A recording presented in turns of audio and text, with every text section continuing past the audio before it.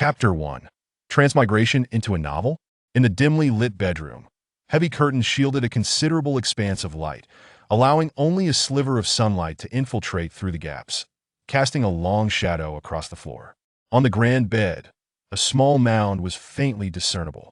The occupant of the bed turned over, carelessly draping a leg over the blanket, stretching lazily as the nightgown slid up to her waist, revealing a slender, porcelain-white waist. Upon opening her eyes, Su Chunyan stared at the opulent chandelier adorning the ceiling. Her brain seemed to stall for a few seconds before she abruptly widened her eyes, sitting up in bed and surveying her surroundings. Where am I? This is not my bedroom. This room is nearly as large as her 2 bedrooms combined. With no time to ponder, she flung aside the covers and leapt out of bed, neglecting even to put on her slippers. Click! Fortunately, the door was unlocked. Upon opening it, the scene outside nearly left Su Chunyan slack-jawed. The European-style decor was divided into 2 levels, and the lavish chandelier in the hall emitted a piercing brilliance, accentuating the opulence of the surroundings. Marble steps, exquisite carpets. Every detail spoke of the villa owner's affluent status. Is kidnapping now accompanied by such luxury? Recovering from her immense shock, Su Chunyan closed her gaping mouth. Clearing her throat, she soon heard a voice from below. Madam, have you risen? Would you like to have your meal now? Madam. Su Chunyan was once again taken aback. Madam? The servant called out cautiously.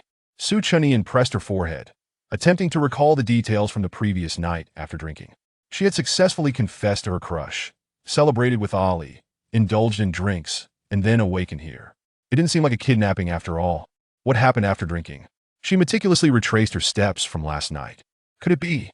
A sudden flash of realization struck her. Was she the next to transmigrate into a novel? She leaned against the railing, peering down, and the servant looked up at her. Where is the gentleman? She tentatively inquired. The gentleman went to the company. He left early this morning. What a twist of fate it truly exists.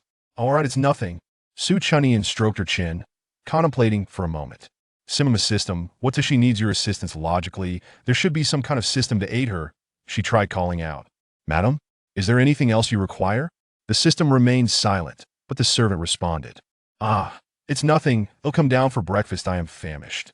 Regardless of the situation, her priority was to fill her stomach first. Descending the stairs, Su Chunyan couldn't help but marvel at the opulence and grandeur of the villa. The servant laid out the meal on the table. I can't possibly eat all this alone. Su Chunyan gazed at the spread before her. Although each dish was small and portioned modestly, the sheer quantity seemed excessive. This is what you requested. The servant cast a cautious glance her way. Next time, do not prepare so much it's too wasteful. We do not endorse wastefulness. Understand? Su Chunyan took a bite of the crystal shrimp dumpling. Indeed, it was as delightful as one could expect. The culinary skills were exceptional. Keep this one. Understood, madam. The crab roe bun was brimming with filling, fragrant and delectable. This one too. Certainly. The glistening crystal bun burst with juice upon the first bite. They'll have this as well. Madam, so aside from the custard bun, you wish to keep everything else? Su Chunyan pressed her lips together. I like the custard bun as well. Shall we adhere to the same standard? The servant inquired. Are there other varieties? Yes, the selection varies daily. The servant glanced at her, hesitant to speak further. Did you forget? About that. Su Chunyan stammered. I didn't sleep well last night. My brain is a bit sluggish today. Then, if you'll excuse me, you'll go handle some work. Please ask the chef to prepare less. Thank you for your hard work. With that, she composed herself and pushed back her chair, heading upstairs. The servant watched her flustered figure retreat. Hadn't the madam resigned some time ago? Chapter 2. This is not transmigration, but... Once the bedroom door was closed, Su Chunyan patted her chest, nearly revealing her secret.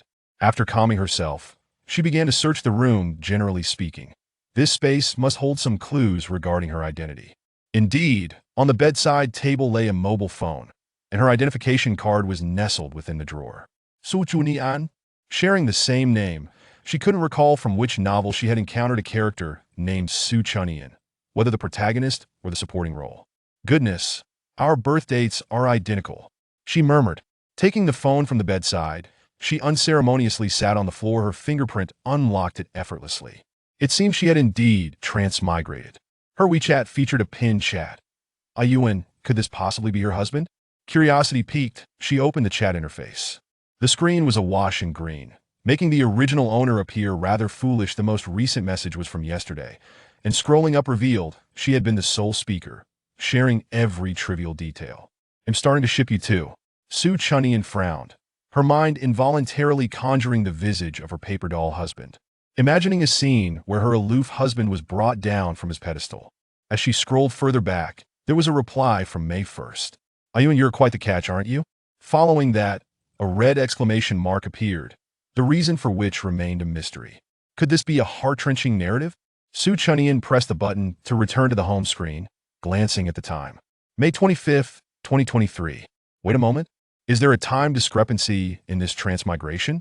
Last night was May 20th, 2017, a date of particular significance, hence her choice to confess on that day. Suddenly struck by a thought, she dashed to the vanity.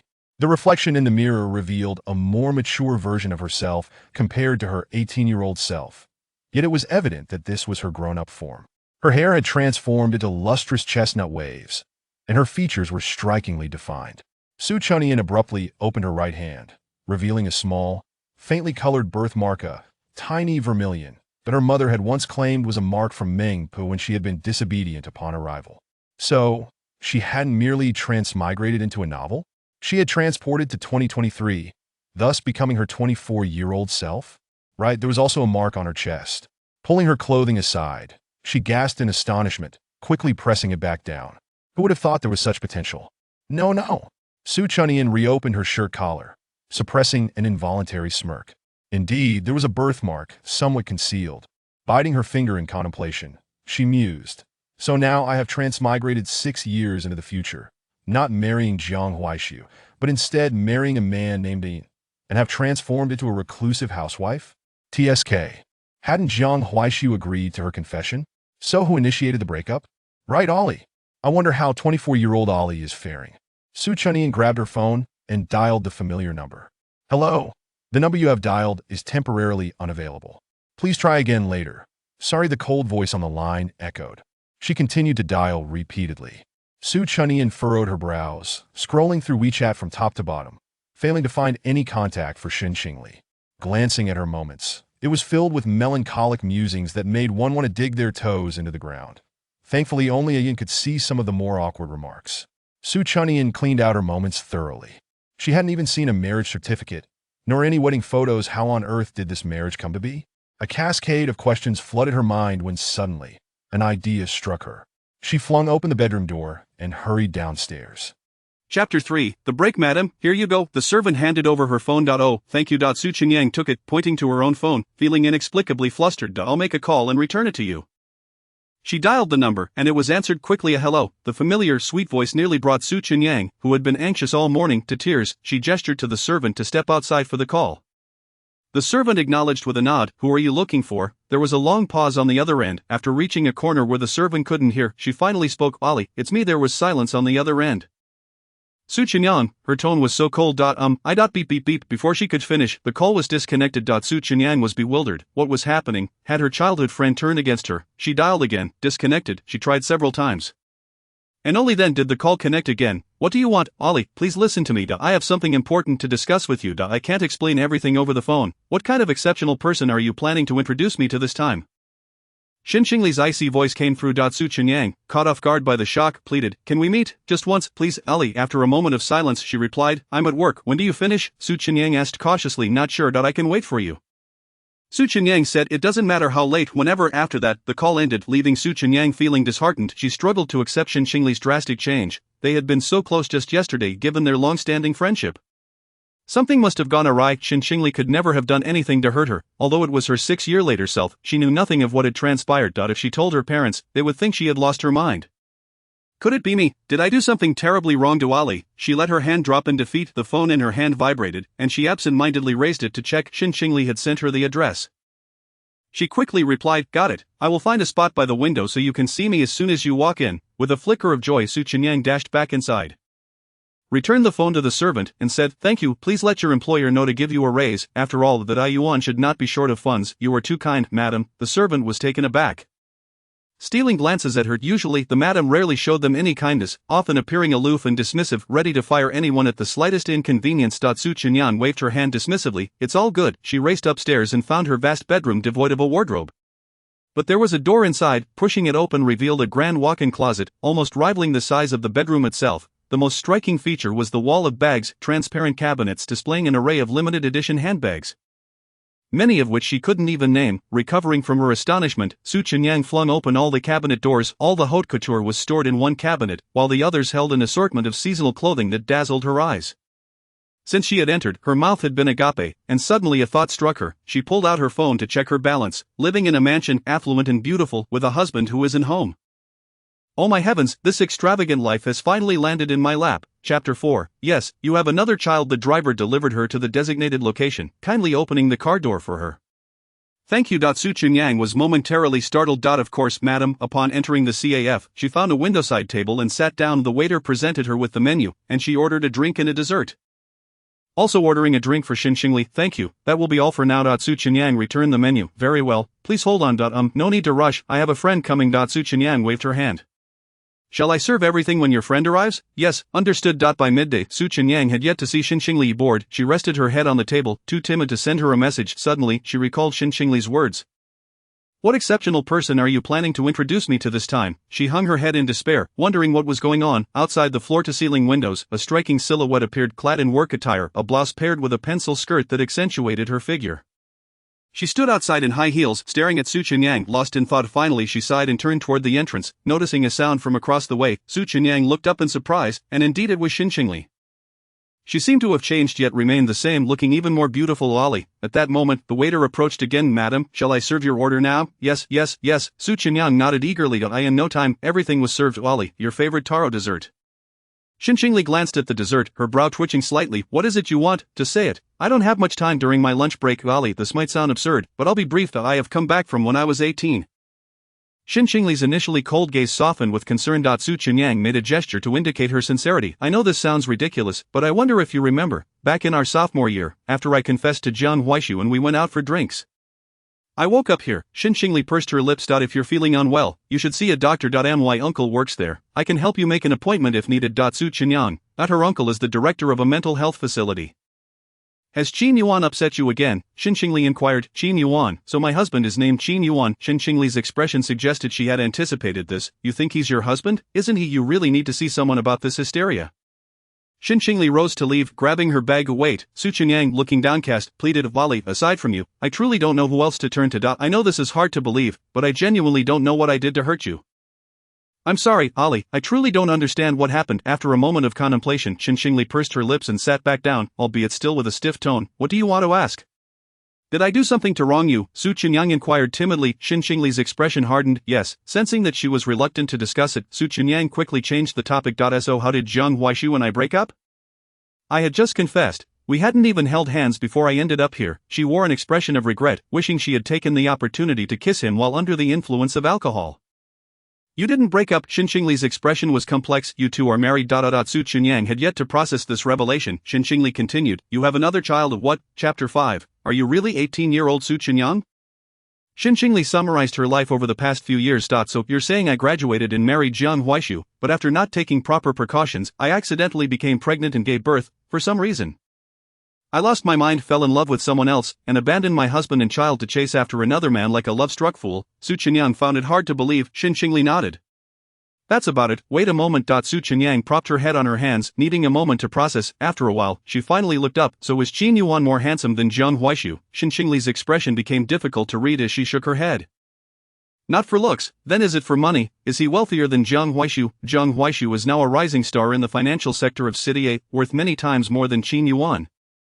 Xinxingli replied. Does Jiang Huaishu no longer like me? Xinxingli paused. Part of Jiang Huaishu's success is for you, to provide you with a better life. A husband who is both handsome and wealthy.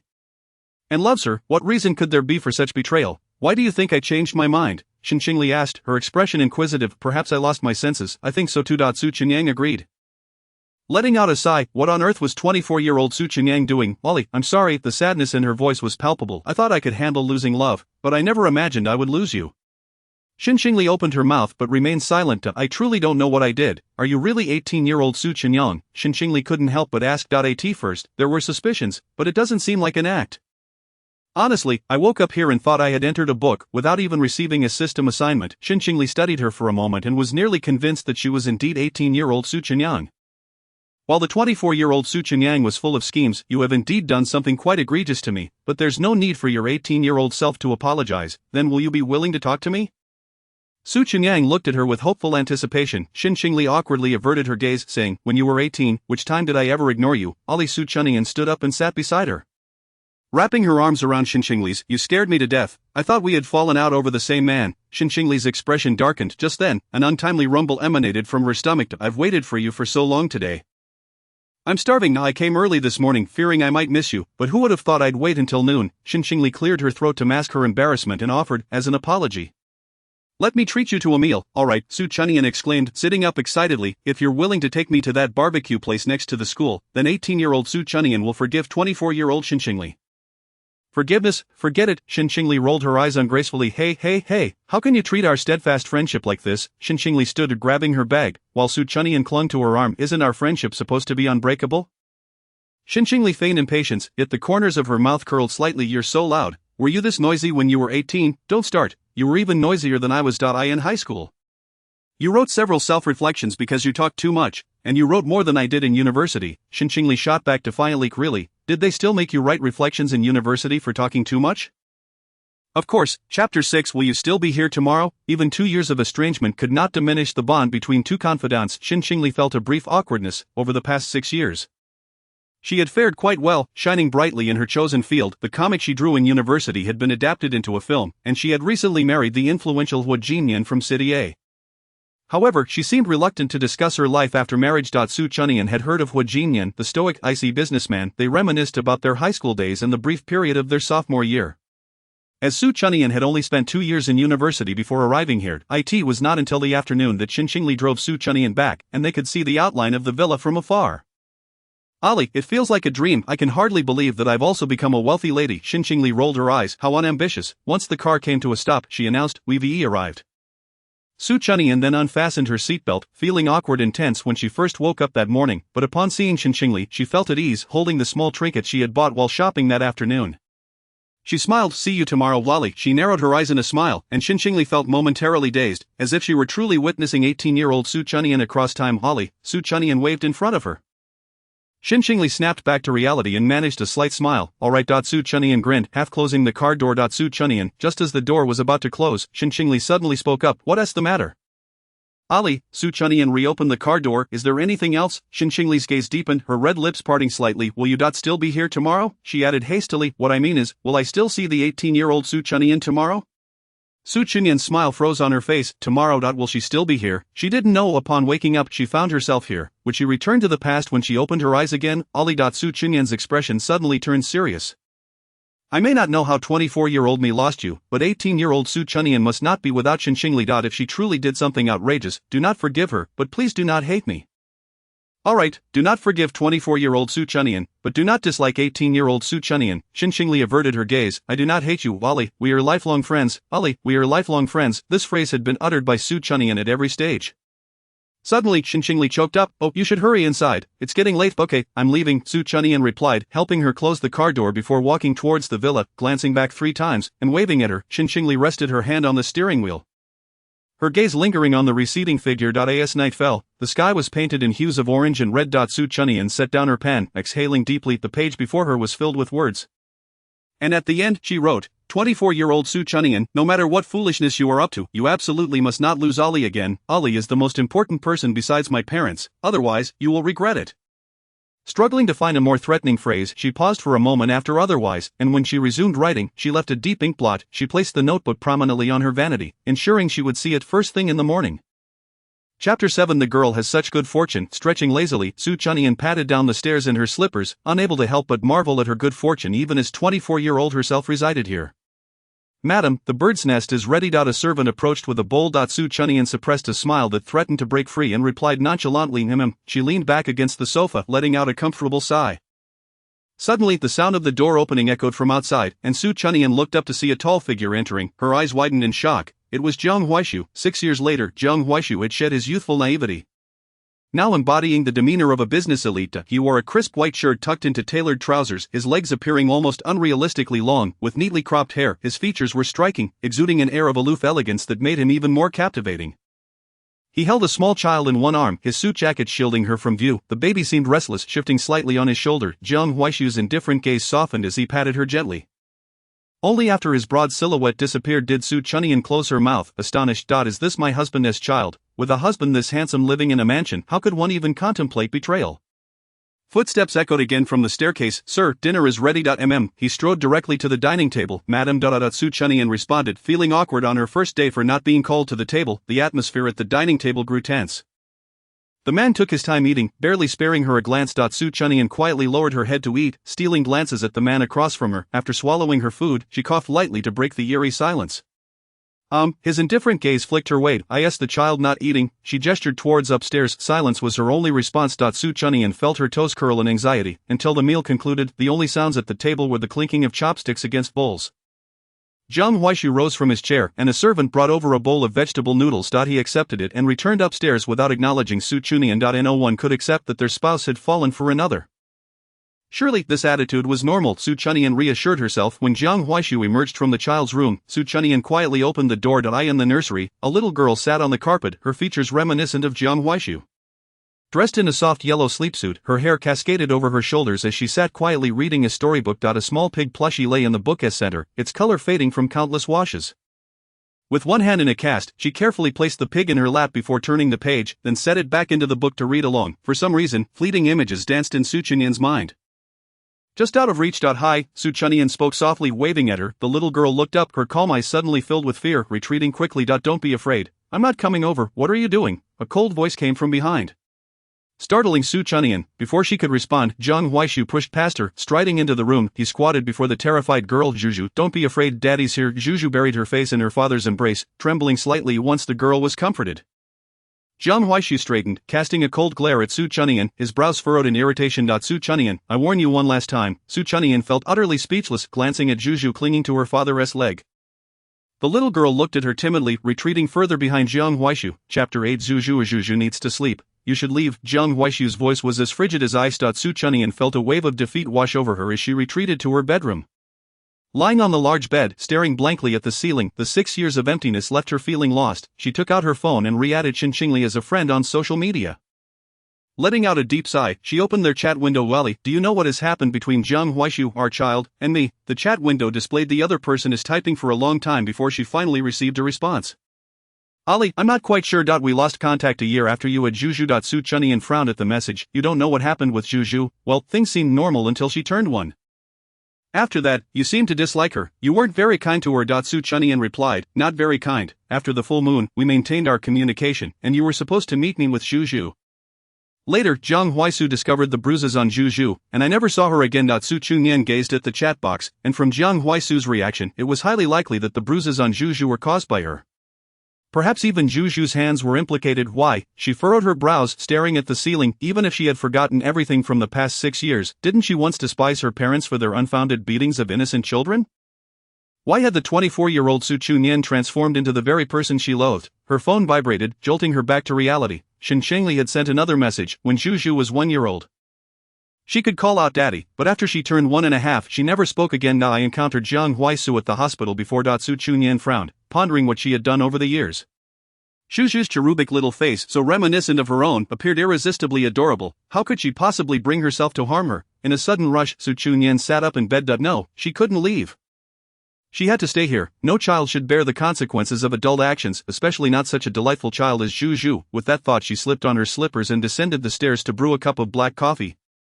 Forcing it down her throat like a task to be completed, the bitterness made her grimace as she stuck out her tongue. In days, she suddenly spotted a small figure at the staircase. Hiding behind a pillar. Su Chunyan set down her cup and gently approached. When Juju noticed her, she bolted backward but stumbled, tripping over her own feet and landing hard on the marble floor behind her. Juju, upon hearing her voice, Juju's eyes widened with fear as she crawled backward. Don't move, I won't come over, I promise. Su Chunyan retreated a few steps, seeing that she was no longer approaching. Juju managed to push herself up with one hand and struggled to ascend the stairs. Su Chunyan felt a sharp pang in her heart as she watched the little figure. She leaned against the dining table, waiting for the pain to subside. After a long moment, the sound of footsteps above faded away, and she finally caught her breath, pressing her hand against her heaving chest. Shushu's knee appeared to have hit the ground. She found the first aid kit in the living room. Strangely, even though it was her first day in this house, she instinctively knew where the kit was located. Shaking her head, she picked up a small pig plushie that had been lying where Shushu fell, holding it in her palm. It was palm-sized, and the pink fabric had faded from washing. Chapter 9. Heartbreaking. Juju's bedroom door was only half open. She couldn't reach the doorknob. Juju sat on the small carpet beside her bed, nursing her scraped knee and pouting as she blew on it. Su Chunyan softened her voice. Juju, may I come in? Oh, Juju looked at her with evident fear, her beautiful eyes filled with trepidation. I won't hurt you, your little piggy is lost. She raised the plush pig in her hand. Shushu stared at her, clenching her tiny fists. Only then did Su Chunyan push the door open, repeatedly assuring, I won't harm you. She removed her shoes and sat beside Juju, offering her the plushie. Shushu jumped in surprise, instinctively flinching and tightly shutting her eyes, but when the person across from her remained still, she cautiously opened her eyes, peering at Su Chunyan with trepidation, with her back against the bed. Shushu had no escape and dared not reach for the doll in Su Chunyan's hand. Su Chunyan placed the plush pig beside her. May I apply some medicine on your knee? Shushu trembled slightly, her small fist still clenched, afraid to touch the plushie beside her. Su Chunyan unwrapped a cotton swab dipped in iodine, but as soon as she approached, Juju recoiled. Su Chunyan spoke gently, don't be afraid, the medicine will help it heal faster. Juju remained still, cautiously raising her eyes to assess her. The swab brushed against the wound, and Juju winced. Pulling back slightly, Su Chunyan softly blew on it, whispering, there, the pain will fly away. As Juju quietly reached down to grasp the plush pig tightly. All done. Su Chunyan withdrew her hand. Juju, what were you going downstairs for? Were you looking for something? Juju hesitated, pointing toward the nearby table. Following her small finger, Su Chunyan noticed a pig cup and a stack of tissues nearby. Su Chunyan rose, observing the water stains on the table. It seemed a cup had been knocked over, but Juju had already tried to clean it up with tissues, leaving many soaked ones behind. Thirsty, Su Chunyan turned to the little one curled up on the floor. I'll get you some water. With that, she exited the room. Upon her return, Juju remained in her previous position, staring blankly at the pig plushie. Looking dazed, like a delicate doll devoid of life. Su Chunyan felt an inexplicable pang in her heart as she crouched in front of her. Juju, here. Juju still seemed wary, her fingers twitching around the doll. Su Chunyan set the cup on the floor. I'll leave it here. Drink it up and then go to sleep, alright? Standing up, she added, good night, sweetheart. Juju gazed at her retreating figure, lost in thought. Su Chunyan gently closed the door, leaving a small crack. After she departed, Juju placed the plush pig aside, picked up the cup, and perhaps out of urgency gulped down a few mouthfuls, only to accidentally choke. Cough, cough. Her small face flushed red as she set the cup down and covered her mouth while coughing. Suddenly, she found herself enveloped in a fragrant embrace, a hand gently patting her back. Juju looked up in confusion. When Juju choked, Su Chunyan had reacted before her mind could catch up. Instinctively wrapping her arms around the little one in her embrace, Juju, though having choked, did not cry or fuss, and the overturned cup was tidily cleaned up. Su Chunyan had a loving family with doting parents, and as a child she had been quite the mischievous one. Before the age of 18, she had never contemplated her future. She believed girls should be bold and unrestrained, yet her daughter's obedience brought tears to her eyes. Chapter 10. Is it merely the disappointment of a fracture? Are you feeling better? As she spoke, her voice unconsciously trembled with emotion. Juju, tears streamed down her face, falling onto Juju's cheeks. Juju raised her hand to touch the moisture. Looking up at Su Chunyan with her small face, unable to approach her, only able to stare intently. Seeing that Juju had calmed down somewhat, Su Chunyan released her. I'm sorry, Juju. Next time, I'll bring you a straw, okay? As she let go, Juju lowered her head and shrank back, tightly clutching the plush pig. Su Chunyan understood that Juju was unwilling to come close to her at that moment. And after releasing her, a sense of emptiness filled her heart. Juju, I'm stepping out now, sleep early, good night. As she reached the door, she turned back. Juju, upon seeing her turn, hurriedly lowered her head. May I help you turn off the lights? With a click, the main lights were extinguished, leaving the small rabbit lamp on the princess bed glowing, casting a gentle light in the not-so-dark room. Once Juju sensed the absence of sound at the door, she stood up from the floor, placed the plush pig on the bed, and climbed up. The bed was not too high, but for a not yet 3-year-old Juju, it was a bit of a struggle. She immediately tucked herself under the covers, placing the plush pig on a small pillow beside her, and closed her eyes. Su Chunyan watched the entire scene as Juju's gaze was cautious, and she seemed fearful of Su Chunyan's approach, which made her hesitant to enter again. Wiping the tears from the corners of her eyes, Su Chunyan turned away, her vision blurred with unshed tears, only to collide with the tall figure of a man nearby. The corridor's light illuminated Jiang Huaisu's slender form, his facial features sharp and impassive, exuding a chilling aura. The man merely regarded her with cold indifference, his calm eyes betraying not a hint of emotion. His face a mask of frost. Jiang Huaisu. Su Chunyan's voice quivered with suppressed sorrow. Yet Jiang Huaisu bypassed her, opening the door behind him. Su Chunyan bit her lip, hesitant to divulge everything to him. She was uncertain whether their marriage was based on mutual affection, and she feared that revealing her thoughts might land her in a mental institution, especially since even Ali believed she had lost her sanity. The situation was simply too surreal. That night, Su Chunyan stifled a yawn, feeling drowsy. The cup of coffee seemed ineffective as she struggled to keep her eyes open, drifting into a light doze. Suddenly, her consciousness returned, and Su Chunyan sprang up from the bed, instinctively scanning her surroundings. A sigh of relief escaped her lips. Thankfully, she was still here. She tossed aside the covers and made her way downstairs. Zhu was sitting at the table diligently eating her breakfast, but the milk cup was a bit too large for her tiny hands to grasp. Madam, you're awake. Su Chunyan nodded, taking the milk cup from Zhu to feed her. Zhu looked at her with a hint of fear, shrinking back slightly. Take small sips, don't choke. Su Chunyan softened her tone. Zhu lowered her gaze, her long and thick eyelashes framing her double eyelids. A perfect inheritance from Su Chunyan. Sitting quietly, she resembled a princess from a fairy tale. As Zhu took small sips from the cup, finishing it up. At that moment, Jiang Huaisu descended the stairs. Dressed in fresh clothes. Zhu, have you eaten enough? He fastened the last button on his shirt sleeves, his tone warming slightly as he addressed Zhu. Today is the weekend. Zhu won't be going to kindergarten. Let's keep her at home. Su Chunyan's eyes darted as she casually continued her breakfast. Jiang Huaisu was overly cautious around Zhu, as if he were guarding against a threat. With a disdainful scoff, Jiang Huaisu remarked, and what purpose would staying home serve? Is Zhu's mere fracture truly a source of disappointment for you? Chapter 11. Home. Su Chunyan paused momentarily, mechanically turning her head to gaze at Zhu's hand, which was encased in a plaster cast. Zhu obediently wiped her mouth and extended her hand towards Jiang Huaisu, who effortlessly lifted her with one arm while retrieving Zhu's small backpack from the sofa. Su Chunyan remained motionless until the door clicked shut. In a milk tea shop by the street, music enveloped the quaint establishment, while low-hanging clouds heralded the impending storm. Sighing repeatedly, Xinqingli pressed her lips together and murmured. Initially, everyone believed you were suffering from postpartum depression. However, as time progressed, your behavior became increasingly erratic, prompting Jiang Huaisu to reluctantly confront the reality of your change of heart after giving birth to Zhu. Su Chunyan seemed possessed, subjecting Zhu to mistreatment and wreaking havoc within their home. You and Jiang Huaisu share a loving relationship. Xinqingli hesitated before responding. At the very least, your marriage is devoid of any elements of resentment or pretense. Although she did not state it outright, Su Chunyan understood that all the turmoil stemmed from her own outbursts. If I were to lay everything bare before Jiang Huaisu, do you think he would consider me insane? Xinqingli regarded her with a knowing look. Given the multitude of events that have transpired, I cannot ascertain Jiang Huaishu's true feelings for you. If you were to divulge everything recklessly, coupled with your previous actions, there remains a possibility that he might confine you to a psychiatric facility. Su Chunyan rested her head on her hand. What should I do? Whenever I see Zhu, my heart feels as though it is being tightly grasped, and fleeting fragments of memory race through my mind, too swift for me to capture. Jiang Huaisu forbids me from approaching Zhu. She lowered her head. Xinqingli bit her lip, observing her for a moment. Given your past actions, your current predicament is somewhat expected. Su Chunyan propped her face up, distressed. Although I am still just a child myself, I cannot help but feel a sense of familiarity with Zhu. Instinctively, I recognize her as my daughter, the child I carried for 10 months. Could it truly be postpartum depression? After parting ways with Xinqingli, Su Chunyan followed her memories to the place where she lived before turning 18. Pressing the doorbell and suppressing her excitement, the door swung open. Bai Rui's eyes flickered with alarm upon recognizing her. Nian, why have you returned? Su Chunyan enveloped her in a bear hug. Mom, you haven't changed a bit in 6 years. Su Chunyan had always been cherished by her parents, as her father had established a modest business and acquired a spacious flat before she was born, which they had inhabited ever since. Bai Rui was momentarily taken aback by the embrace. Where's my dad? Overwhelmed with joy, Su Chunyan hurriedly inquired. Just as she attempted to enter, her mother blocked her path. Mom, Su Chunyan was taken aback. Your father and I will not approve of your relationship with that Qin Yuan. We made that clear last year, Bai Rui replied, her expression complex. We're not together anymore, not anymore. Su Chunyan waved her hand, a tear escaping her eye. Mom, I've come to a realization. I want to live a good life with Jiang Huaishu.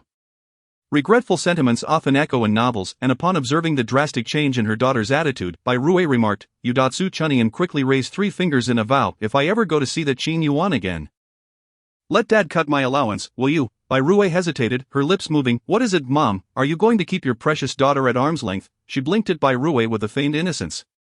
Chapter 12, Different Times, Same Pursuit. The two lingered at the door for a while, and eventually Bai Rui stepped aside, allowing Su Chunyan to enter, before she could properly observe the changes in their home.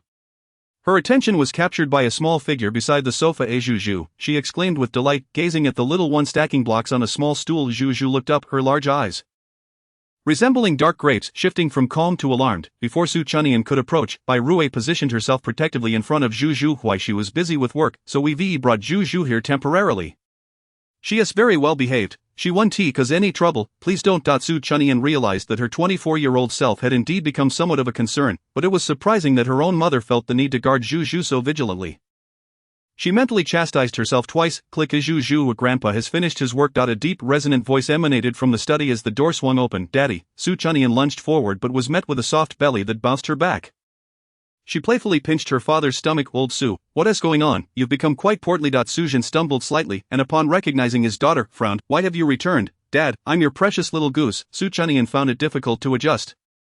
Especially since just a few days ago, he had been secretly sliding her money, and now he appeared impatient. Sujin glanced at Bai Rui, who shook her head in response. Alright, let me have a sip of water first.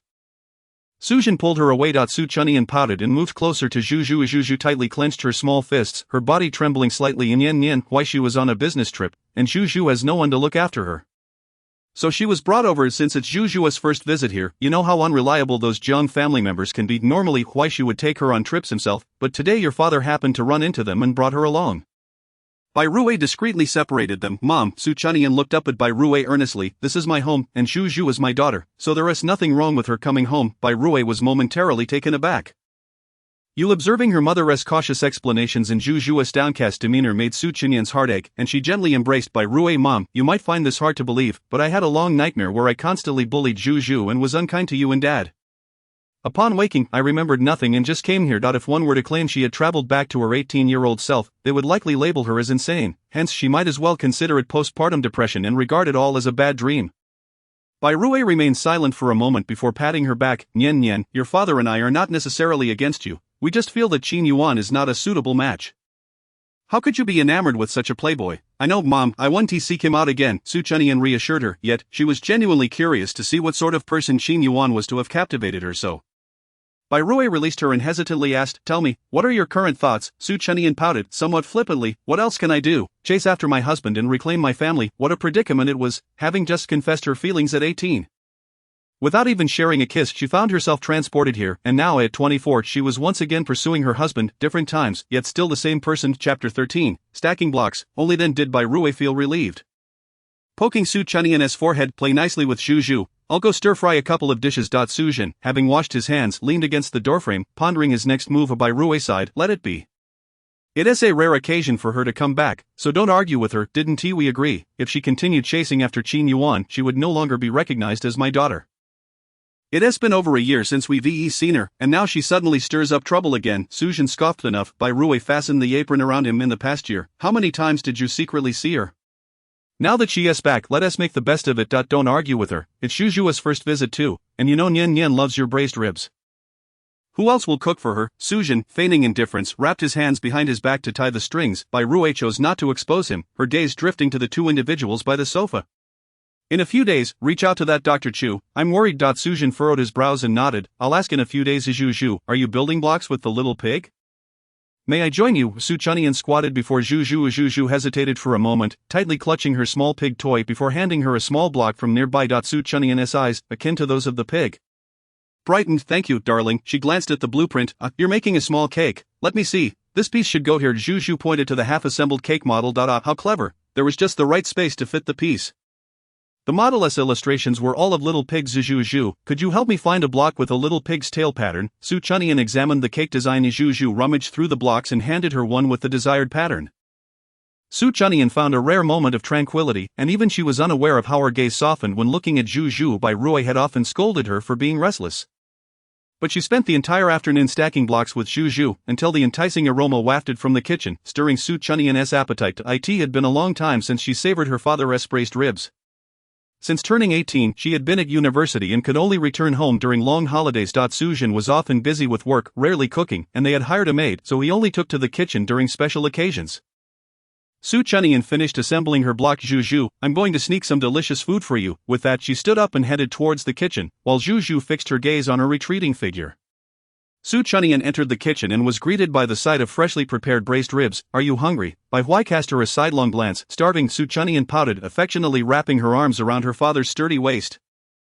"Daddy, after all these years, your culinary skills remain unparalleled. Get away, it's sweltering in here," Sujin grumbled, trying to wriggle free. "Oh dear." Su Chunyan turned to embrace her mother. "Mommy, I'm so hungry, time for food." Bai Huai poked her forehead.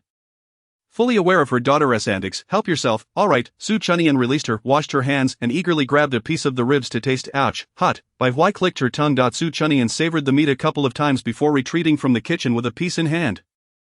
Sujin observed her graceful figure, his gaze deepening, and thought, "Strange, I feel as though I'm seeing little Nian Nian from years ago." He shook his head, turning to wash the pot. It had been ages since he had witnessed such a scene. Chapter 14, The Disparity. Zhu. Su Chunyan tore a piece of meat, blowing on it before offering it to Zhu. The little girl opened her mouth wide and devoured it. Is it delicious? Zhu nodded. They had played together for an entire afternoon, and although Zhu still seemed a bit shy, it was not her first time feeling apprehensive. When with Zhu, Su Chunyan unconsciously slipped into the role of a mother. "Dinner will be ready soon." She tore off another small strip of meat to feed her. "You must be hungry." "I am too." This time Zhu did not open her mouth but gently pushed Su Chunyan's hand away. Su Chunyan looked at her. "Are you not going to let me eat?" Zhu nodded. "No need, you eat. I secretly had a piece just now." Su Chunyan offered her another piece, but Zhu insisted on pushing her hand back. Like a little angel, Su Chunyan rolled her eyes and divided the remaining meat in half, feeding one half to Zhu and keeping the other for herself. "Zhu, go to the kitchen and see what Grandma and Grandpa are cooking." Zhu tilted her head, looking at her. Su Chunyan wiped her hands with a wet tissue from the table. "Go see what dishes Grandma and Grandpa made." Zhu stood up and, clutching the cup on the coffee table, made her way to the kitchen. "Oh dear, what brings Zhu here?" Bai Huai's voice rang out from the kitchen. "Sujin is truly touching. Zhu is here to bring water to Grandpa." Before long, Bai Huai, concerned that the kitchen smoke might affect the child, filled a small bowl with ribs. "Zhu, we will eat soon. Why don't you go play with Mommy for a bit?" "Alright." Zhu obediently nodded, clutching her little pig doll with one hand while tightly holding the small bowl with the other. Su Chunyan was delighted to have the ribs sitting on the sofa, feeding Zhu while enjoying some for herself. Dinner was quite sumptuous. It was rare for Sujin to cook, and although he was somewhat indifferent towards Su Chunyan, the table was filled with her favorite dishes. A year ago, she had insisted on a divorce, which had led to a long-standing rift. Zhu had not been seen for quite some time. Each time she witnessed Sujin and Zhu together, she would lose her composure, pushing Zhu to the roadside in front of everyone, staring them off from seeking her out. Earlier in the afternoon, Jiang Huaishu encountered Sujin and learned that he would be taking Zhu on a business trip. Feeling a pang of sympathy for his burdens, she thought though Zhu was easy to manage, he would still be distracted. Without hesitation, Zhu took Sujin's hand, not wanting her father to struggle too much. Watching Jiang Huaishu's figure disappear through the security check, Sujin felt a heartache at Zhu's expression. He picked her up, and she quietly clung to his neck, not making a sound, her gaze fixed on the direction where Jiang Huaishu had vanished. There were no chopsticks for Zhu at home. They would need to buy a pair tomorrow. We also need a bib, Bai Huai remarked while peeling shrimp for Zhu. Zhu obediently used a spoon to eat. Bai Huai placed the plump shrimp into Zhu's bowl. "Next time you come, Grandma will make delicious pig trotters for you." "Alright," Zhu nodded. Hearing about the pig trotters, Su Chunyan's eyes brightened. "Mom, I want to eat them braised. It's been so long." "Who told you not to come back?" Bai Huai huffed lightly. "I was just." Su Chunyan pursed her lips, suddenly realizing she was no longer 18. Sujin tugged at Bai Huai's sleeve beneath the table. It was rare for them to have her back. He dared not say much, fearing it would annoy her, from the moment they entered the door. Both Sujin and Bai Huai had been somewhat aloof, at least compared to the warmth that had been present before she had crossed over, though she understood that it was her 24-year-old self causing a stir. Still, Su Chunyan felt a bit uneasy. Chapter 15, Understanding. Ding dong. The doorbell rang. Su Chunyan was about to rise when Bai Huai pressed her down. "Eat your food. I'll go." Upon opening the door, Bai Huai was taken aback to see the visitor. "Huaishu, come in quickly." "Mom, I'm here to pick up Zhu." Jiang Huaishu replied, looking weary, as if he had rushed back after finishing his work. Zhu was eating. "You must not have had anything yet." "We just finished. Come in." Bai Huai stepped aside to let him enter. As Jiang Huaishu walked in, he instinctively glanced towards the dining room, where Su Chunyan was present, sweetly interacting with Sujin. The latter appeared somewhat reluctant to engage, though his expression was not as tense as it had been before. Su Chunyan occasionally helped Zhu with her food. Zhu was an easy child, accepting whatever was offered, her little mouth smeared with grease. The atmosphere was just right. It was Jiang Huaishu who felt out of place, like an outsider. Su Chunyan seemed to sense his presence. Glancing towards the entrance, the man, dressed in formal attire, exuded an air of charm. In the depths of his indifferent gaze, upon seeing her, a complex emotion flickered that left Su Chunyan perplexed. "Huaishu, good." Bai Huai set out a new set of dishes, and Su Chunyan served him a bowl of hot soup. Warm your stomach before eating. The others at the table paused momentarily. Jiang Huaishu was the first to react. Thank you. Zhu pushed her cup of water towards her father. He affectionately ruffled her hair. After the meal, Suzhen and Bai Huai accompanied them to the car. Bai Huai placed Zhu in the child's seat. Huaishu, next time you have a business trip, bring Zhu along so you can feel more at ease while you're away. I understand. Be careful on the road, Bai Huai cautioned, her concern evident. Alright, you and Dad should go rest, Jiang Huaishu replied. Suzhen waved his hand without speaking, his gaze lingering on Su Chunyan, who was fastening Zhu's seatbelt. Watching the car fade into the night, Bai Huai sighed with worry. What do you think Nian is up to? Suzhen shook his head. It doesn't seem like a fade. She used to cause a ruckus whenever she returned. Huaishu was a good boy. I wonder what has gotten into Nian all of a sudden. Forget it, as long as she is not with that Qin Yuan anymore. We need not worry about her. Suzhen turned to look at her. So long, who has said anything about her? It's all your indulgence. She has become utterly unruly. Bai Huai shot him a glare. Then shifted the topic. Although Nian was a bit willful and mischievous back then, she would never go to such extremes. Who knows? Suzhen turned back to the house, pondering if he was simply growing old. It felt like he had seen the Nian from before they were married. Bai Huai paused. Don't say it. It feels like a dream. Zhu was truly well behaved, not making a fuss, and can play by herself for an entire afternoon. Suzhen's tone softened. This afternoon, I took her to buy toys. She didn't want anything, just insisted on taking a box of Lego and wouldn't let me buy anything else. The more mature she becomes, the more it tugs at my heartstrings. Bai Huai closed the door. This past year, Nian has caused quite the stir, and we had little contact with Zhu. It feels surreal seeing her so grown up after you brought her back today. Tomorrow, I'll stop by after work to buy some toys for the child, whenever Zhu comes over. They will all come in handy. Suzhen took off his coat. Bai Huai remained silent for a while, her brows slightly furrowed. I'm still not entirely reassured. Please contact Dr. Chu tomorrow. Chapter 16. I will not divorce upon returning to the villa. Jiang Huaishu got out of the car and lifted Zhu from the child seat. Just as he was about to carry her inside, Zhu began to squirm in his arms. What's wrong? Jiang Huaishu set her down, squatting to meet her gaze. Zhu shook her head and reached for his hand. Only then did Jiang Huaishu stand up, leading her forward, after taking a few steps. Zhu suddenly halted and turned to look at the person following them. Su Chunyan quickened her pace. With her arm in a cast, Zhu walked in unison with the two adults. The streetlights outside the villa cast elongated shadows of the trio. After returning, Zhu was promptly taken by the maid for a bath. Not even 3 years old Zhu could quietly fall asleep on her own. Lying in bed with just a small bedside lamp, unafraid, Su Chunyan entered the nursery with the medicine box in hand. Finding Zhu lying with her back to the window, she pulled back the covers to check her knee, where the bruise from last night's fall had turned a deep purple, and the scraped area had scabbed over. After applying some medicine, she tiptoed out of the room. Once she closed the door, the little one shifted, sitting up in bed, staring blankly at her knee. After a moment of dazed contemplation towards the door, she obediently snuggled back under the covers, clutching her little pig doll tightly. As Su Chunyan went downstairs to put away the medicine box, the study on the second floor opened, causing her heart to race. Truth be told, after just confessing her feelings, she awoke to find him as her husband. The situation felt peculiar in every sense. Even in the past, pursuing him involved orchestrating various chance encounters and expressing concern for his well-being. At that time, Jiang Huaishu, though indifferent, did not harbor such disdain for her. When he looked at her yesterday upon her arrival, it felt as if their long-standing marriage had dulled the once passionate fervor of their love, leaving only weariness and a resignation to life. Upon opening the door, Jiang Huaisu found Su Chunyan hesitating at the stairway. Her behavior had been quite unusual since yesterday, whether it was towards Zhu or the hot soup she had prepared for him. He self-deprecatingly tugged at the corners of his lips. A mere bowl of soup had nearly breached his psychological defenses. The corridor was dimly lit, yet the light fell upon her, illuminating her bare skin like fine porcelain. Su Chunyan possessed a beauty devoid of any aggression, exuding a comforting charm, especially with her captivating eyes that seemed to speak volumes, eternally brimming with a pool of emotion, a trait Zhu had wholly inherited.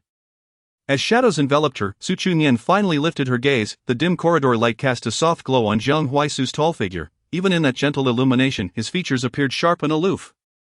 He seemed to furrow his brow, questioning, "Why are you crying?" Su Chunyan paused, raising a hand to touch her cheek, realizing it was damp. Why was she shedding tears? Jiang Huaisu's gaze was profound, distant, infused with an emotion she could not decipher. Even during those years of chasing after him, she had never experienced such a frigid stare directed at her. "You're so fierce," she accused. Jiang Huaisu pressed his lips together, suddenly letting out a cold laugh. "I have said it before, regardless of your methods or tricks, you shall not divorce me." With that, he slightly turned, brushing past her as he descended the stairs.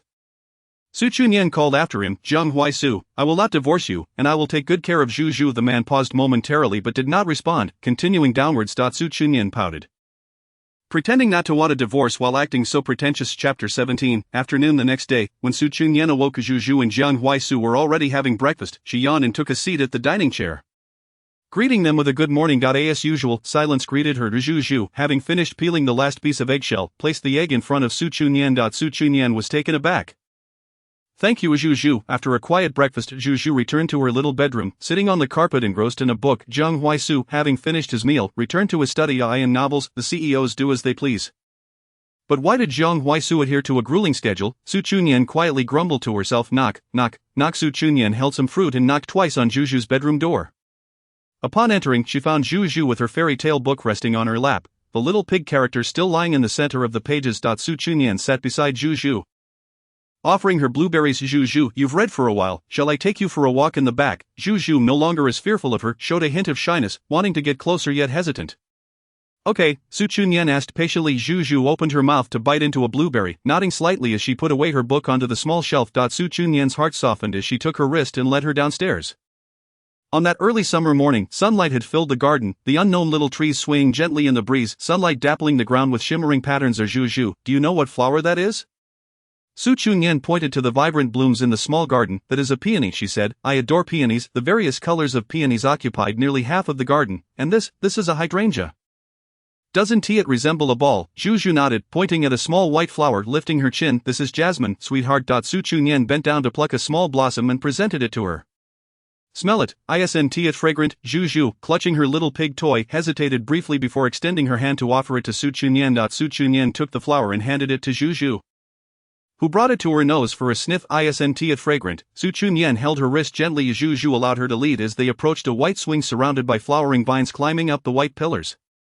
Su Chunyan lifted Zhu onto the swing, placing her little pig toy beside her, then gently pushed from behind. Zhu's eyes twinkled with delight. As the swing soared with the wind, Zhu's soft hair danced behind her, revealing her delicate features. The nearby willow tree swayed in rhythm, and Su Chunyan plucked a willow branch, fashioning it into a crown to place upon Zhu's head.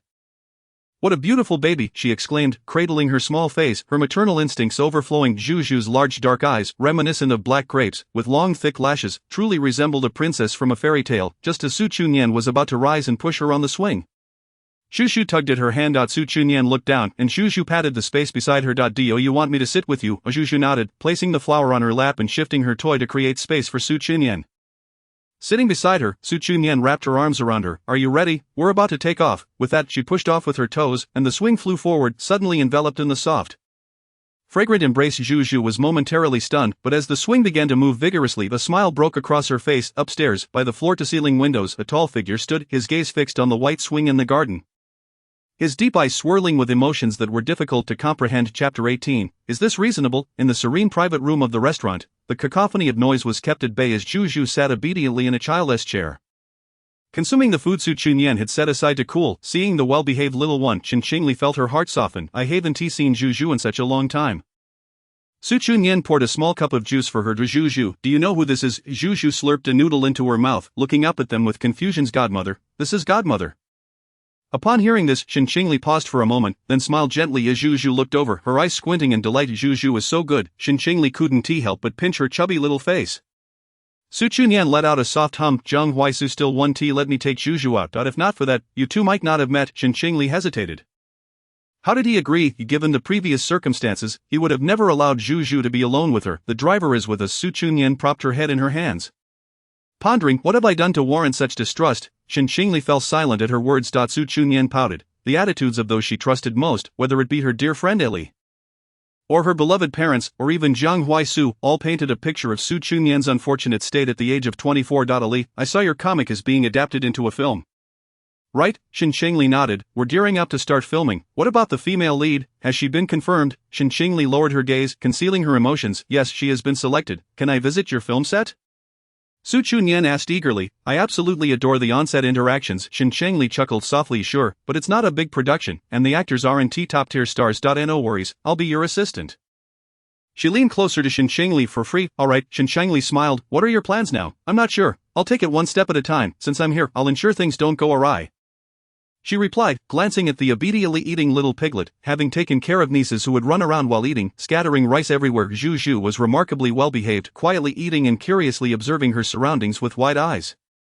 Unlike those mischievous children, Su Chunyan felt both relieved and a twinge of heartache. Have you had enough to eat? Su Chunyan asked. Zhu nodded. Su Chunyan wiped her mouth, cleaned her hands with a wet wipe, removed her bib, and lifted her out. This sequence of actions surprised Qin Shengli. Nian, I didn't realize you were so adept at caring for children. Su Chunyan paused. I don't know why. Some things just seem to come naturally, as if I've done them many times before. Even though she had no memory of living in that villa, every path felt as though she had traversed it 100 times. Even knowing the precise locations of items, Zhu was set down on the sofa, clutching her little pig toy, while Su Chunyan set up an animated show on the dining box, which Zhu watched intently. Have I taken care of Zhu before? Su Chunyan asked. Qin Shengli pursed her lips. I'm not quite sure. We haven't been in touch for a long time. Su Chunyan bit her lip. Ali, do you think I really traveled from 18 to 24? Chapter 19. Plan. Qin Shengli furrowed her brows slightly. This tale sounded absurd, as if the plot of a novel or film had come to life. You don't believe me, do you? Su Chunyan asked cautiously. Yan, I believe you, Qin Shengli replied earnestly. I initially thought it was a prank, but your transformation is indeed too drastic, but I truly am the 18-year-old Su Chunyan.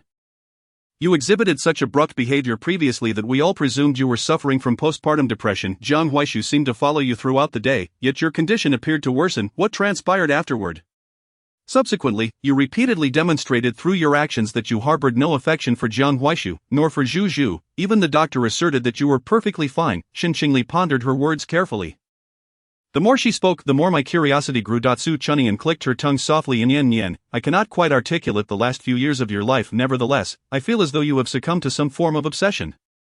Do you recall the novels we once read? It seems as if you have been possessed, albeit that notion is utterly absurd. Qin Shengli continued. Su Chunyan fell silent for a moment. Perhaps only I, at the age of 24, comprehended the gravity of the situation. A server entered, presenting a tray with a pudding shaped like a rabbit. Hello, here is the dessert you requested. Thank you. Su Chunyan fed the little rabbit pudding to Zhu.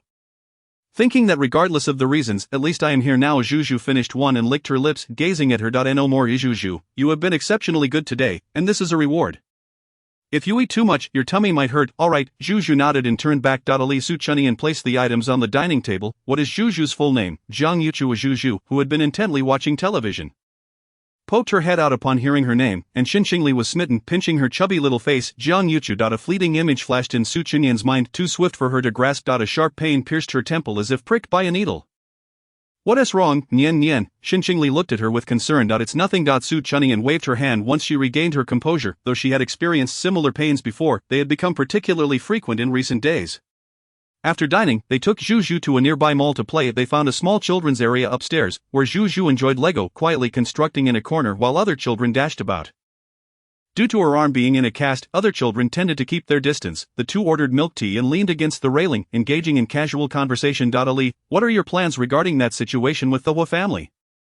Qin Shengli paused momentarily. It is a business alliance. Neither party will interfere with the other. How could Uncle Shen bear it? Su Chunyan was taken aback. Qin Shengli's father and brother treated her like a treasure. So how could they possibly send her off for a union devoid of affection? They inquired about my opinion. You. Qin Shengli tugged at her lip. Perhaps the other party is unwilling as well. Ali. Su Chunyan pressed her lips together. Qin Shengli had always been of a non-confrontational nature, and in recent days, she had taken notice of the Hua family, who seemed entangled with a certain actress. Though there was no substantial information, where there is smoke, there is fire, hence Su Chunyan harbored no fondness for him. Chapter 20. The slide. Enough about me. Qin Shengli smiled reassuringly at her. I am quite well. Before they could chat further, Qin Shengli's phone rang. After answering, her expression shifted slightly. I understand. Once she hung up, Su Chunyan inquired, what happened? It's work-related. Qin Shengli's brow remained furrowed. It's alright. If you're busy, you may leave first.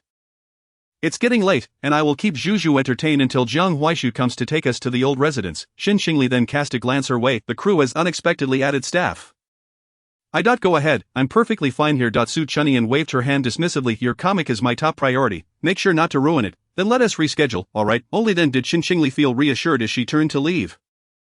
Looking back several times, I in the corner. Zhu approached. Su Chunyan bent down. What is it? Zhu pointed at the Lego in the corner. Zhu is so talented. This area was specifically designed for younger children, making the Lego here considerably simpler than what Zhu constructed at home. Would you like to go down the slide, sweetheart? Zhu furrowed her delicate brows. It's fine. I will catch you at the bottom.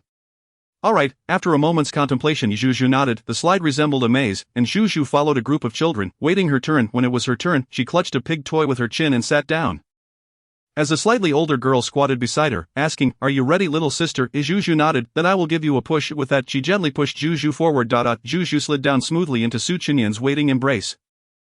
Gazing down, Su Chunyan saw Juju's face beaming with joy, her crescent-shaped eyes sparkling. After setting her down, Su Chunyan crouched to catch the next girl. The little girl waved her hand. "No need, I'm already a big kid." "Thank you." Su Chunyan responded. "You're welcome." The girl pointed at Juju's hand. "What happened to your hand?" "My sister's hand is hurt," Juju replied. The girl glanced at Juju. "Does it hurt?" Juju shook her head.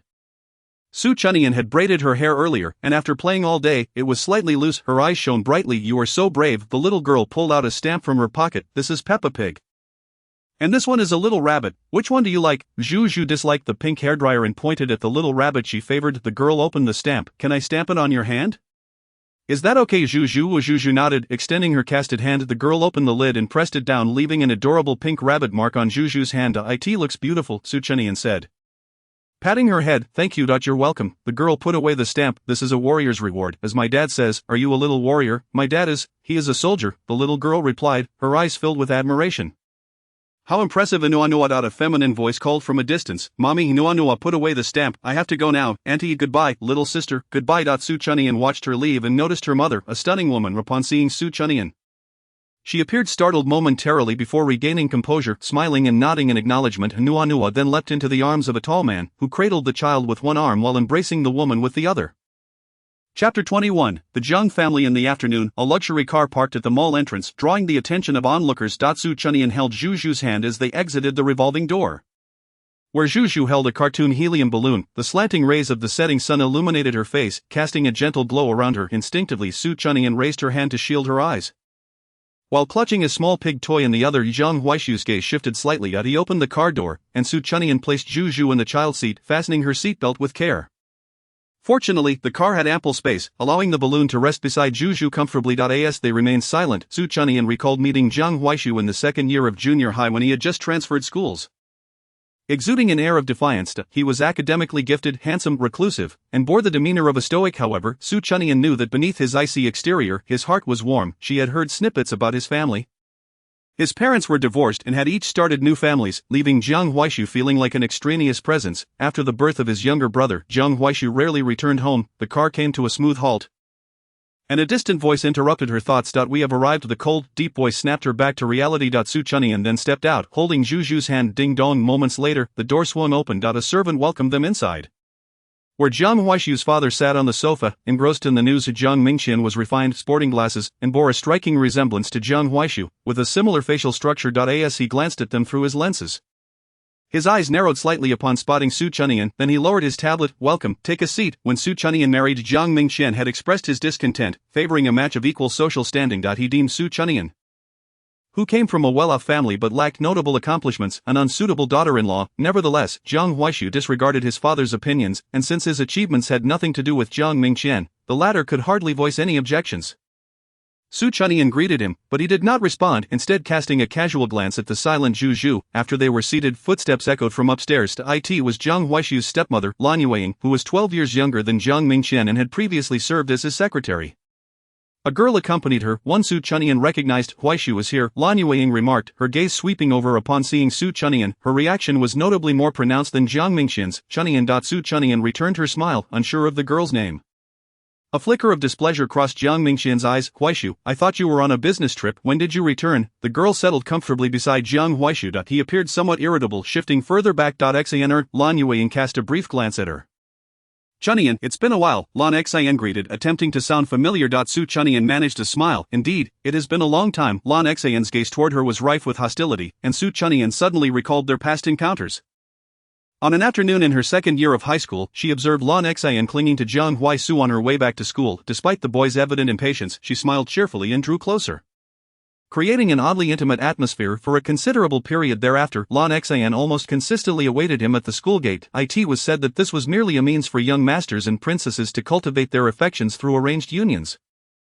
Su Chuxian found this rather absurd until one day, when Zhang Huaisu reached out his hand, asking for something she held. Unbeknownst to her, after a brief exchange, Lan Xan shoved the item into Zhang Huaisu's hand and departed. The young man stood rooted to the spot, clutching the object, while Su Chuxian could not discern his expression. From that day forth, she seldom approached him again, and it was only in university that their paths crossed once more. In her sophomore year, upon confirming that Jiang Huaisu was single, she finally mustered the courage to confess her feelings. Chapter 22, The Quarrel. Brother Huaisu, you still haven't told me when you'll be back? Lan Xan continued to inquire. Jiang Huaisu clicked his tongue in annoyance. I'm going to the restroom. Before Su Chuxian could voice her thoughts on male demeanor, the cold glint in Lan Xan's eyes shot towards her.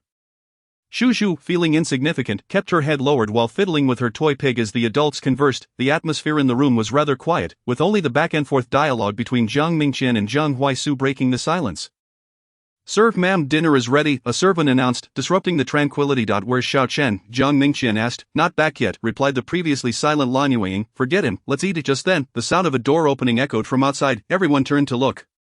And there stood an 18-year-old boy, basketball in hand, sweat dripping from his brow, panting, his features bearing some resemblance to Jiang Huaisu. Mom, Dad, Jiang Jingqian called out, his gaze landing on Jiang Huaisu. However, Jiang Huaisu ignored him and placed his teacup on the coffee table. Upon seeing Su Chuxian, he clearly displayed a look of disdain. Su Chuxian averted her gaze, understanding that this was their first encounter, and already she had been met with animosity. Lan Yueying then stood up. Why are you sweating so much? Go wash up. Did you run back? Jiang Jingqian scratched his head. No, I wasn't running back, just walked a bit fast. At the dining table, the clinking of bowls and chopsticks filled the air. As the household had not prepared utensils suitable for children, Zhu Zhu used a spoon, and Su Chuxian effortlessly fed her. Zhu Zhu, clutching her toy pig, obediently opened her mouth to eat whatever was offered. How can you play with toys while eating? Jiang Mingqian scolded, glaring at the pig in Zhu Zhu's hands. At her age, shouldn't she be learning table manners? Are all children from humble backgrounds like this? His sudden outburst startled Zhu Zhu, whose large grape-like eyes looked at him timidly. Lan Yueying patted Jiang Mingqian's hand. She's just a child, why argue with her? A child, yes, but she's almost 3 and still can't speak properly. Of course, she's a child. Su Chuxian remained silent throughout the afternoon, but now it was clear to her that this family held themselves in high regard, looking down upon her as an unsuitable daughter-in-law. And even despising Zhu Zhu. Since her arrival that afternoon, not a single one of them had treated her with any respect. Zhu Zhu, still under 3, was not proficient with chopsticks, always using children's utensils at home. And Su Chuxian often fed her when they were out. Jiang Mingqian, already displeased with her, set down his chopsticks. Is this how you speak to your elders? Of course, I wouldn't speak this way to a respectable elder. Su Chuxian replied, unfazed. You, alright, it's my fault. I should have realized Zhu Zhu still can't use chopsticks. Lan Yueying intervened to ease the tension. It's not your fault. By 3, Jingqian knew how to eat and tidy up his toys. Her words dripped with sarcasm and implication, and before Su Chuxian could respond, Jiang Huaisu slammed his chopsticks down on the table. Do we have to quarrel every time I come back? If you had chosen someone more sensible, we wouldn't have to argue every day. Su Chuxian also slammed her chopsticks onto the table. Who lacks sensibility here, dealing with a nitpicking father who wouldn't go crazy? Who are you calling a nitpicking father? You. Su Chuxian raised her voice. You are the nitpicking father. Jiang Huaisu. Chapter 23, storming out. Jiang Mingqian, who was usually praised, was now thoroughly enraged. Look at the good wife you chose. After marriage, she doesn't even know how to conduct herself. That little incident stirred up such a ruckus, and now she's venting her frustrations on me. If you had heeded my advice back then, would you have brought such unsavory people into the family? It's simply a joke in our circle. If you can't handle it, don't blame the road for being uneven. What royal inheritance do you have at home? Who covets your trifling wealth? Had I known you had such a royal-like temperament, who would want to marry and argue with you? Since the mask is off, I have nothing left to lose. Su Chuxian shot back. Who doesn't desire a harmonious family? Had I known it would be like this, I would have stayed in my peaceful home forever. Who would cherish your tomb-like abode? You think everyone respects you? Behind your back, they might be cursing you out. Hypocritical scoundrel, vile capitalist, stubborn relic, rotten cabbage. Su Chuxian dared not utter this, fearing the backlash. How can you speak to your elders like that? Lan Xian could no longer hold her tongue. And you, seeking to provoke, you insufferable green tea. Who are you calling insufferable green tea? Su Chuxian retorted, crossing her arms and rolling her eyes. Look at that stark white wall you have. You could scrape off 3 pounds of putty from your face. You. Lan Xian was livid, her chest heaving. Don't think I don't know. You are just a vain person. After marriage, if you don't gain recognition from your uncle, you'll immediately seek another suitor. Enough, Jiang Huaisu said coldly. Shu Zhu was startled, and Su Chuxian quickly embraced her, whispering, Don't be afraid, baby, mommy's got your back. Zhu Zhu trembled slightly, clutching the fabric of Su Chuxian's shirt. Stop arguing, there is a child present. Lan Yueying finally interjected. Jiang Huaisu stood up, lifting Zhu Zhu in his arms, and pulling Su Chuxian by the wrist, said in a low voice, We are leaving. Huaisu. Jiang Mingqian stood up from his chair. You just got back. Are you leaving already? Zhu Zhu clung to Jiang Huaisu's shoulder, too scared to look around, one hand tightly grasping her toy pig, wrapping her other arm around the man's neck. You can talk when you learn to respect my wife and my child.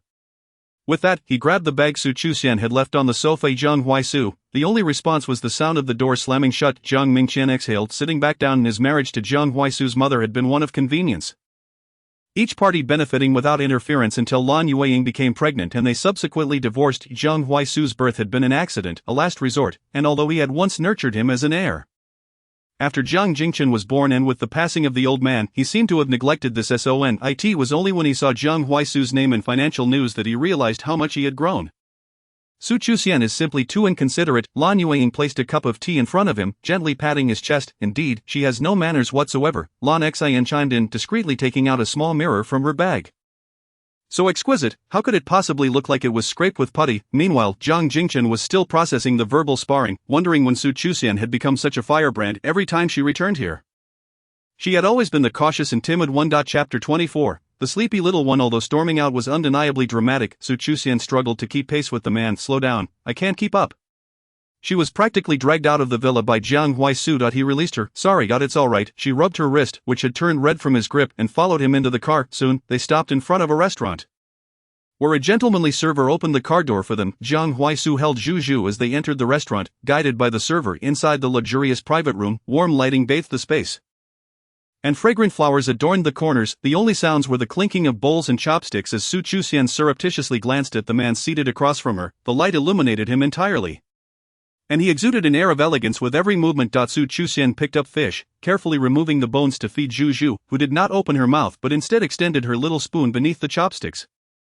Su Chuxian patted her head. Little babies eat when their mothers feed them, and Zhu is a little baby too. Zhu looked up at her, and Su Chuxian held the chopsticks to her lips.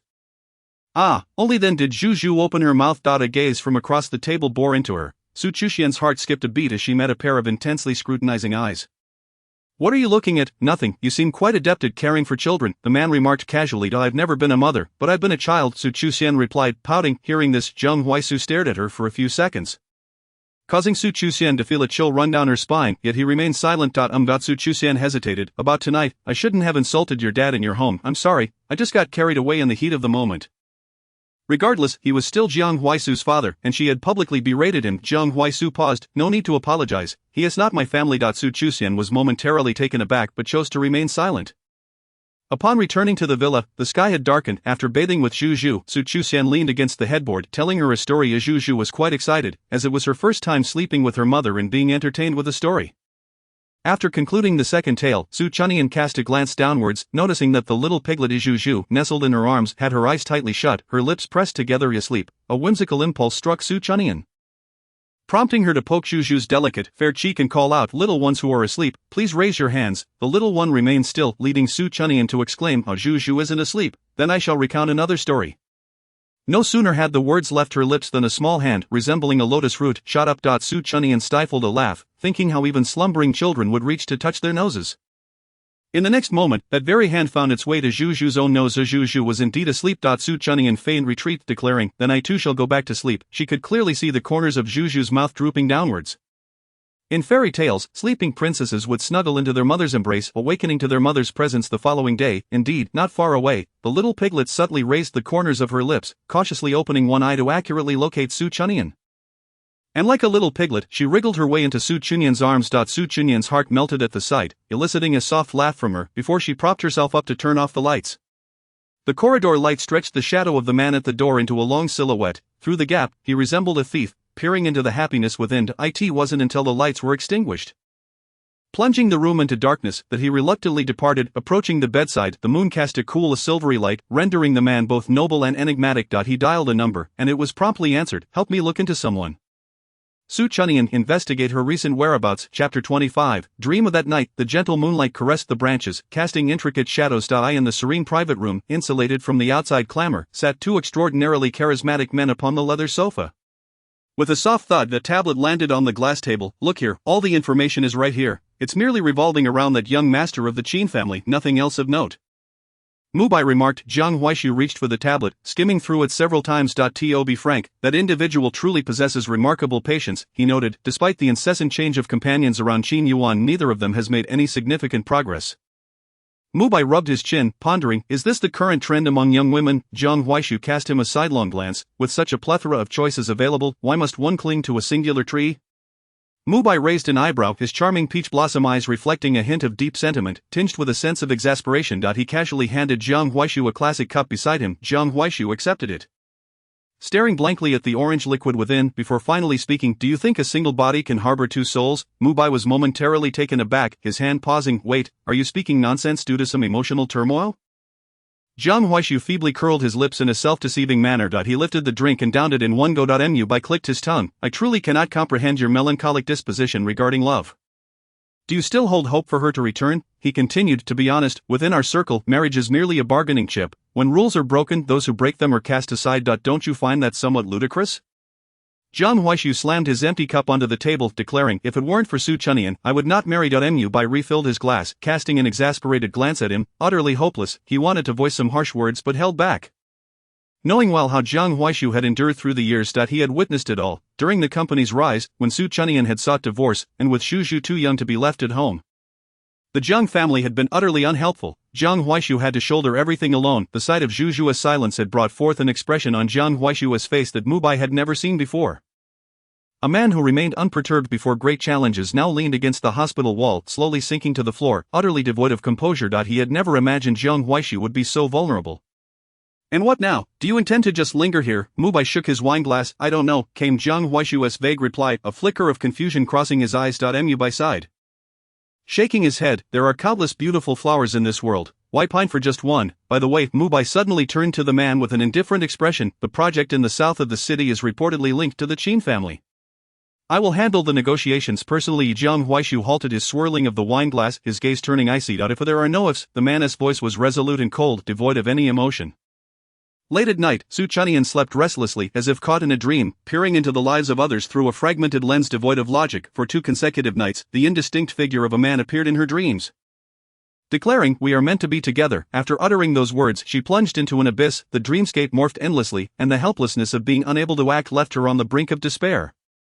Especially when she felt Zhu tumble down the stairs, powerless to intervene. In the darkness, Su Chunyan abruptly opened her eyes. The sensation in her arms felt tangible. She gasped for breath, turning to glance at the chubby little bundle nestled against her.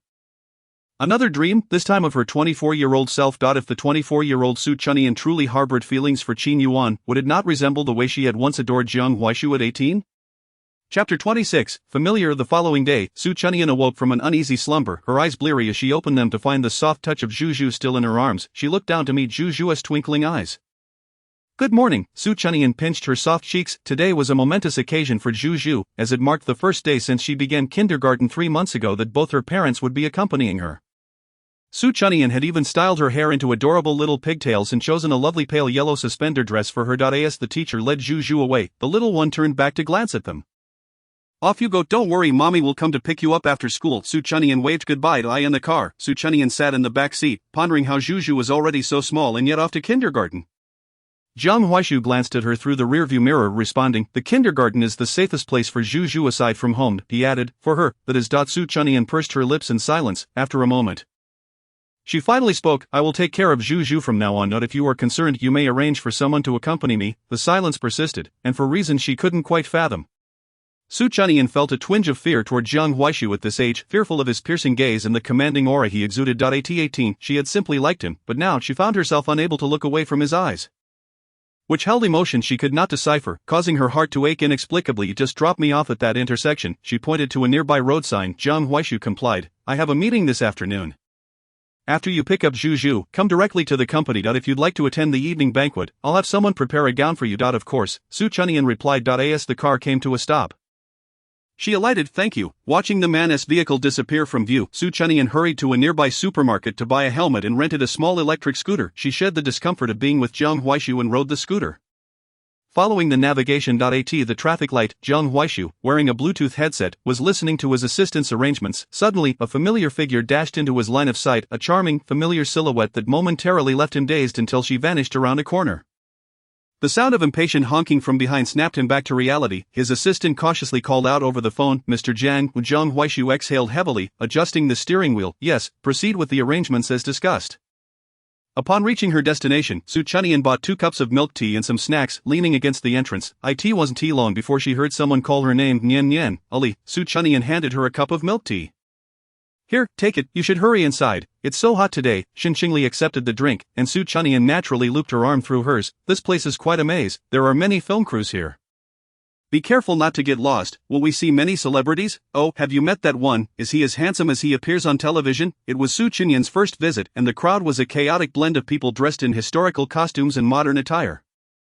Akin to a hodgepodge, who, given the 6-year gap, Xinqingli had nearly forgotten. Su Chunyan mentioned a name, and Xinqingli responded with an "Oh, that one, he has collapsed." Su Chunyan was taken aback. What about Shang Kotian?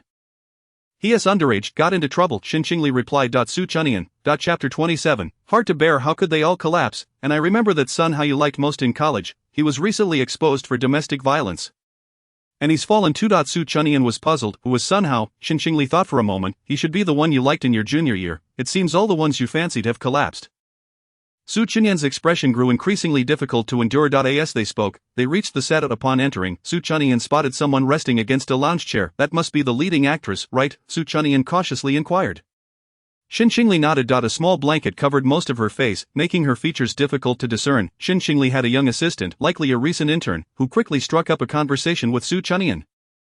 Sharing complaints about the actress. Su Chunyan, believing in seeing is believing, remained engrossed until she watched several scenes, only to find herself disheartened. Her first manga had been inspired by Xinqingli, and she spent the afternoon venting her frustrations. As the time approached for Zhu Zhu to finish school, Su Chunyan bid farewell to them, her assistant feeling a tinge of reluctance. Next time I come to see you, I must go pick up my daughter now. The assistant's jaw dropped in astonishment. You're so young, and you have a child in school already. Indeed, I'll show you next time. My daughter is absolutely adorable. Su Chunyan donned her helmet, waved her hand, and departed with an air of nonchalance. Observing her figure receding, the assistant muttered, she looks to be about my age, yet she already has a child as sisterly. Have you ever met Nian's husband? Yes, I have. Xinqingli watched as she disappeared around the corner before turning back. Is he handsome enough to match someone as vibrant and lovely as Nian? Xinqingli chuckled. Your Nian is under strict marital supervision. The kindergarten where Zhu Zhu attended resembled a castle fit for a princess, with an array of imported flowers visible through the grand entrance. Occasionally one could glimpse sleek, well-groomed kittens lazily stretching in the grass. In the distance, a fountain shimmered under the evening glow. This establishment was arguably the finest kindergarten in City A, boasting its own small zoo and botanical garden, where children spent their time engaging with nature. Except on rainy days when they remained indoors, here, cats and dogs were remarkably docile, rolling onto their backs in submission whenever children approached. Naturally, the tuition fees were substantial, and the children enrolled here were predominantly from affluent backgrounds. As the school day drew to a close, a multitude of luxury cars congregated outside, making Su Chunyan's modest electric scooter seem rather out of place. She too aspired to drive a luxury vehicle. Her drawer held a driver's license, but alas, she had no recollection of learning to drive. Su's father was a party member, and Su Chunyang was undoubtedly a law-abiding citizen. After locking her scooter, she proceeded inside. Utilizing a contactless pickup card, the scenery along the way elicited her admiration. She thought that if offered a job here, she would gladly trade it for a villa and a luxury car. Upon reaching Zhu Zhu's designated entrance, the teacher, unfamiliar with her, greeted, "Hello, Mississippi. Oh, hello. I am the mother of Jiang Yuchu." The teacher paused, as it was typically a male assistant who came to collect the child. Su Chunyang glanced inside and spotted Zhu Zhu in the corner, engrossed in a storybook, seemingly unaffected by the other children dashing about. Zhu Zhu. Su Chunyang called out. Zhu Zhu looked up, startled, and promptly placed her book on a small shelf in the corner. Other children also noticed the figure outside. "Is that your sister, Jiang Yuchu?" Zhu Zhu shook her head and dashed towards the door. "What are you asking her for? She is mute and can't speak." "How can you say that? Why not? My mother says that those who cannot speak are mute." Chapter 28. Taking off as Zhu Zhu rushed over, the teacher bent down and inquired, "Is this lady your mother?" Jiang Yuchu. Zhu Zhu nodded and reached out toward Su Chunyang. "Madam, you can take Yuchu now," the teacher announced. "Thank you," Su Chunyang replied, holding Zhu Zhu's hand. "Say goodbye to your teacher." Su Chunyang encouraged. Zhu Zhu waved at the teacher, who was taken aback, hurriedly bidding them farewell. Once outside, Su Chunyang retrieved the small helmet she had purchased on the way and placed it on Zhu Zhu's head, while she donned the larger one. Cradling Zhu Zhu in front of her amidst the astonished gazes, they left behind a striking silhouette. Zhu Zhu had never experienced this before. She pressed her back tightly against Su Chunyang, her eyes squeezed shut. "We're taking off." Only the sound of the rushing wind filled their ears. Zhu Zhu, curious, opened one eye, witnessing the world zipping by in reverse, and she was taken aback. At that moment, a luxury car passed by. "Mom, what is that? So cool," a little boy exclaimed, pointing at the electric scooter. A glamorous woman, following his gaze, clicked her tongue, wondering which woman was foolishly hoping to rise above her station. It was her first time seeing such a vehicle here. And she speculated it was someone's mistress, pampered by a wealthy benefactor. What do you mean by rising above one's station? Nothing, the woman replied softly. I want to ride in that. Pathetic, the woman scoffed. Wanting to drive a luxury car, what's the use of that? Zhu 2 little braids danced joyfully. The vehicle halted outside a shopping mall, and Su Qinyang gently set her down, removing the helmet and squatting before Zhu. Sweetheart, it's still early. Shall I take you out for a delicious treat? Zhu blinked at her and pointed at the securely locked electric scooter. After we eat, I'll ride this to take you to find Daddy. Zhu nodded in agreement, prompting Su Qinyang to lead her into the mall. They discovered a fast food restaurant and chose a windowside table. Su Qinyang ordered several snacks, a cola for herself, and a freshly squeezed orange juice for Zhu. The food arrived swiftly, and Su Qinyang unwrapped the egg tart, scooping out the warm filling with a spoon, cooling it before feeding it to Zhu. Zhu opened her mouth, her eyes sparkling. Is it delicious? Su Qinyang inquired. Zhu nodded, and Su Qinyang continued to feed her. After a couple of bites, Zhu took the spoon and fed Su Qinyang a bite. Thank you, sweetheart. Su Qinyang blew on the hot McNugget before taking a bite. Her phone buzzed, prompting her to remove her gloves and check. There was a friend request on WeChat. The couple's avatar was immediately recognizable, and the username was simply a period, with a blunt message, Zhang Huaisu. Su Qinyang was taken aback. They didn't even have WeChat. She accepted the request. A question mark appeared on the other end. Su Qinyang, momentarily speechless, quickly typed back, on my way, traffic is heavy. No further reply came from the other side. With a spoon at her lips, she turned to find Zhu feeding her. Su Qinyang opened her mouth to eat. Thank you. Zhu curious, she clicked on the man's moments, but it was set to only show posts from the past year, during which Zhang Huaisu had not shared anything. Putting her phone away, she continued to eat. After satisfying their hunger and thirst, there remained a blind box on the tray. Su Qinyang used a wet wipe to clean Zhu's greasy little hands. Zhu, open this and see what's inside. As Zhu took it and tore open the small opening Su Qinyang had made, inside was a melody riding a wooden horse. So cute. Do you like this? Zhu nodded. Let us go find Daddy now. Su Qinyang helped her with the box, holding onto her wrist. Chapter 29. The banquet meeting. Zhang Huaisu went exceptionally smoothly, devoid of any melodramatic tropes of being looked down upon by the receptionist. Only for the CEO to swoop in for a heroic rescue. Zhang Huaisu's office was spacious, complete with a lounge area. As the assistant ushered her in, the sound of conversation wafted from outside. The door to the office opened once more, and the man, who had been attentively listening to the assistant's report, met Su Qinyang's gaze. For a fleeting moment, he felt a wave of nostalgia upon seeing her somewhat awkward demeanor. Zhu scampered over, wrapping her arms around Zhang Huaisu's leg. The man raised his hand to interrupt the assistant. That'll be all. Please organize the rest and submit it to me later. He then lifted Zhu into his arms. All right, Mr. Jiang, why did you take so long to arrive today? His eyes glanced over the large and small helmets on the desk. Did you take Zhu to eat something? Su Qinyang replied honestly. KFC. Su Qinyang was taken aback. How did you know? Zhang Huaisu, however, remained silent, merely casting a sidelong glance at the melody in Zhu's hands. Before they could converse further, a knock sounded at the office door. Come in. A group of women dressed in professional attire entered, some dragging their skirts and one carrying a briefcase. Mr. Jiang, the gown has arrived. The leading woman gestured for Su Qinyang to follow her.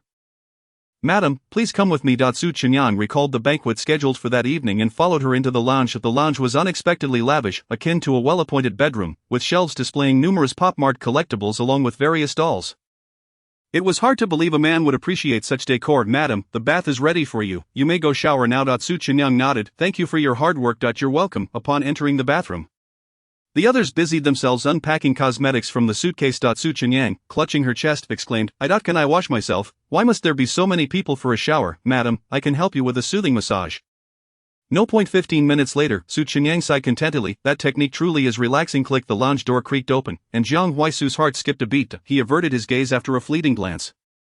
Let us go. While Su Qinyang changed into her gown, Zhu had donned a princess dress, her soft hair styled into a bun adorned with a pearl hairpin, making her resemble a delightful strawberry cake. Su Qinyang carefully lifted the hem of her gown as a woman in professional attire knelt down to help her switch into a pair of high heels. Su Qinyang felt somewhat uneasy, having only worn heels once during a graduation ceremony. Madam, your necklace. Another woman presented a velvet box containing a stunning jewelry necklace. As she brought it closer, Su Qinyang could hardly breathe as she wouldn't even splurge that much on rock candy. Let me do it. Zhang Huaisu took it from her, lifting her hair aside and slightly bending down, his hand reaching around Su Qinyang's neck. His warm breath brushed against her ear, causing Su Qinyang to instinctively shrink her neck. Her ears reddening, Zhang Huaisu fastened the necklace but did not rise immediately, his gaze lingering on Su Qinyang with a sense of exploration. Su Qinyang, he pronounced her name deliberately. The man quickly straightened up. Dismissing it casually, "It's nothing, let's go." An elongated Lincoln came to a halt in front of an opulent villa. The attendant opened the car door as Jiang Huaisu fastened his button, his meticulously groomed hair perfectly arranged. And a hint of allure graced his handsome visage. He circled to the back seat, pulling open the door with a gentlemanly gesture. The woman, clad in a strapless evening gown, accentuated her exquisite figure. Swaying gracefully, her features radiant and striking, Jiang Huaisu lifted the child from the car seat. The little one seemed to have inherited the best traits from both parents, her large eyes a perfect reflection of her mother, beautiful and delicate. Yet her demeanor bore a resemblance to her father's cool detachment. One small hand was bound with a bandage, while the other clutched a somewhat worn piglet toy. Su Chunyan linked her arm with Jiang Huaisu's as they followed the attendant into the banquet hall.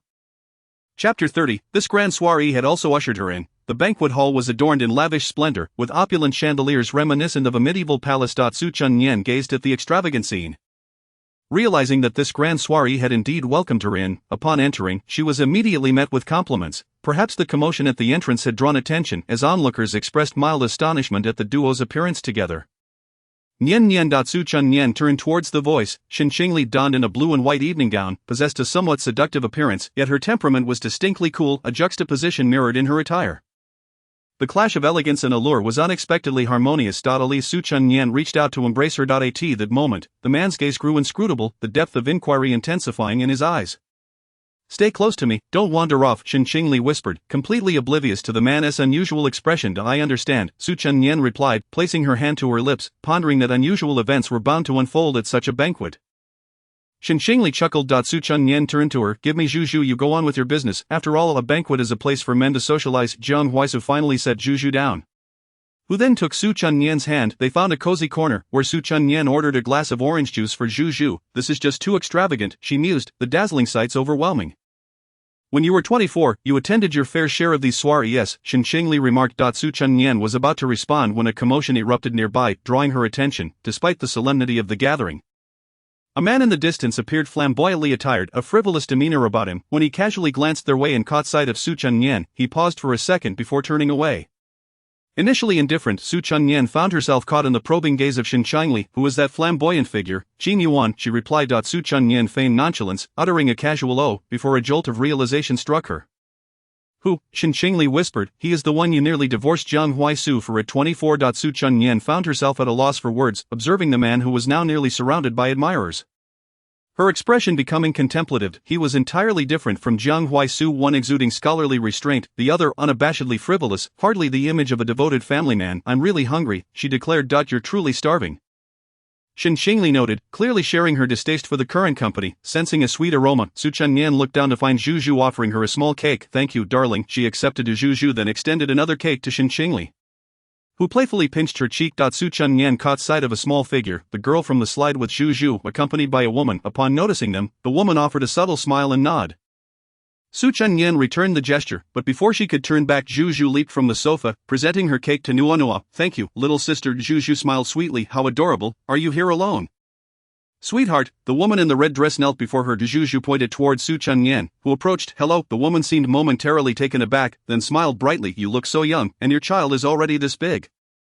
Su Chunyan chuckled. "You too, so youthful." "Hello, Ji Changning," the woman replied, her lips curving into a smile. "Hello, Su Chunyan." Ji Changning raised an eyebrow. "I've heard of you, surely not flattering rumors," Su Chunyan quipped. Ji Changning shrugged. "It's nothing, after all, I have my share of unflattering tales too." The two shared a knowing smile. Chapter 31. Under currents, it is often easy to strike up a conversation with someone one feels an affinity toward. Zhu was led away by Nuanua to play. Ji Changning initially appeared to be a cool beauty unaccustomed to socializing, yet as they conversed longer, Su Chunyan discovered her to be merely a humorous woman putting on a fade. "Ali," a youthful voice called. Shen Qingli stood up. "And Ning, not my brother asked me to find you. Grandpa is over there." "Well," and Ning said, casting a discreet glance at Su Chunyan. Upon hearing this, Shen Qingli's expression shifted. "Nian, I'll come back to introduce you later." "Alright, is that from the Hua family?" Ji Changning inquired curiously. "Of the Hua family?" She nodded. "Yes, the youngest one. I believe her name is Hua Ning." "Why does she call you Ali?" "What do you mean?" "Ali is her sister." A male voice interrupted their conversation. Before Su Chunyan could turn around, a man had seated himself beside her. She nearly jumped up in surprise. "Su miss?" Jin Yuan raised an eyebrow. "I apologize, I'm a bit sensitive to the scent of perfume." It seemed he had been encircled by women for too long, as he carried a blend of fragrances. Hearing this, Jin Yuan paused. A Yuan and Ji Changning said, lowering her gaze. Su Chunyan sensed an unusual tension between the two and sought an excuse to slip away. Chang Ning, I need to use the restroom, wait, I'll go with you. Su Chunyan glanced at Qin Yuan's expression, the two slipped away, making their way to the restroom outside the banquet hall. Is that your brother? Su Chunyan asked curiously. You two don't look alike at all. No, Ji Chang Ning took a sip of her drink. Qin Yuan's father is my stepfather, she smiled apologetically. I am sorry, my husband doesn't like me associating with other men. No worries. Ji Chang Ning looked at her. I've heard them say you like Qin Yuan, it seems that might not be very reliable. Have you met Jiang Huaisu? Ji Chang Ning nodded, awaiting her elaboration. I prefer that type, Su Chunyan whispered, her voice whisked away by the wind. I always have. Ji Chang Ning laughed, her gaze drifting off. No worries, there were rumors years ago that I liked Qin Yuan too. Su Chunyan was taken aback. Is Qin Yuan some sort of disaster? Being near him makes one fall for him. Ji Chang Ning's smile turned strained. And Ning, what brings you here? A deep, powerful voice resonated. Su Chunyan turned, her eyes widening at the sight of a tall man exuding an intense masculine aura. His rugged features dark. Ji Chang Ning had already leaped into his embrace, transforming into a devoted wife. Darling, you said you wouldn't be back. Sichin caught her effortlessly. Are you happy? Absolutely ecstatic. Ji Chang Ning nestled against him, softening the hard man's heart. By the way, she introduced the newcomers, with Si Chen or Jiang Huaisu and Mubai. Since entering, Jiang Huaisu had appeared somewhat dazed, whereas Nuanu, off playing. Si Chen squeezed her hand. Mom and Dad have arrived, let us head inside. Nian, I'll take my leave, remember to invite me next time. Sure. The two began to indulge in their affection. Did your parents know you were back? I came straight to find you. Really? Indeed, the man nodded. I even saw you conversing with other men. You must have seen wrong. Really? Absolutely. Chapter 32, Frankness. Until their voices faded from earshot, Jiang Huaisu's expression remained impassive. Where's Juju? Playing in the back, she pointed. Alright, it's time to leave. I'll go fetch Juju, you stay here. Understood. Su Chunyan observed Jiang Huaisu's upright figure, pondering why she could sense his emotions. Hey, Su Chunyan. Su Chunyan rubbed her forehead, realizing the day had been quite hectic. Lan Xan approached her, a highball glass in hand. Su Chunyan forced a smile. What do you want now? Lan Xan, lacking confidence, raised her chin. Last time you said that, so I'm giving you a chance to apologize, will you? No, Su Chunyan decisively refused. Hey, Lan Xan stomped her foot in irritation. How rude of you. Is being rude not apologizing to you, or calling you a little green tea, or saying your face could use some plaster, or perhaps stating you lack any intellect? Su Chunyan regarded her with a smirk. When did you say I lack intellect? Lan Xan retorted. Just now, you. Lan Xan was infuriated. Su Chunyan wore a look of exasperation. Keep your voice down. Soon they'll think I'm bullying you. If it weren't for Auntie forbidding me from cursing, I'd have let you have it. Lan Xan sneered. Did you know that Jiang Huaisu has been getting close to a woman recently? Who? Lan Qin cast a mocking glance at her. You don't cherish him yourself, so you must expect someone new to love him, right? Thus, after all the turns, it still isn't you. Su Chinyan's eyes softened with concern. You. Lan Qin forced herself to regain her composure and continued, aren't you fond of Huaisu Gu? Why are you still clinging to him? I wish to, and what business is it of yours, if you have the ability? Make Jiang Huaisu break up with me. As soon as the words left her lips, Su Chunyan was momentarily taken aback, wondering how she had summoned the audacity to say that. Who knows what schemes you are up to? Lan Qin held her champagne glass. I like Huaisu Gu, but my only competitor is you. Why? Su Chunyan replied slowly. Do you not wish to be the fourth party and instead aspire to be the third? Lan Qin closed her eyes briefly. Su Chunyan, I can tell you who that third party is. Oh, then what do you intend? Having reached this point in their conversation, it was evident that Lan Qin desired something from her. Apologize to me. Lan Qin regarded her with disdain. For your previous. I'm sorry. Su Chunyan interrupted before Lan Qin could finish. Can I speak now? Lan Qin inquired, a hint of frustration evident. Su Chunyan gazed at her with an unruffled expression. Lan Qin suppressed the urge to retch, yet her demeanor remained composed as she offered her glass of champagne. Drink this, and we shall clear the slate of our past. Su Chunyan looked at her, speechless, as she noticed the excitement almost spilling from Lan Qin's eyes. She reached out but then pushed the glass back. Take a look for yourself. Here. Su Chunyan scratched the rim of the glass with her finger, revealing particles that clung to her skin. Did you not ask the shopkeeper for instant dissolving powder when you bought this? It didn't dissolve, Lan Qin exclaimed, holding the glass closer to her eyes. Just then Jiang Huaisu approached, carrying Juju. Let us go. But Su Chunyan's expression turned hesitant. Miss Lan still wishes for me to have a drink with her. Jiang Huaisu's gaze naturally drifted to the undissolved drink in Lan Qin's hand. You said you didn't want a drink. Lan Qin hastily attempted to conceal the glass behind her back. If you don't want a drink, then that is fine. Bring it out. The man's voice was low and commanding. Lan Qin felt a twinge of fear as his gaze pierced through her, sharp as a knife under pressure. She revealed the drink. Drink it. Lan Qin gritted her teeth, shooting a glare at the gleeful Su Chunyan. And, with her eyes closed, gulped it down. She drank until the last drop, the undissolved crystal sliding back to the bottom of the glass. Only then did Jiang Huaisu stride towards the banquet hall's exit. While Su Chunyan cast a sympathetic glance at her, clicking her tongue twice. Once the figures vanished from sight, Lanqing discreetly expelled the spiked drink from her mouth. It's so salty, she quickly rinsed her mouth with the untainted drink.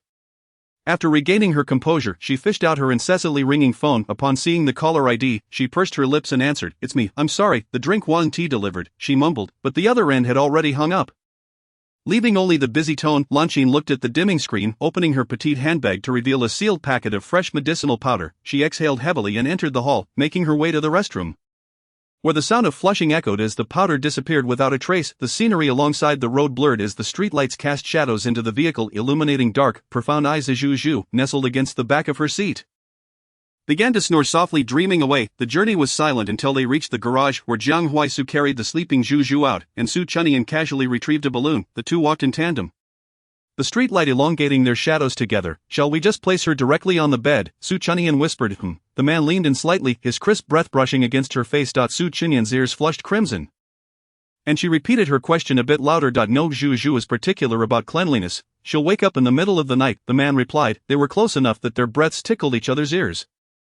"Shall we carry her to the bathroom then?" He gently patted Zhu's back, his voice tender and patient. Zhu, be good. Su Chunyan felt momentarily dazed. Once the bathtub was filled, they worked together to remove Zhu's princess dress. Like a little mermaid, Zhu stirred from her slumber, rubbing her eyes, her large orbs still hazy with sleep. "Shall we bathe and then go back to sleep?" Su Chunyan's tone was gentle, almost imperceptibly so. Zhu obediently nodded, leaning against Jiang Huaisu. Zhu lazily yawned, tilting her head to watch Su Chunyan wash her. Su Chunyan, still in her evening gown, bent down, revealing a generous expanse of her chest. Oblivious to the effect it had on the man before her, who suddenly felt parched. The bath concluded swiftly, and as they laid Zhu down on the bed, she reached out to Su Chunyan.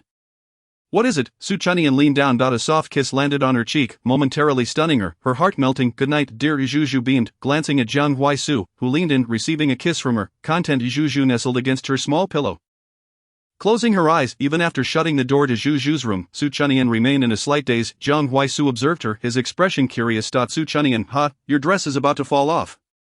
Su Chunyan glanced down, realizing her strapless gown could barely contain her assets. She quickly covered her chest, muttering a hasty goodnight before dashing back to her room. Her clumsy demeanor echoed a distant memory. While the man's gaze turned intricate under the dim light, night fell. Lingya stretched her sore neck and yawned just as a knock echoed through the door. "Mr. Jiang." She appeared somewhat surprised, glancing at the wall clock. Jiang Huaisu nodded and took a seat directly across from her. "Are you here regarding your wife's condition?" As she spoke, she rifled through a pile of medical records. "Let me check. Where is it?" "Not because of my wife, not." The woman's hands froze. "Then you'd its me. I seem to be unwell." Chapter 34, A Fight at the Spa. Su Chunyan lay on the small bed, sighing with satisfaction. Truly relishing her 24-year-old life, having just met Ji Changning the night before, she was now invited for a spa day. According to Xinqingli, the actress on set was quite demanding and loved to rewrite the script, requiring her to oversee the process to prevent any drastic changes. Ji Changning turned to her. "Which actress did Ali mention as being difficult?" "One who has recently risen to fame," she replied. Ji Changning raised an eyebrow. "This industry is like that. Once someone is elevated, they often become arrogant." Su Chunyan nodded in agreement, recalling how Ali had shared tales of stars who had fallen from grace, seemingly polite and ambitious at the start but forgetting their roots once they gained success. She had witnessed firsthand how that rising star oppressed newcomers while working on Ali's set. Once they reach the pinnacle, they almost forget how arduous the journey was. "Next time," Ji Changning suggested, "let us bring Ali along for a camping trip." "Camping?" Ji Changning nodded. "Let us take Nua and Zhu with us." "Sounds good." Su Chunyan turned over, recalling by the way, "are you close with Qin Yuan?" Upon hearing this, Ji Changning's expression shifted slightly. Is he out of his mind? Su Chunyan huffed. "What's wrong?" Ji Changning chuckled at her reaction. "He is a bit of a scoundrel. He clearly rejected me with such finality before, but after I ignored him at the banquet, he came crawling back, either sending flirtatious messages or trying to provoke me, which made me block him." Nyen, don't get too close to him." Ji Changning's tone became serious. "What's wrong?" Su Chunyan turned to face her. Before Ji Changning could elaborate, her phone, which lay nearby, rang. The massage therapist handed it to her. Su Chunyan answered, her expression shifting. "Wait, I'll be there shortly." After hanging up, Su Chunyan hurriedly began to put on her clothes. "I'm sorry, Ning, but I might have to cancel today. I need to stop by the kindergarten." "What happened?" Ji Changning noticed her serious demeanor as she removed her mask. Zhu got into a fight. "I need to go." Su Chunyan casually splashed her face with water. "I'll drive you there." "No need, we can reschedule." Without waiting for more discussion, Su Chunyan grabbed her jacket and dashed out, as the place was quite close, though she hadn't spent much time with Zhu. Su Chunyan was well aware that Zhu's temperament mirrored Jiang Huaisu's. she would never initiate a fight. After exiting, Su Chunyan spotted an electric scooter and headed straight to the kindergarten. Thankfully, it was nearby, and she arrived quickly, stopping at the familiar entrance. Perhaps in her haste, the vehicle didn't come to a complete stop, and as she leaned to steady herself, her lower back collided with the rear of a recently parked luxury car. Ouch, she winced, but had no time to dwell on it. At that moment, a flamboyantly dressed woman stepped out of the car, her gaze sharp and disdainful as she regarded Su Chunyan, having just splashed her face. Droplets still clung to her skin, which glimmered like a peeled egg, porcelain white and devoid of visible pores. Dressed casually in a white t-shirt, she exuded youth and vitality. I'm sorry, Su Chunyan offered hastily before striding inside. TSK, the affluent woman frowned. Whose nanny is this? How uncouth. The driver helped her close the car door. Old Qian, make sure to wash this car thoroughly later. Chapter 35, the sense of injustice under the guidance of the security personnel. Su Chunyan arrived at Teacher Zhu's office. After a gentle knock, the door swiftly opened from within. Hello, may I ask how to address you? The speaker was Zhu's teacher, whom she had encountered previously. I am Zhu's mother. Su Chunyan stepped past her, surveying the room. Zhu stood quietly in the corner, anxiously clutching her little pig toy with one hand, while a small boy nearby was being accompanied by an adult. His loud laughter resonating through the space. The distance between the two children felt like a chasm, as if they belonged to separate worlds. Miss Su, here is the situation. I apologize, but may I see Zhu first? The teacher quickly stepped aside. Of course, please comfort her. We can discuss further once Hao's parent arrives. Thank you for your kindness. Su Chunyan then approached the corner. Zhu, she called softly. Zhu instinctively flinched. Su Chunyan crouched down behind her. Mommy wants to see. Are you hurt anywhere? Only then did Zhu turn around, cautiously gazing at her. There was a small bruise on Zhu's forehead. Does it hurt? Su Chunyan looked at her with concern. In an instant, Zhu's large eyes brimmed with tears, her lips quivering in a pitiful pout as she stared at her mother. Su Chunyan found it difficult to articulate her emotions. Merely witnessing one child accompanied while another stood alone in the corner was enough to break her heart. In this place, who would not judge others based on their status? Typically, it was the assistants who handled such matters. Upon seeing Su Chunyan, Zhu initially felt fear, but upon hearing her caring words, it was as if she had spotted a lifebuoy after drifting at sea. Her heart finally at ease. Su Chunyan gently embraced her. Do not be afraid, mommy is here, and I will support you. Almost instantaneously, Zhu began to cry loudly in her arms. Su Chunyan felt a lump in her throat. Cursing herself internally for the first time, the office door swung open once more. Mrs.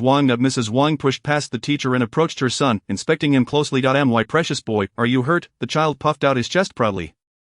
I am not hurt, I won. Mrs. Wang sighed with relief, then turned with a reproachful gaze towards the teacher. Teacher, everyone's time is precious. Please refrain from making a fuss over such trivial matters in the future. Before the teacher could respond, Su Chunyan could no longer contain herself. Mrs. Wang, is your son's lack of upbringing a matter for the school to address? Mrs. Wang shot her an impatient glance. Lack of upbringing?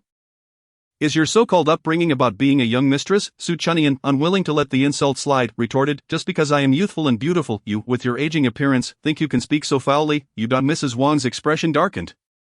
Wait a moment, Miss Su. Mrs. Wang, the teacher intervened. It is as follows. This afternoon, the two children had a dispute over a toy. As soon as the words were spoken, Zhu peeked out from Su's embrace. Her eyes reddened, a single tear rolling down. She raised the toy pig she often carried to show Su Chunyan. Wherever Zhu went, the little pig was sure to follow, and when her hands were occupied, she would tuck it beneath her neck. The once vibrant pink and white pig was now faded and worn, with crooked stitches. At that moment, the back of the pig had torn, revealing the white stuffing within. Chapter 36, retort. Su Chunyan felt a mix of anger and amusement. This is merely a dispute over a toy. The teacher appeared momentarily flustered, hesitant to offend either side. Mrs. Wang scoffed lightly. I thought it was something valuable. But it's just a worthless trinket, regardless of its nature. It belongs to our Zhu, and taking it without permission constitutes theft. Is your child a thief? I am not a thief. The child suddenly halted his toy car play. I was just seeing what it was. That little mute wouldn't share, so I took it. She lost her balance and fell. Mrs. Wang patted her son's head, casting a disdainful glance at them. Oh, still a mute. Huh, a daughter and a mute? Miss Su, while the iron is hot, let me give you a piece of advice. Before being despised, use some means to get a normal child. After all, one is valued by their offspring. Rather than being left to ride a broken toy in the rain. Su Chunyan held her composure, softening her voice. Zhu, be good, close your eyes, cover your ears, and stand in the corner. Mommy want to call you. So don't turn around. Alright. Though Zhu did not understand the purpose, she stood up from Su Chunyan's embrace, walking to the corner to cover her ears. One hand was in a cast, resting on her shoulder, while the other hand held the pig to her ears, her eyes tightly shut. Su Chunyan's gaze turned icy as she stood up, walking towards Mrs. Wang. With a sharp slap, Su Chunyan struck Mrs. Wang across the face. Unaccustomed to such a sudden turn of events, Mrs. Wang was taken aback, receiving the blow squarely. Su Chunyan had exerted considerable force, her palm stinging from the impact. Mrs. Wang covered her face, her eyes blazing with fury. How dare you hit me, and what of it? The little boy, startled by the commotion, dropped his toy and hid behind the teacher. Sensing the escalating tension, the teacher hurried to separate the two. Miss Sue. The driver outside pushed the door open, intervening and placing himself protectively in front of Mrs. Wang. Mrs. Wang, filled with rage, laughed mockingly. Your surname is Sue, is it? I may not know what benefactor you have that grants you such audacity. But remember this slap, you ignorant little girl. Su Chunyan stumbled back, her lower back colliding with the edge of the desk, instinctively frowning as she retorted, You speak of being beneath contempt, yet you exude the very essence of a nouveau riche.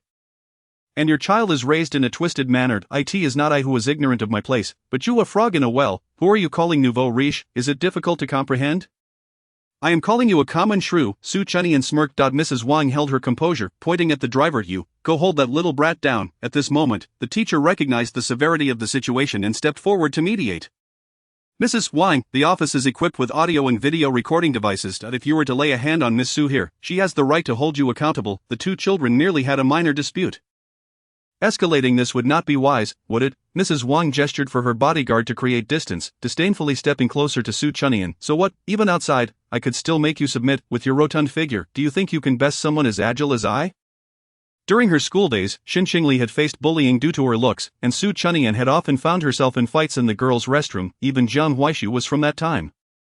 Chapter 37, Arrogance. After being provoked multiple times, Mrs. Wang raised her hand. Well then, today I shall see just how tough your little mouth is. Before her hand could land, her wrist was seized, and Mrs. Wang found herself facing a face as cold as ice. Although she rarely involved herself in her husband's work affairs, she had seen enough economic news to recognize Jiang Huaishu's name dominating the headlines. A sense of dread washed over her, yet she maintained her composure. Mr. Jiang, with Jiang Huaishu released her wrist, walking towards Su Chunyan, surveying her discreetly. Are you all right? Su Chunyan seemed momentarily stunned by his abrupt appearance. Realizing that the fluttering sensation described in novels truly existed when the male protagonist suddenly appeared. I am fine. Mr. Jiang, it is quite unexpected to encounter you here. Mrs. Wang's demeanor drastically shifted. Is that so? Jiang Huaishu turned to give her a dismissive glance. Had you not seen me, would your hand have fallen upon my wife? Mrs. Wang's feigned smile began to falter, realizing that Su Chunyan was indeed Mrs. Jiang. The quarrel between the two children is not particularly significant. It is unwise to let such trivial matters spoil the atmosphere. Jiang Huaishu's hand hovered near Su Chunyan's waist, uncertain if he had touched her injury. Causing her to instinctively flinch, the man's movement stilled momentarily, his fingers retracting discreetly. Are you threatening me? His voice had grown even colder than before. Realizing her mistake, Mrs. Wang hastily softened her tone. No, Mr. Jiang, I was overreacting. It is my fault for not educating how properly. I will ensure he learns. Su Chunyan, weren't you quite spirited in cursing me earlier? She detested this obsequious demeanor. What did I say? Jiang Huaishu's tone softened when he directed his attention to Su Chunyan. Mrs. Jiang, my wife is speaking. Jiang Huaishu interjected, casting a frigid glance in her direction, causing her to fall silent. Su Chunyan, emboldened, replied, She called me a little brat, insulted Zhu, accused me of using my looks to get ahead, and even pushed me. Mrs. Wang's face blanched. Mrs. Jiang, I sincerely apologize. I had no idea who you were. The coldness in Jiang Huaishu's expression intensified, and he cast a brief glance at the assistant by the door, who nodded in understanding. Jiang Huaishu stepped forward, scooping Zhu from the corner into his arms, and approached Su Chunyan. Let us go. Mr. Jiang, Mrs. Jiang. Madame Wang was about to step forward when her assistant intercepted her, saying, Madame Wang, please take care with that. He turned to assist Zhu with her leave request. Mom, why should we be afraid of them? Just go back and tell Dad, the little boy exclaimed as he rushed over. Just as Madame Wang was about to speak to him, a phone call came and a growing sense of foreboding enveloped her as she answered, her unvoiced questions hanging in the air. The voice on the other end seemed almost to pierce through the phone.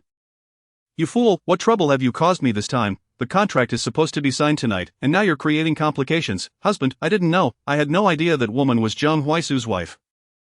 How utterly foolish. I've told you time and again to be discreet, yet you refuse to listen. A multi-billion deal has just fallen through because of your carelessness. Can't you use your brain for once?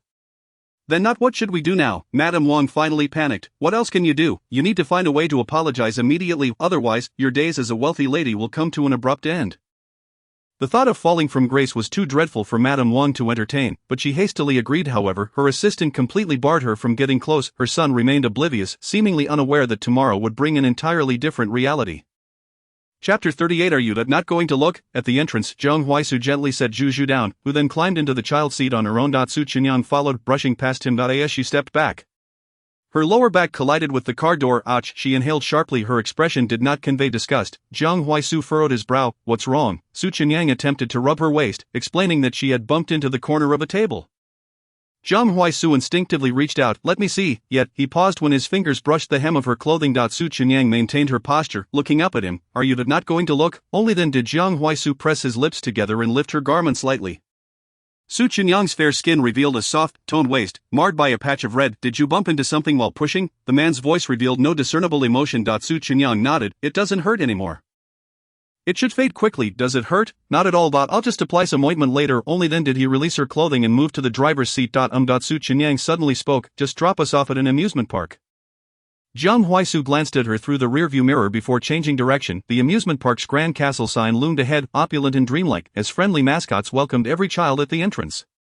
When Zhu was lifted from the car, her eyes were glued to the charming figures. Su Qinyang squatted down in front of her. Do you want to shake hands with them? Zhu hesitated.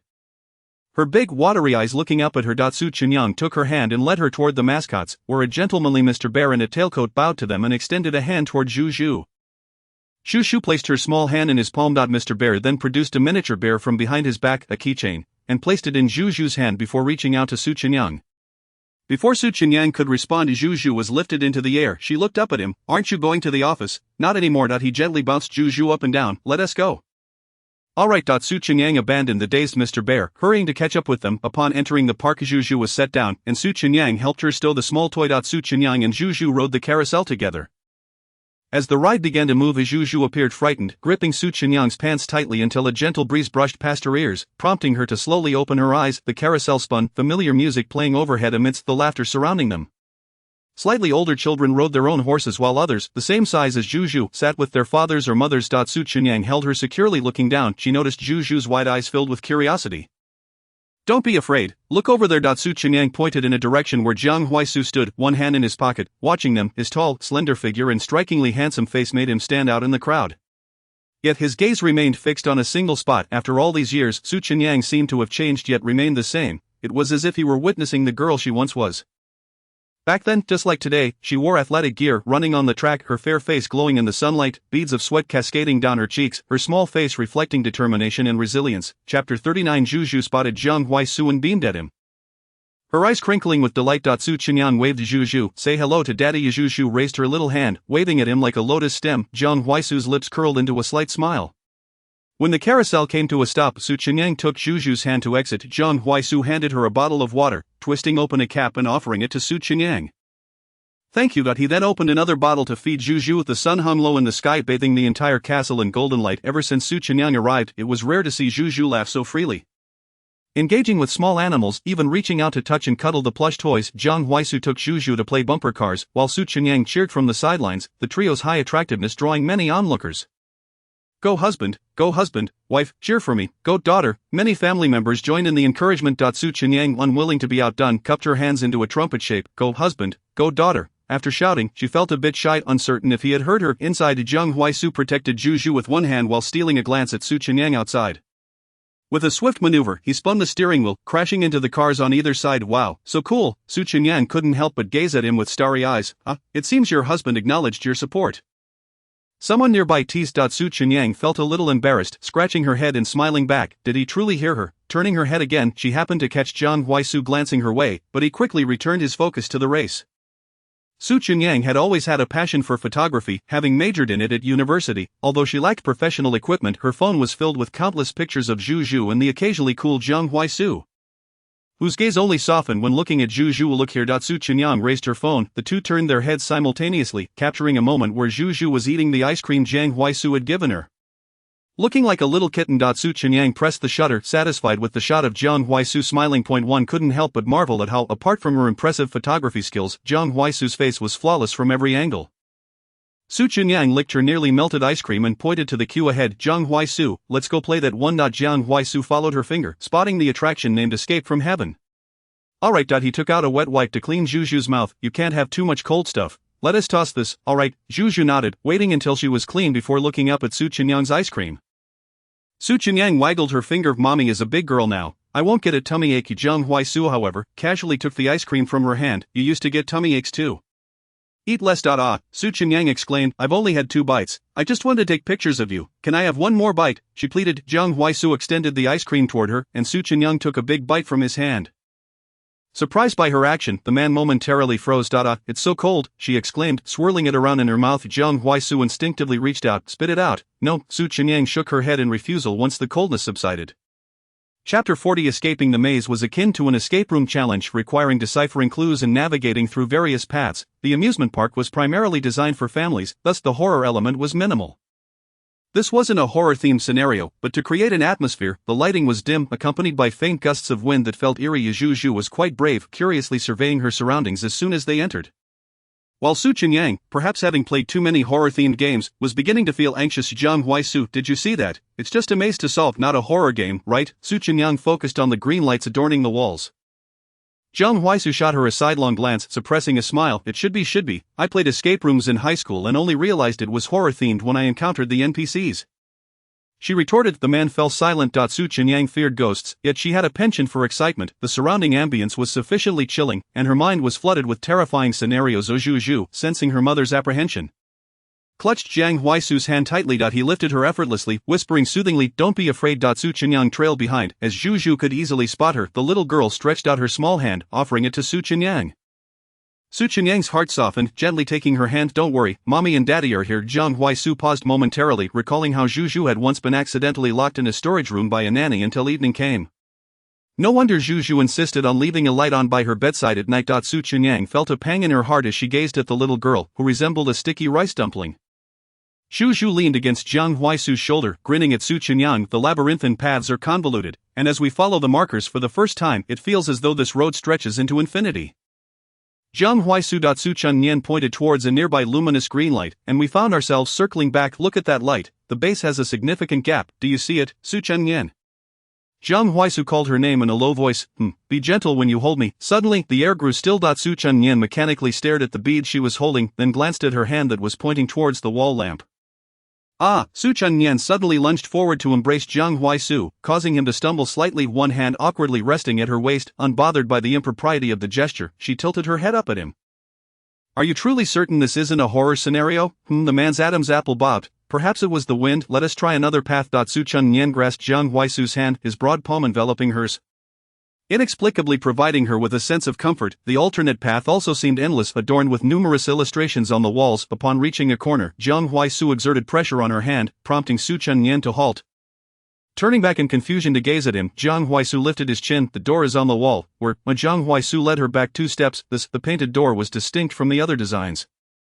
Yet it was nearly imperceptible at first glance. Su Qinyang gently pushed it, and it opened effortlessly. Inside was a small space, with another door beyond it, secured by a large lock requiring a password. The room was filled with illustrations depicting a princess captured by a wicked dragon, who could only be rescued at the labyrinth's end. Zhu Zhu, engrossed in a comic, struggled to escape Jiang Huaisu's embrace as she reached the final page. Chapter 41. Success. Zhu Zhu found a small locked box in the corner and handed it to Jiang Huaisu. He crouched down to attempt entering the password, and with a click, it unlocked. "How did you discover the password?" Jiang Huaisu raised his eyelids and pointed to the clock depicted on the wall, each hand pointing in a different direction. Su Qinyang nodded in understanding as Jiang Huaisu opened the box, revealing several jigsaw pieces. "Zhu Zhu, here." Zhu Zhu handed her pig plushie to Su Qinyang and meticulously examined the jigsaw pieces. The room fell silent, with only the sound of Zhu Zhu placing the pieces down.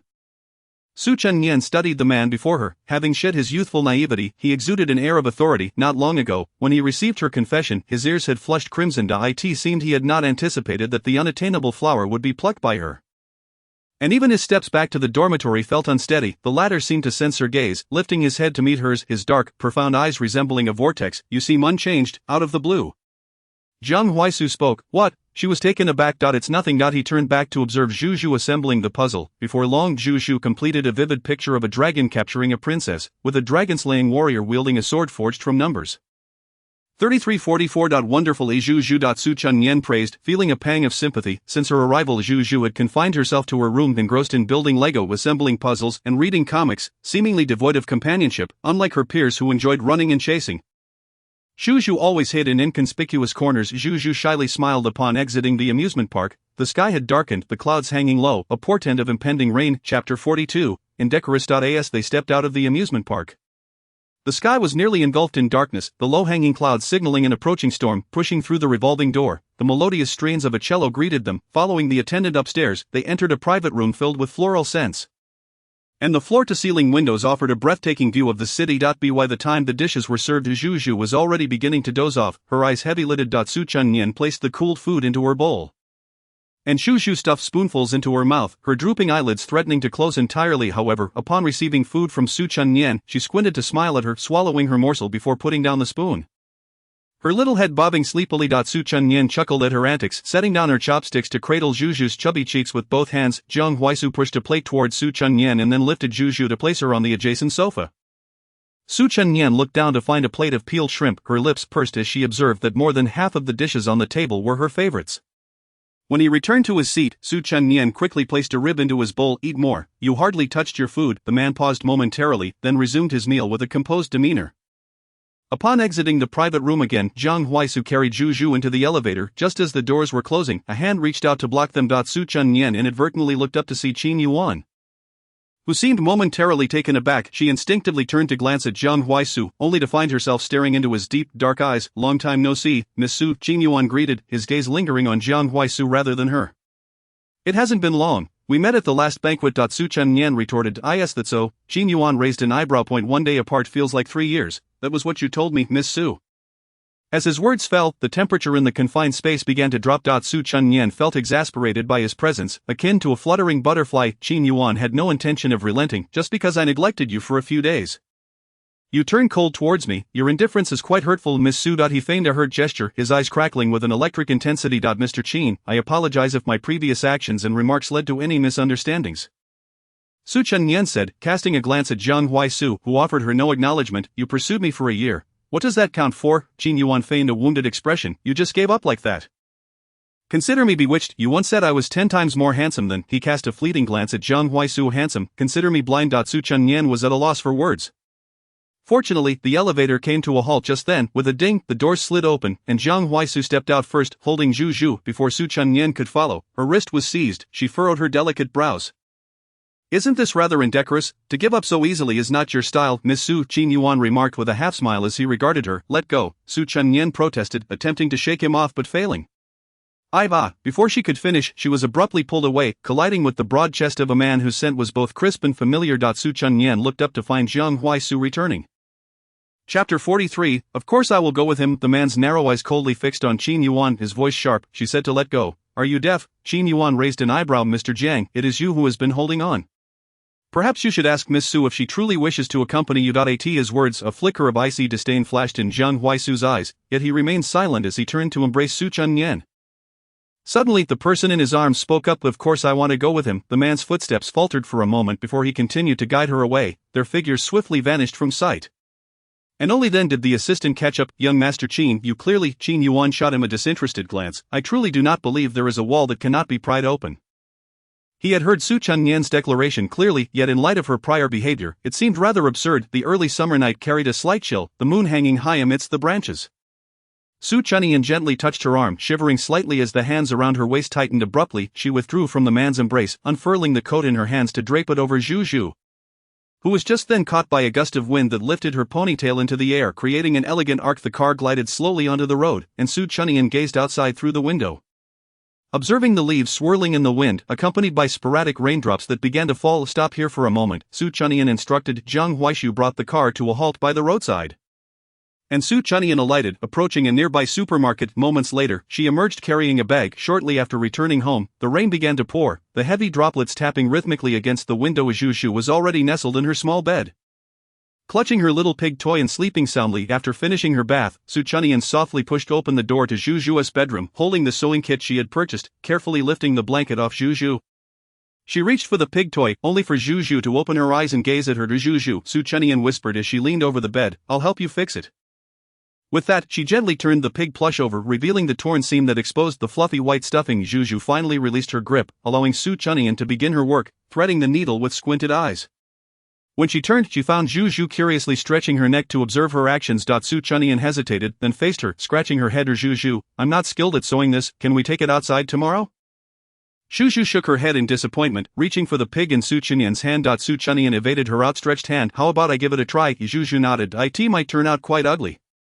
Yet Zhu Zhu still nodded, her big eyes fixed on her. Under her watchful gaze, Su Chunyan took her first stitch. Hesitating with the second, she pulled out her phone to search for a tutorial. Just then, Jiang Huaishu entered, holding a warm bottle of milk, and the sight of two heads huddled together on the bed caught his attention. How to sew a broken toy without leaving a trace.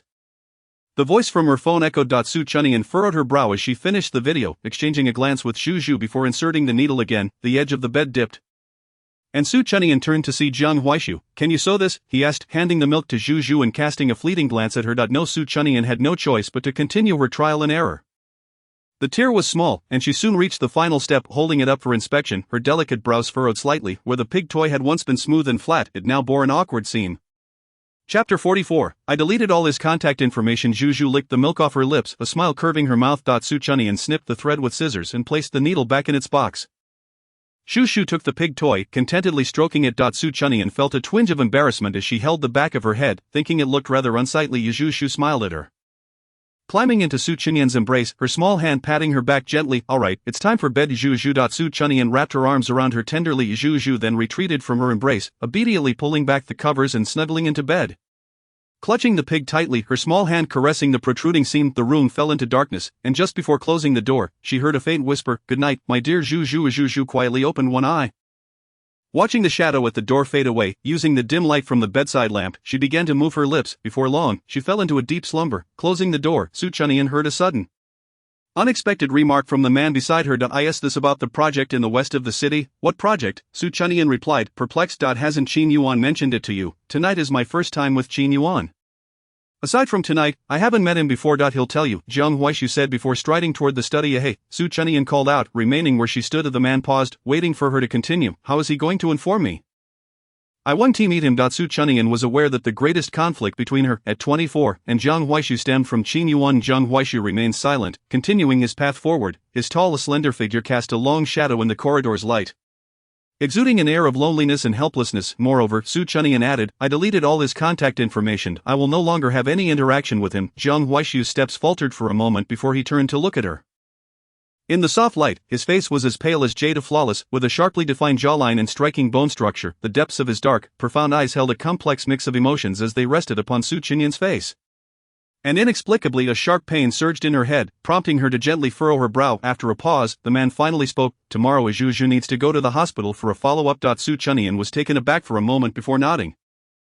I understand. In the dead of night, torrential rain poured down as if the galaxy had inverted, splashing water and ripples upon the ground. Raindrops tapped against the window, producing a crisp sound. The light in the study remained lit. The man, leaning back in his chair at the desk, rubbed his aching forehead. As the tension dissipated, he opened a drawer and retrieved a camera. The screen came to life, displaying a clear image. Footsteps faded away to reveal his face, accompanied by a sweet female voice, interspersed with the man's indulgent tones. In the vast room, happiness emanated from the screen, while he became an outsider, akin to a voyeur, torturing himself nightly by immersing in the videos, only to momentarily lose himself at the end, before rewinding to the beginning, as if to relive the encounter, to rediscover joy. Yet now, as the video reached its conclusion and silence enveloped the room, the man's fingers drummed against the table, producing a rhythmic sound, his gaze vacantly fixed on a corner, his handsome visage momentarily lost in thought. Chapter 45. Embarrassing moments. The following day, in the hospital corridor, the sharp scent of disinfectant mingled with the chaotic sounds of footsteps. Children often harbor an innate fear of hospitals. Zhu Zhu clung to Jiang Huaishu's shoulder, anxiously clutching her little pig toy. Su Chunyan pinched her chubby cheeks. Despite her aversion to the hospital smell, Zhu Zhu felt a flicker of happiness. When she had injured her hand, Jiang Huaishu was away on a business trip, and it was their housekeeper who had brought her. This time, both parents were present. In the consultation room, the doctor held up the recent X-ray. Mr. Jiang, the child is recovering very well. After the cast is removed, avoid any vigorous activities. She will need to wear protective gear for a few weeks, and if there are no signs of swelling, bleeding, or pain, she can return for a follow-up next week. Is there anything else we need to watch out for? Su Chunyan asked, feeling uneasy. Make sure she doesn't lie on it while sleeping, and keep up with the regular checkups. Otherwise, everything else is fine. Mrs. Jiang. Su Chunyan nodded. After the examination, they took Zhu Zhu for her vaccinations. Watching Jiang Huaishu expertly guiding Zhu Zhu around the hospital stirred an unfamiliar emotion within Su Chunyan. Upon leaving the hospital, Su Chunyan received a phone call from her parents. After hanging up, she fastened her seatbelt. Mom and Dad have prepared lunch. If you're not busy, shall we head back for a meal? The man replied nonchalantly, turning at the next intersection. At the Su residence, the doorbell rang, and Su Jin rushed to the door, clad in an apron and wielding a spatula. What's the rush? Bai Rui chided him with a glance. Upon opening the door, Zhu Zhu nestled in one arm. beamed at the sight of them, her eyes crinkling with joy. Oh, what did the doctor say? Bai Rui asked, taking Zhu Zhu into her arms. Nothing much, she is recovering well, Su Chunyan replied, shutting the door behind her. It smells so good, Daddy, did you make braised pork? She exclaimed, bouncing into the kitchen. Suzhen suddenly remembered the soup simmering. Sweetheart, your grandpa is here to play with you. He made a bone broth for Zhu Zhu. Su Chunyan washed her hands and eagerly grabbed a piece of braised pork, the heat searing her mouth as she savored it, not forgetting to compliment her father. As always, it's delicious, eat slowly. It just came off the stove, Suzhen admonished, eyeing her with mock disapproval as he handed her an oil-absorbing paper wrapped around a chicken leg. This one isn't hot. Thank you, Daddy, Su Chunyan chirped, popping another piece of braised pork into her mouth before contentedly exiting the kitchen. Suzhen shook his head, a smile dancing in his eyes. You're such a handful, seated beside Zhu Zhu. Su Chunyan tore off some chicken leg meat for her, munching away. Bai Rui shot her an exasperated glance. You silly child, it's fresh from the pot, it's hot. Su Chunyan waved her hand dismissively. Momentarily speechless from the heat, Bai Rui glanced at the pig toy in Zhu Zhu's hands. Who sewed this? Though phrased as a question, her gaze was fixed on Su Chunyan. I did, Su Chunyan mumbled. Pouting TSK, Bai Rui fell silent, looking down at Zhu Zhu in her arms. Did you feel scared at the hospital today, sweetheart? Zhu Zhu shook her head. Su Chunyan smiled brightly. Zhu Zhu is so brave, she didn't cry when getting the shot. Bai Rui wiped Zhu Zhu's greasy face. Zhu Zhu is amazing, unlike your mother, who hid under the bed to avoid getting a shot when she was little. Mom, Su Chunyan protested, glaring at her. She was easy to coax, a piece of candy would lure her out. After the shot, she even declared she would sever our mother-daughter relationship, threatening to run away and sit in the flower bed downstairs. Refusing to come back inside. Suzhen brought out a small bowl of soup. Bai Rui's eyes glazed over with nostalgia. It was that handsome neighbor boy who coaxed her back, recalling childhood embarrassments. Su Chunyan felt her cheeks flush, instinctively turning to glance at the silent man on the sofa. To her surprise, he was leisurely watching her. Chapter 46, Bewilderment. Mealtime, are we not about to eat? Su Chunyan's delicate face flushed as she tossed the bones into the trash bin and hurried to the kitchen to assist in serving the dishes. At the dining table, Zhu Zhu was coaxed by Suzhen and Bai Hui to eat meat. Su Chunyan filled a bowl with bone soup and, catching a glimpse of the person beside her, asked, Is this for you? As she spoke, she set the bowl of soup in front of him. Perhaps it was not quite steady. As her left hand came around, she inadvertently let go, causing the bowl to tilt, and the hot soup splashed onto Jiang Huaishu's shirt. The soup had just been served. And with the early summer heat indoors, Jiang Huaishu was clad in a thin shirt. He instinctively rose to his feet. Are you alright? Su Chunyan quickly set down the ladle and grabbed a nearby napkin to wipe him off.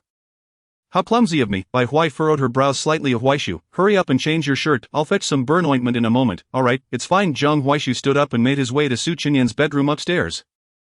In the room, as he was unbuttoning his shirt, the door swung open. Su Chunyan entered and was met with the sight of the man partially undressed, revealing his pale skin and well-defined abdominal muscles, creating an alluring V-shape. Su Chunyan was momentarily rendered speechless by the sight of the handsome man before her. Here to bring me some clothes? Su Chunyan finally snapped back to reality, quickly turning her back and extending her hand behind her to offer him the clothes.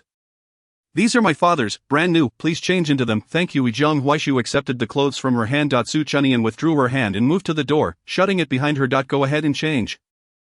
I want tea. Look. Jiang Huaishu raised an eyebrow, puzzled. Su Chunyan, turning her back to him, lifted the ice pack and burn ointment in her hands, explaining, once you're changed, I will help you apply the ointment.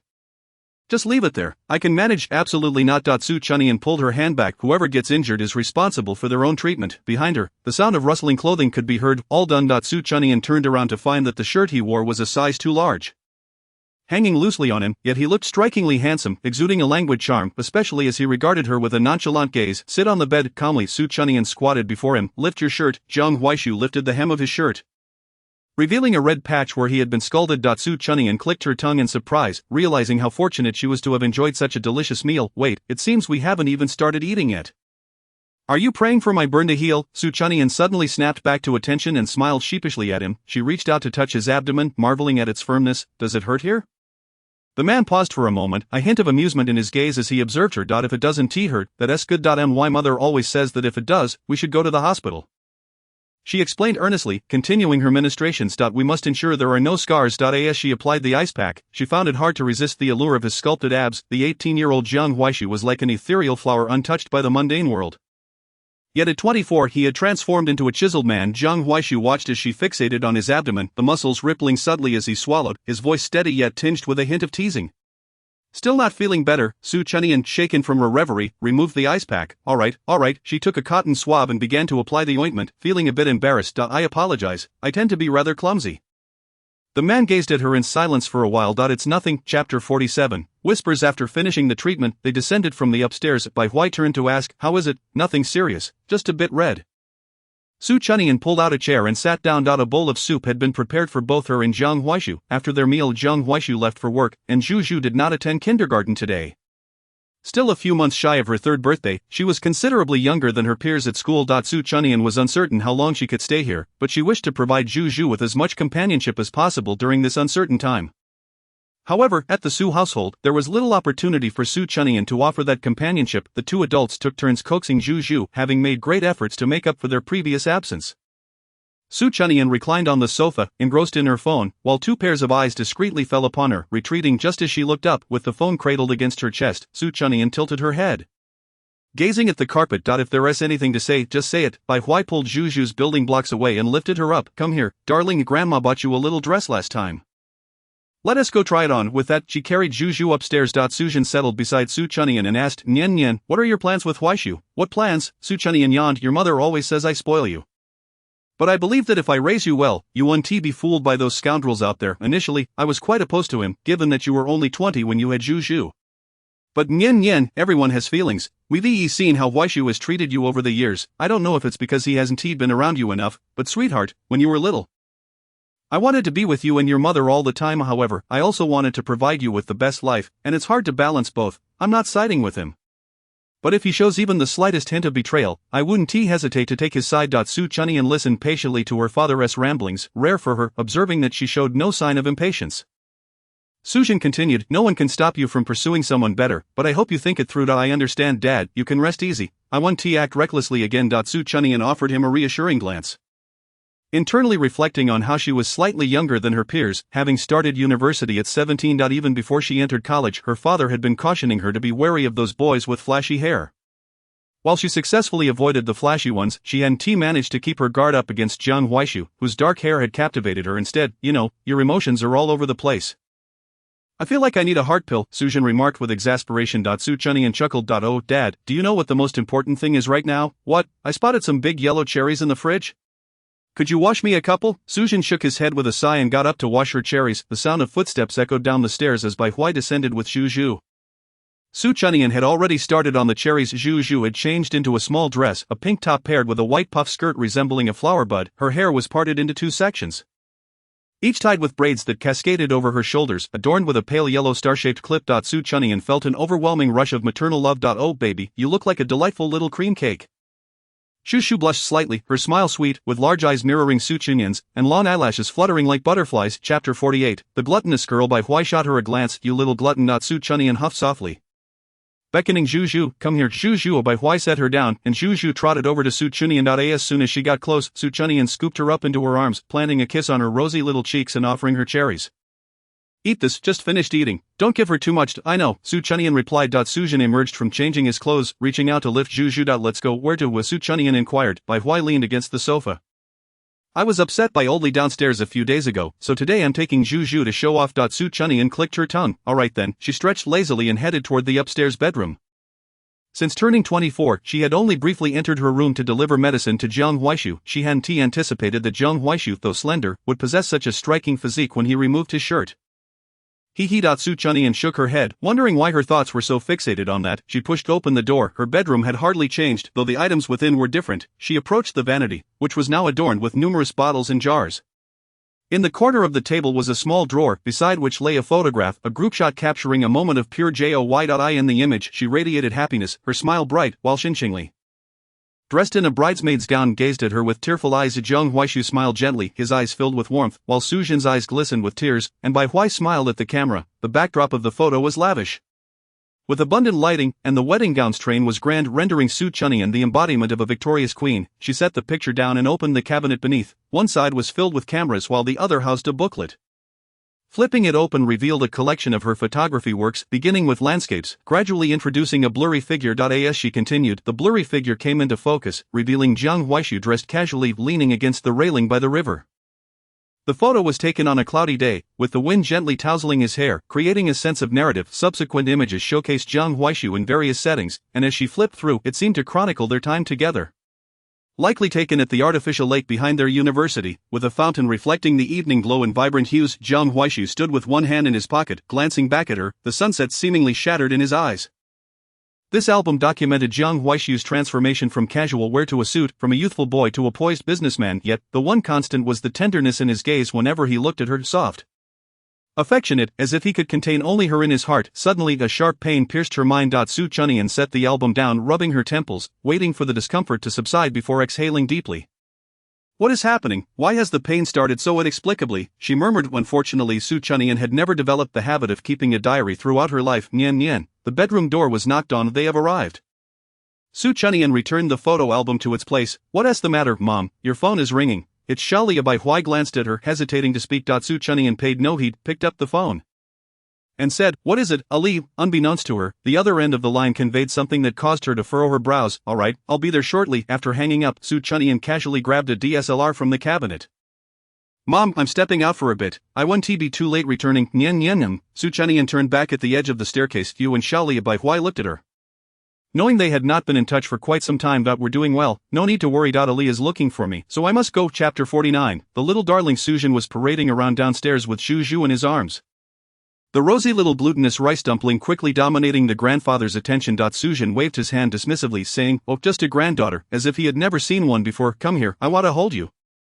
An elder nearby reached out. "No, Zhu isn't used to it yet. She only likes her grandpa, right?" Sujin weighed Zhu in his hands. Zhu dutifully wrapped her arms around her grandpa's neck, nuzzling her face against his ouch. "I told you girls are wonderful. Look at this, my heart has melted." Dad. Su Chunyan's untimely arrival interrupted. "What's wrong?" Sujin turned to look at her upon hearing her voice. "I am going out for a bit, Zhu. I'll come back to pick you up later." Su Chunyan squeezed Zhu's hand. I know. Sujin waved her off as Zhu's previously upturned lips drooped slightly, her round, sparkling eyes gazing at Su Chunyan. "Can you come back a little later?" Su Chunyan shook her small hand. Zhu hesitated for a moment but eventually nodded. Only then did Su Chunyan release her.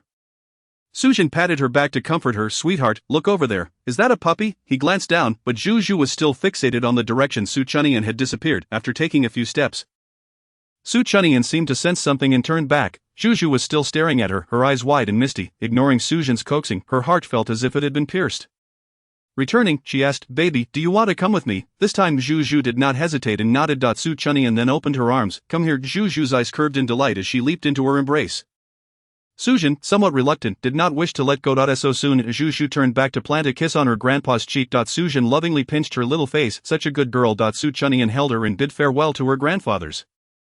Zhu waved at them contentedly. "Su girl, make sure to bring Zhu back more often." "Understood, Grandpa Meng." Su Chunyan lifted Zhu a bit. "Little piglet, do you like me?" Zhu wrapped her arms around her neck, happily swinging her little legs, her eyes sparkling as she nodded at Su Chunyan. "I like you too." Perhaps it was her maternal instincts. She felt Zhu was the most adorable little creature in the world. "If you enjoy following me, just let me know, or simply tug at my hand, and I will take you with me wherever I go." "All right." Zhu nodded. The little piglet visibly brightened and began to approach her more willingly. They hailed a cab. Upon arriving at the filming location, Su Chunyan held Zhu's hand and found the set where Xinqingli was. The atmosphere inside felt rather tense, with an eerie silence enveloping the crew. Only when they noticed movement at the door did they lift their heads. Su Chunyan had been there before and had mingled well with everyone. Upon seeing her holding the delicate little dumpling, Xinqingli's assistant rushed over. "Sister Nian, who is this?" "This is my little goose I mentioned last time. Isn't she adorable?" The young assistant's eyes sparkled. "So cute. Come here, auntie will smother your face with kisses." Zhu, frightened, hid behind Su Chunyan, covering her face. Xinqingli approached, saying, "Don't scare her." She squatted down in front of Zhu, asking, "Do you remember me, sweetheart?" Zhu cautiously peeked out and nodded at Xinqingli. Chapter 50. The what of everything. "Come here to your godmother." Zhu took small, hurried steps into Xinqingli's embrace, the assistant watching with envy. "What a beautiful baby." Su Chunyan followed them to sit down. "What's going on?" The assistant lowered her voice and briefly explained. Essentially, the leading lady has always relied on her connections and has only marketed her beauty. However, last time, a netizen leaked unflattering photos, sparking controversy online, with comments like, "The only beauty these capitalist offspring can showcase has been debunked, and can someone tell these capitalist offspring that not acting but investing is already a contribution?" The casting for the adaptation had already faced much scrutiny, and this incident only fueled the fire. Although the backlash subsided quickly, the lead actress was still shaken and insisted on taking a break today. The studio had initially planned to counter the netizens with images but didn't want to appear too deliberate, and they couldn't secure a major influencer at the last minute. So they invited Su Chunyan instead. If people fail, can they blame the road? Su Chunyan felt somewhat exasperated. The assistant sighed. Sister Nyan, you may not know, Miss Mu has quite an attitude. She doesn't bother focusing on her script and instead has her assistant monitor the director's angles.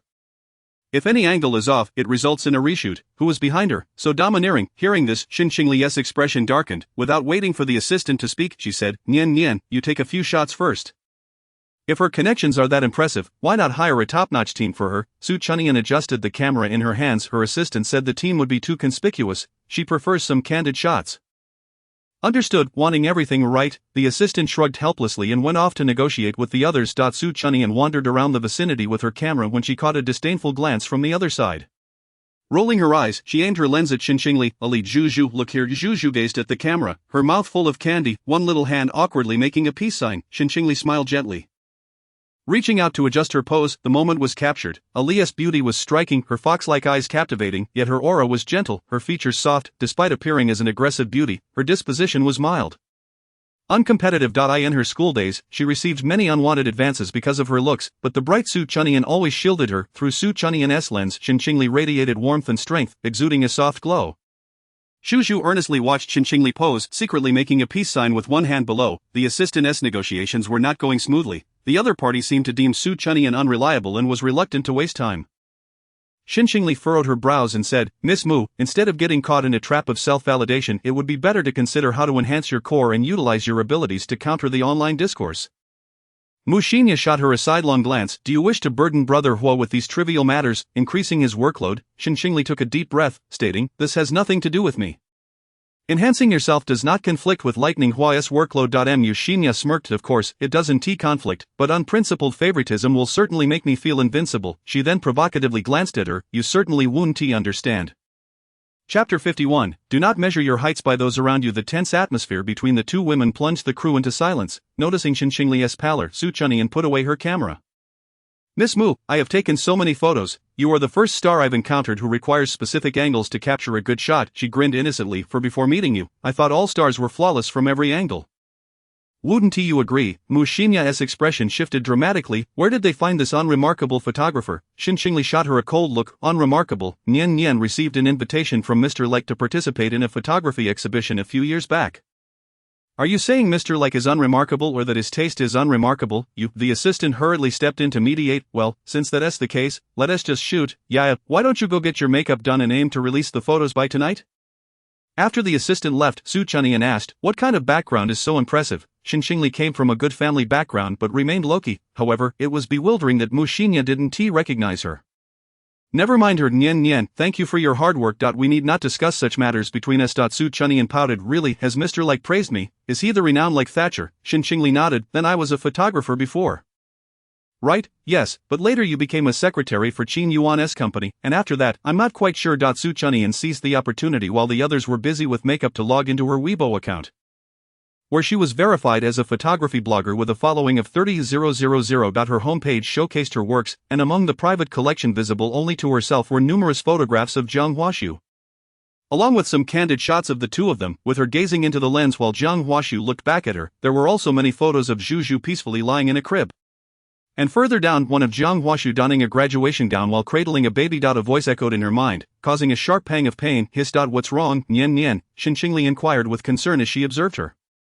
It's nothing. She waved her hand once the pain subsided, attributing it to a lack of rest. Shall we postpone? That won't do. Su Chunyan gestured toward the makeup table, uncertain of the ensuing chaos that might unfold. We won't be able to shoot for long. Xin Qingli appeared apprehensive, prompting Su Chunyan to reassure her with a pat. Really, it's nothing. At worst, you'll treat me to barbecue in the university town when you're free. Alright, but you must tell me if you feel unwell. The filming proceeded relatively smoothly, and after finding a few angles, they sent the footage back to their studio for post-production. Upon seeing the raw footage, the assistant noted a particularly beautiful shot of Zhu and Xin Qingli, capturing a serene moment where Xin Qingli's stunning face appeared softened. Miss Su, if you can achieve such quality with every shot, we might as well use the original images directly, the assistant remarked. Su Chunyan packed away her camera. I can guarantee the quality remains unchanged, but can you provide me with a face that can also be captured in its original form? Miss Su, tread carefully, the assistant cautioned, noting that Mu Xinya was present and appeared oblivious to their exchange. The assistant pondered on Su Chunyan's youth, realizing that her child was already quite grown, and with the complexities of the entertainment industry, He hesitated to offend, unsure if she was involved in any scandalous arrangements. As Su Chunyan sent the photos over, she added, "This sentiment applies to you as well. There are always others beyond what you perceive. Do not confine your understanding of the heights you can reach to those around you." "Alright," Su Chunyan said, striding toward Qinqingli. The assistant, unable to contemplate the weight of her words, was called away. During the shooting, Qinqingli was rather occupied and did not linger long. Soon Su Chunyan left with Zhu Zhu, who was fondly embraced by the young assistant, showering her with kisses. Lined along the roadside were shared bicycles, and Zhu Zhu tugged at Su Chunyan's hand. "What is it?" Zhu Zhu pointed toward an electric bike parked under a nearby tree. "Do you want to ride that?" Zhu Zhu nodded enthusiastically. "How about we build our own bike?" Zhu Zhu frowned, not quite grasping the idea. Su Chunyan spotted a bike, scooped Zhu Zhu into her arms, and exclaimed, "Let's go." When they reached a less crowded area, Su Chunyan sped up, and Zhu Zhu, with her mouth agape against the wind, let her four little braids dance behind her. Mu Xinya's assistant happened to emerge just as they rode past on the small electric bike, scoffing at the sight, clearly unimpressed, then, shaking his head in disappointment, he lamented the loss of such a pretty face, remarking on the abundance of petite beauties in the entertainment industry, but the rarity of strikingly beautiful women like her. Stopping at the electric bike store, Su Chunyan took Zhu Zhu's hand. Upon entering, a staff member approached to introduce the latest models. Su Chunyan, not well versed in purchasing decisions, opted for a familiar brand. "Zhu Zhu, which one do you like?" Su Chunyan squatted down to her level. Clutching a little pig toy, Zhu Zhu was lifted into Su Chunyan's arms, her eyes lighting up as she pointed to a corner. Su Chunyan followed her gaze to a large bike shaped like a white unlucky bear.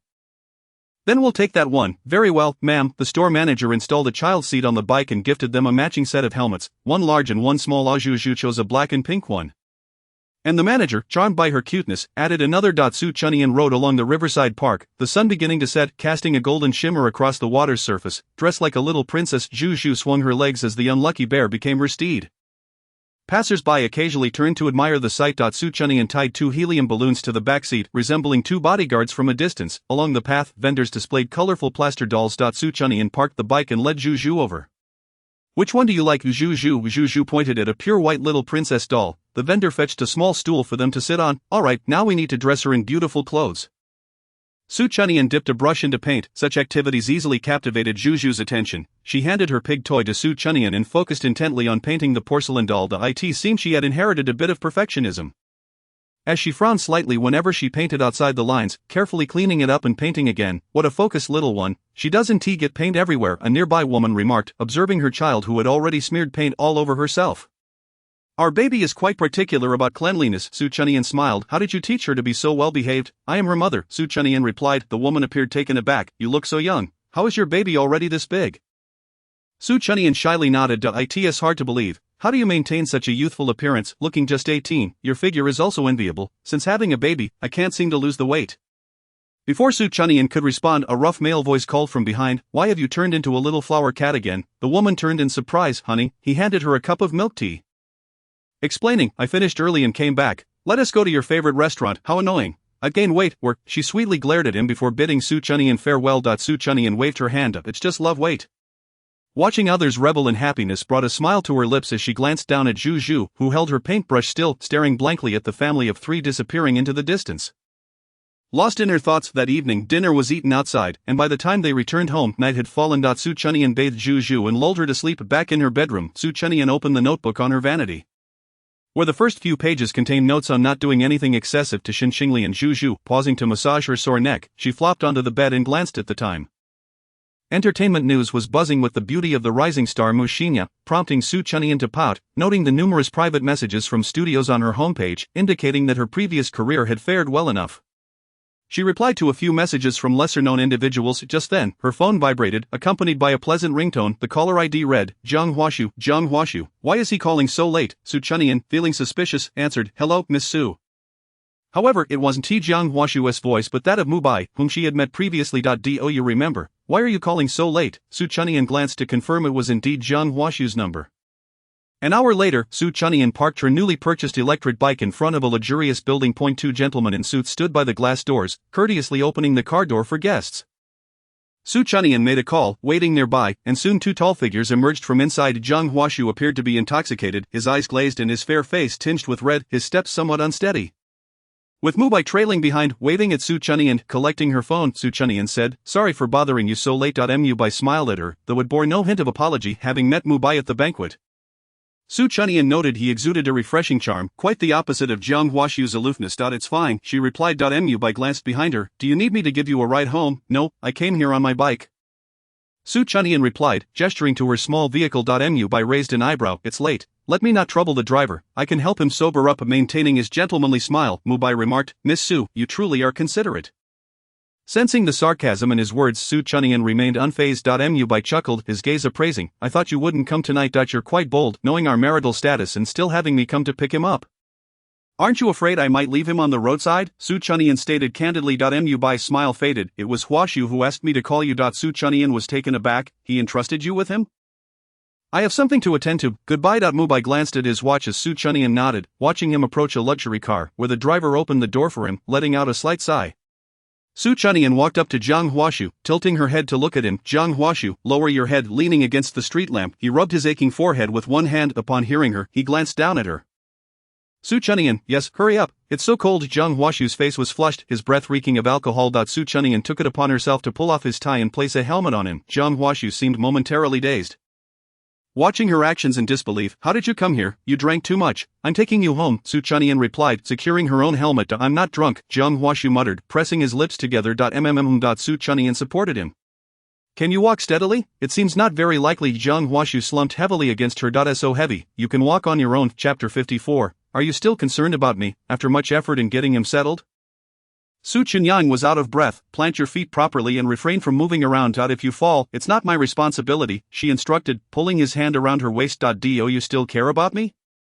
Jiang Huashu's tall frame leaned down, gently encircling her slender waist. Of course I care, just stay still. He buried his face in her delicate back, murmuring, do you really still care about me? His voice was as soft as the whispering wind. And Su Chunyan could only hear the rustling of the breeze. Drunk, Jiang Huashu was quite the chatterbox, speaking incessantly throughout the journey, his breath warm against her back, but she could not discern his words. The early summer night was pleasantly cool, and the little electric scooter moved at a leisurely pace, the man's towering figure slightly hunched forward, his hands securing her in front of him. Su Chunyan had casually tied her long hair into a low ponytail. The strands lifted by the wind brushing against the man's defined jawline. Jiang Huashu tightened his grip, his mind dulled by alcohol, yet his blood stirred, the fragrance enveloping him bringing a sense of tranquility he longed to savor at that moment. Upon returning to the villa, Su Chunyan removed her helmet and prodded his face. Jiang Huashu, are you asleep? The person behind her stirred, opening his eyes with a hint of confusion, quickly regaining clarity. Su Chunyan helped him take off his helmet. We re-home. Only then did the man rise, his steps unsteady as Su Chunyan placed their belongings in the garage cabinet and jogged to catch up with him. Can you walk steadily? Instinctively Su Chunyan reached out to support him but was brushed aside, left grasping at air. Riding that scooter really sobered him up, she pouted, following him into the elevator. The elevator mirrored the handsome visage of the man. The scent of alcohol lingering in the confined space as Su Chunyan cautiously observed the tall figure before her. After opening the door, Jiang Huashu draped his coat over the hallway and staggered towards the stairs. Su Chunyan watched his silhouette vanish before standing still for a moment, then headed to the kitchen to prepare a cup of honey water and knock. Su Chunyan rapped on the door, but there was no response for a long while. Jiang Huashu, she pressed her ear against the door. May I come in? Pushing the door open revealed a darkened room. The moonlight from outside illuminated the shadow on the couch. Su Chunyan switched on the light. Executing her next actions with the ease of repetition, expertly guiding him to bed and helping him sip the honey water before heading to the bathroom to wring out a towel. The man slept restlessly, his brow furrowed even in slumber. Su Chunyan unbuttoned his shirt, continuing until the last button was undone. Let me wipe you down, just a little, she said, her slender fingers brushed against the shirt. But before she could pull away, they were grasped firmly. Jiang Huashu's eyes glimmered with a hint of redness as he fixed his gaze on her. Su Chunyan's cheeks flushed. In her memory, they had never shared such intimacy. And undressing him felt rather presumptuous. She placed the damp towel in his hand. I intended to help you, but if you wake up, you can do it yourself. As she spoke, she hurriedly stood up, only to be yanked back into a solid wall of flesh. The hardness of the man's chest nearly brought tears to her eyes. She reached out to push him away, her palm meeting warm, smooth skin, and she recoiled in shock. Let go of me, Jiang Huashu. The man buried his face in her neck, his warm breath brushing against her skin. Chapter 55. Have you developed feelings for someone else? You. Su Chunyan furrowed her brows. Do you no longer want me? Jiang Huashu's voice was hoarse, buried in her neck. Have you fallen for someone else? He asked. Su Chunyan paused. Jiang Huashu, you're right, no one wants me. I am merely a product of a marriage alliance. They all see me as an accident. If not for the benefits, I would never have existed. He spoke calmly, yet the melancholy in his tone was unmistakable. Only Su Chunyan knew he was trembling. Once you like me, you can't change your mind. How could you change? You promised on our wedding day you said you would love me forever. I'm sorry. Can we not get divorced? Could you refrain from liking someone else? Jiang Huaishu's parents had entered a business marriage. His mother sought freedom while his father was a playboy. He was merely a product of passion. And after his parents formed new families, he seemed superfluous in either. The man tightened his embrace, causing her to wince. Su Chunyang merely frowned and returned his embrace. I want to divorce you. Jiang Huaishu sighed, murmuring, you were the one who said you wanted to be with me. His quiet accusation was like a fragile little beast whimpering in her arms. Eventually, the weariness brought on by the alcohol overcame him, and Jiang Huaishu fell asleep against her shoulder. Each time she moved, his arms tightened around her waist. As they slept entwined, she had expected to lie awake, yet surprisingly, she drifted off to sleep swiftly.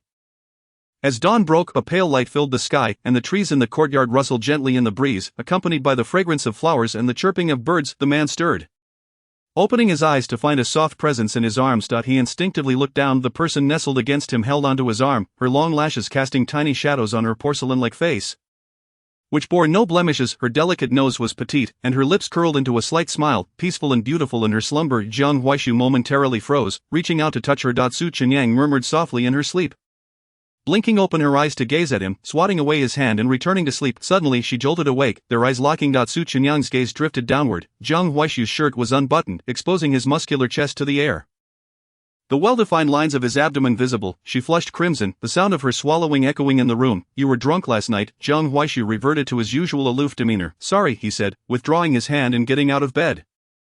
Jiang Huaishu. Su Chunyang sprang up, grabbing his shirt. The buttons had all been undone, and with a gentle tug, the shirt slipped to his shoulders, revealing his taut muscles. The once lean boy had transformed into a man with broad shoulders and narrow hips, leaving Su Chunyang wide-eyed. Jiang Huaishu turned his head, a complex expression on his face. Do you still like me? Su Chunyang asked softly. In that moment, they both froze. Su Chunyang had expected that after 6 years, Jiang Huaishu, now successful, would succumb to temptation and grow weary of their love that bloomed from school uniforms to wedding dresses, yet it seemed otherwise. I want to divorce you, she declared, lifting her chin.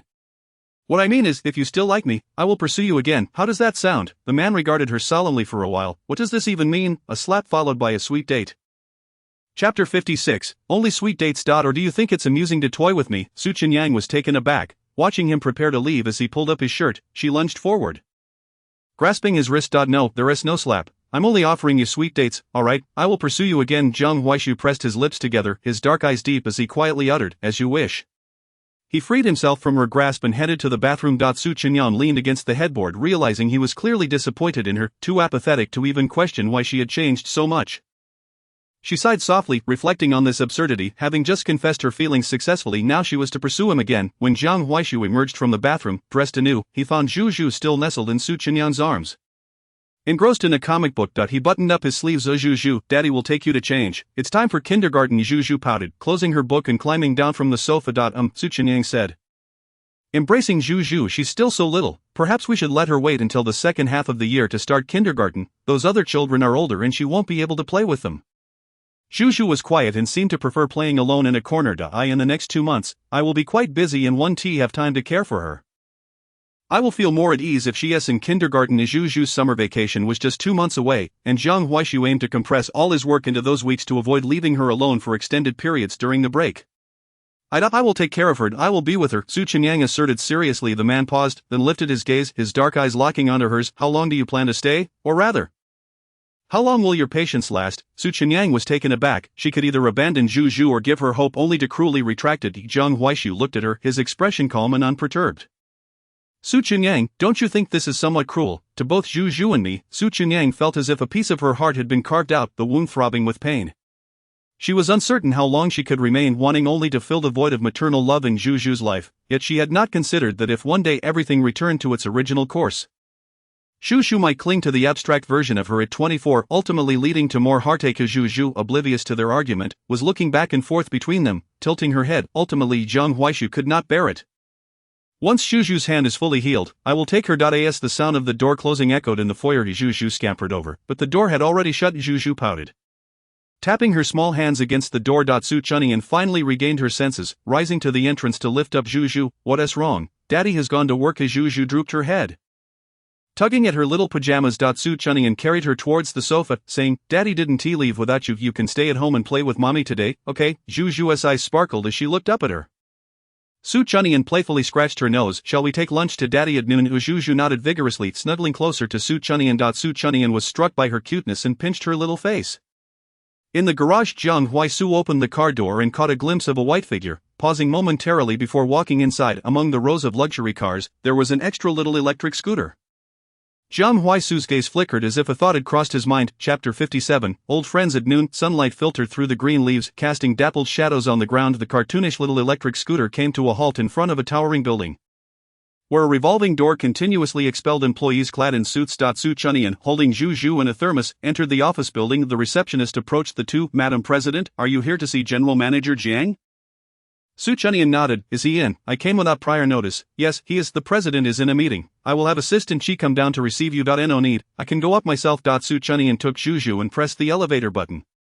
As the doors closed, a few people with sandwiches approached the reception. It's been a long time since the president's wife visited. Indeed, the child looks just like her mother. Well, one must admit, the president's wife is stunningly beautiful, and her daughter is so adorable. The president is like a workaholic, practically living at the office. Who knows? Ding, the elevator stopped, and the doors opened. Su Chunyan and Zhu Zhu stepped out, only to encounter a group exiting from the opposite elevator. Jiang Huaisu was attentively listening to a report from a colleague, his tall figure clad in a suit that accentuated his long legs, a serious expression on his face. Beside him was a professionally dressed woman, exuding an air of competence, her short hair fresh and her presence confident and poised. That was Lu Sinui. Ata City No.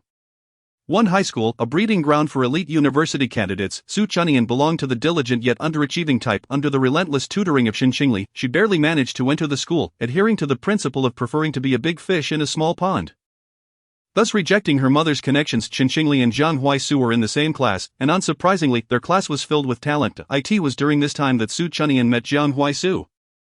Feeling the stirrings of young affection, however, with the heavy academic load of high school, she had her own goals and aspirations. While discussing problems with Xinqingli, she would occasionally steal glances at the strikingly handsome Jiang Huaisu, whose face was captivatingly enigmatic, appearing as a cold and radiant beauty. However, this was not due to her amiable nature, but rather the combination of a beautiful exterior and a fascinating soul that quickly endeared her to classmates from both classes.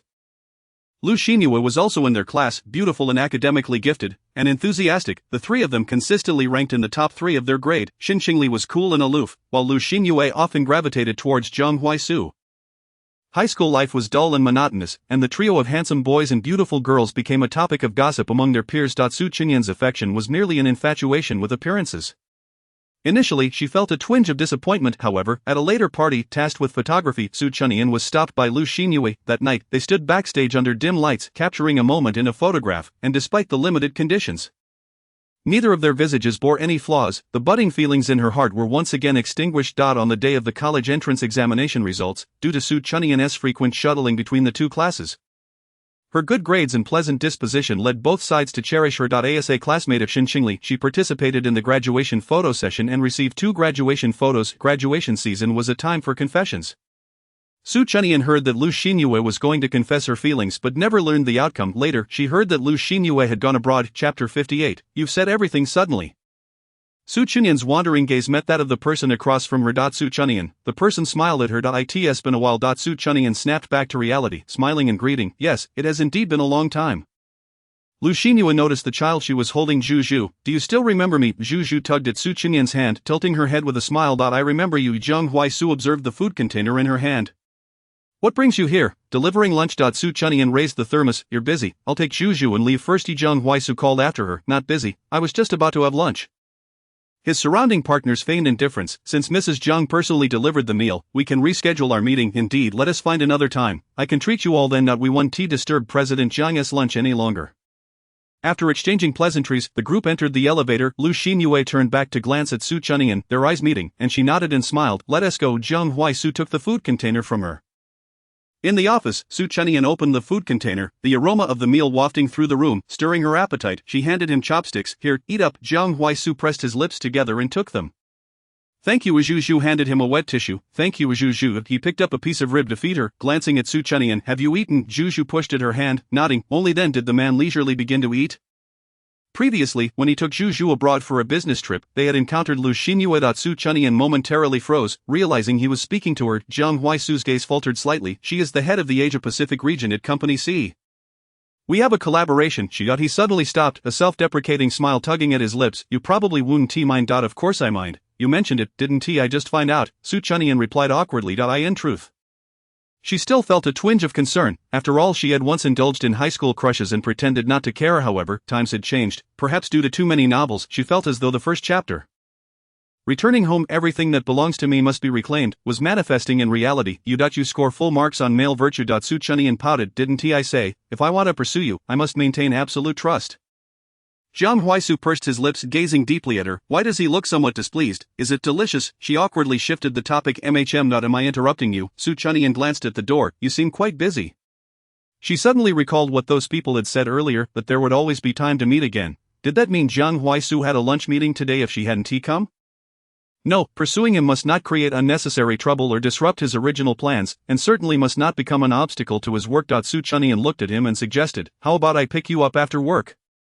She frowned in distress. Is it not possible to fit 3 people on the little scooter? How about if you're free this weekend, we go on a date? Jiang Huaisu's brow twitched, amused by her frustration. You've said everything, what else can I say? Suddenly, he lost his appetite for the meal in front of him and lifted Juju from the sofa. There's a room inside. You and Juju can take a nap.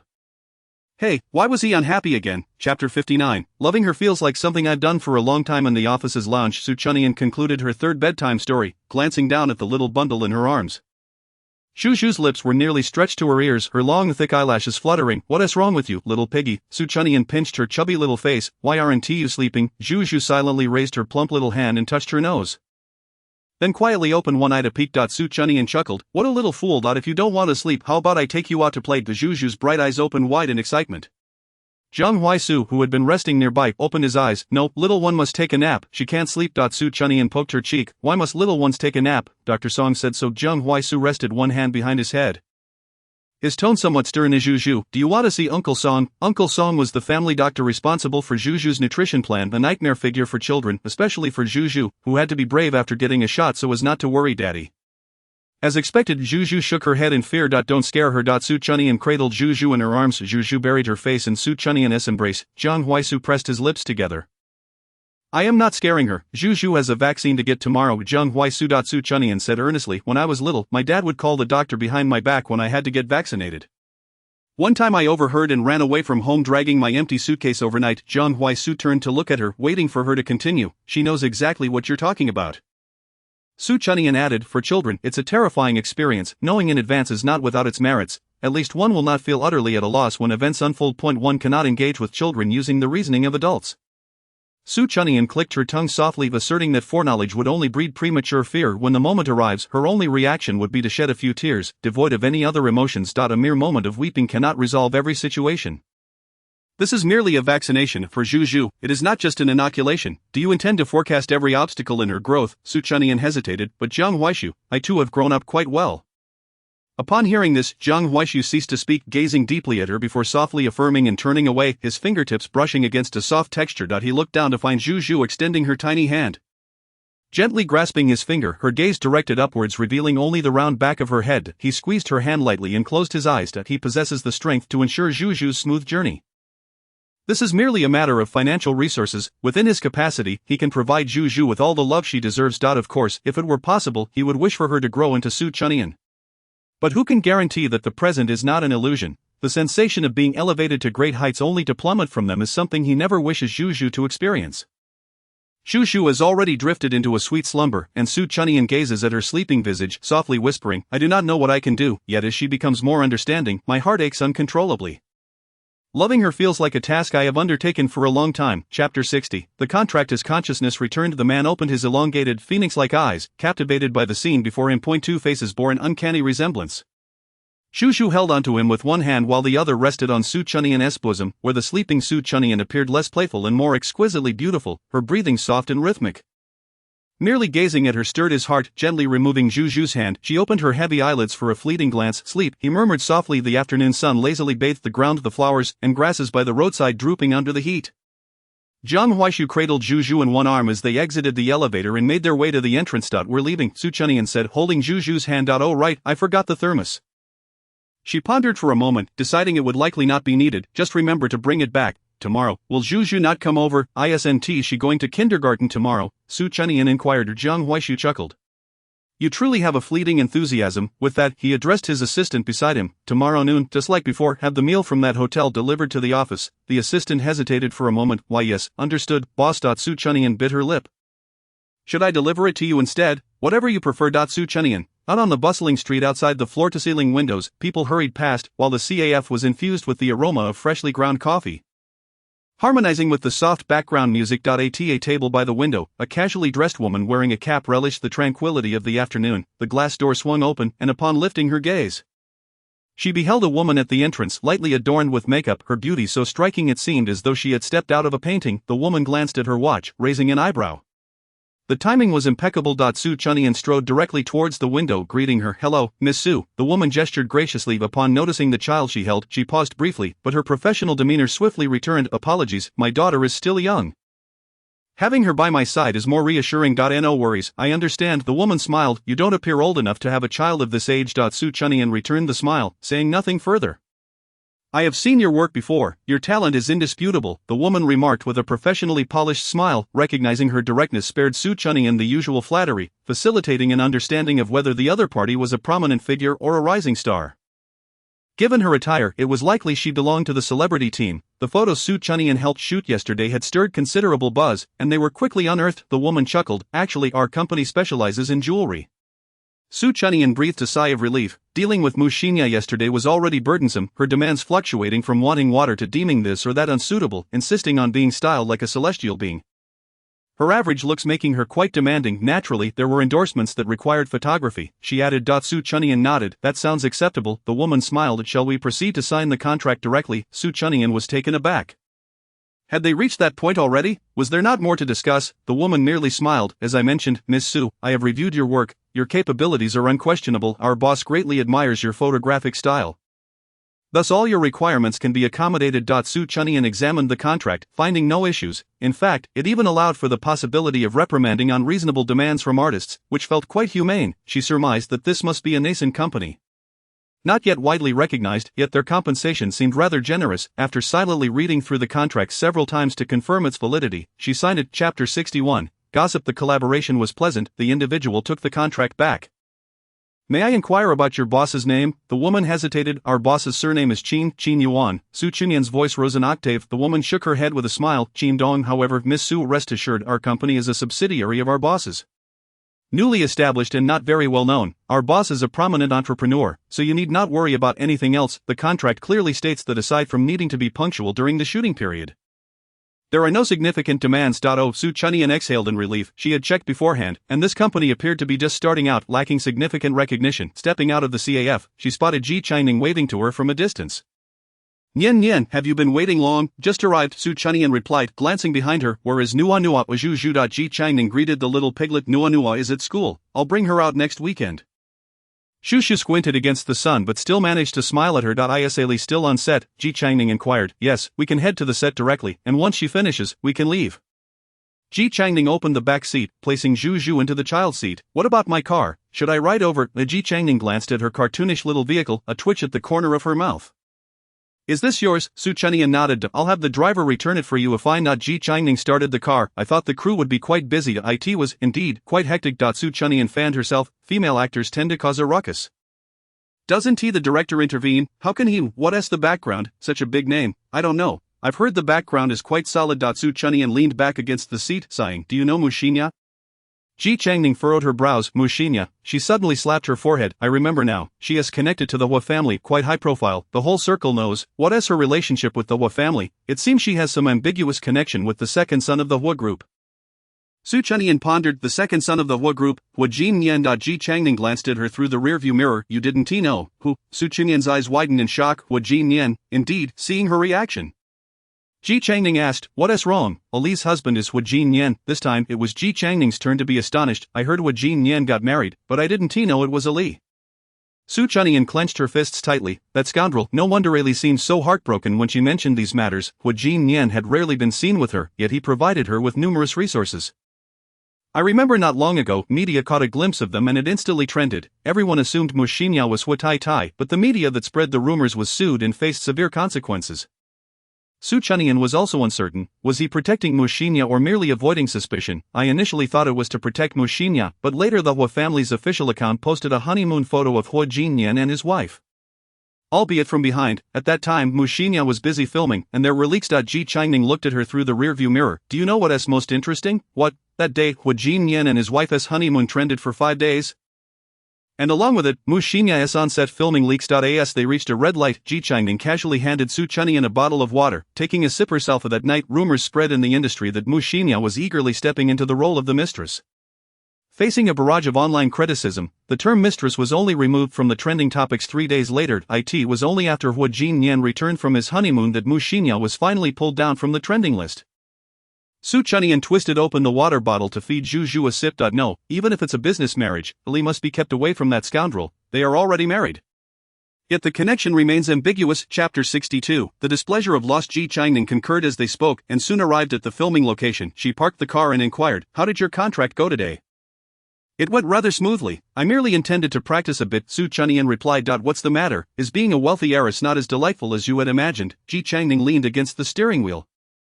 Turning to look at her, Su Chunyan pinched a bead, stating, "Lying flat is a prospect for me in 30 years. For now, I must strive to achieve that sooner." Ji Changning found her words inspiring and chuckled. "Even without striving, you could still lie flat." "That won't do," Su Chunyan pouted, without even needing to inquire. "I know everyone believes I am unworthy of Jiang Huaishu. I must use my actions to prove them wrong. It is not about worthiness, it's whether I, Su Chunyan, am willing." She dismissed the prevailing attitude in their circle that flattered the powerful, unwilling to engage with it. Such integrity. Ji Changning raised an eyebrow. After waiting in the car for a moment, a knock on the window announced Qingli, who opened the passenger door. Su Chunyan glanced at the time and asked, "Why are you so early?" "There was another issue on the actor's side, so I left ahead of schedule," Qingli replied, accepting the water Ji Changning handed her. "Is it that leading actress again?" Su Chunyan queried. Qingli shot her a knowing glance. "Are you still in need of an investor?" Ji Changning asked. Su Chunyan's eyes brightened. "Oh right, we could invest. That's not my decision to make," Qingli said with exasperation. "Can't you leverage just a bit of your connections? Must we allow them to run rampant?" Ji Changning started the car. "Fortunately, I reserved dinner for later. We can indulge in a massage first." Su Chunyan caught Ji Changning's glance. The situation surrounding Mu Xinya was complicated by the Hua family. With Hu Jinyan being linked to Qingli through marriage, it was not wise to sever ties so openly. Who could truly decipher the intricacies of high society? By the way, Nian, Qingli suddenly turned to her. "Mu Xinya's assistant asked me if you would like to join the crew as the exclusive photographer. I want tea." Su Chunyan rolled her eyes. Ji Changning lifted her gaze. "Was that behind-the-scenes photo you posted on Weibo from yesterday taken by you?"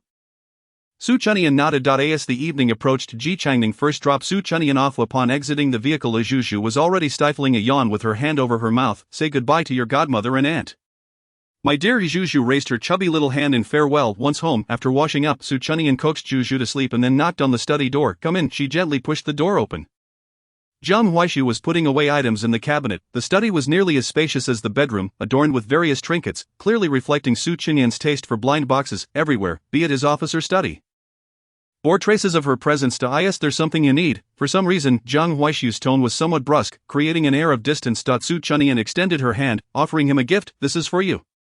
Jiang Huaishu pursed his lips, staring at the gift box without reaching for it. Su Chunyan opened it and placed it on the desk. Nestled within was a finely crafted cufflink, shimmering in platinum.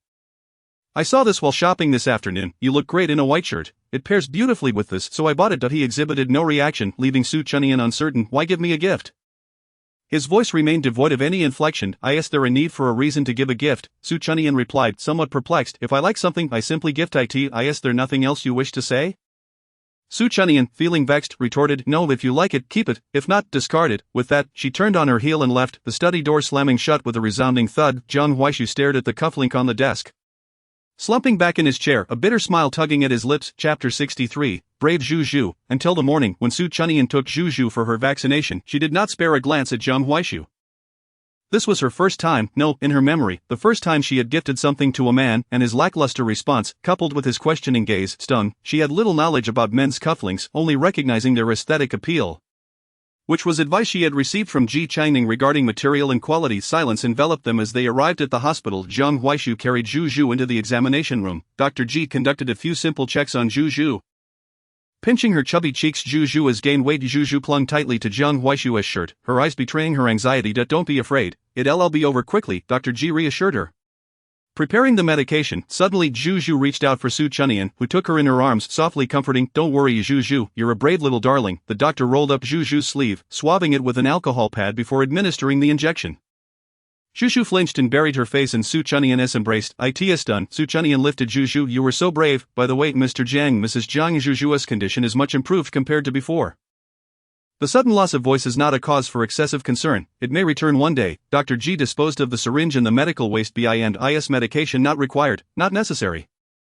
A significant part of it is psychological. Dr. G hesitated. Of course, her condition is vastly better. After leaving the hospital, as Zhu emerged from Su Chunyan's arms, her eyes red-rimmed. Su Chunyan retrieved a lollipop from her bag, unwrapped it, and handed it to Zhu. You were so brave. Tonight, I'll take you out for something delicious. Alright, Zhu nodded eagerly. After dropping Zhu off at kindergarten, she turned to look back at them with longing, her eyes wide with hope. Su Chunyan nearly rushed back to scoop her up. She understood Jiang Huaishu's intentions. Until she received all the love, Zhu would remain independent, without expectations. The more one received, the more greedy they might become. If they were to revert to their previous situation, it wouldn't merely be a sudden loss of voice. With a soft sigh, her breath caught Jiang Huaishu's attention.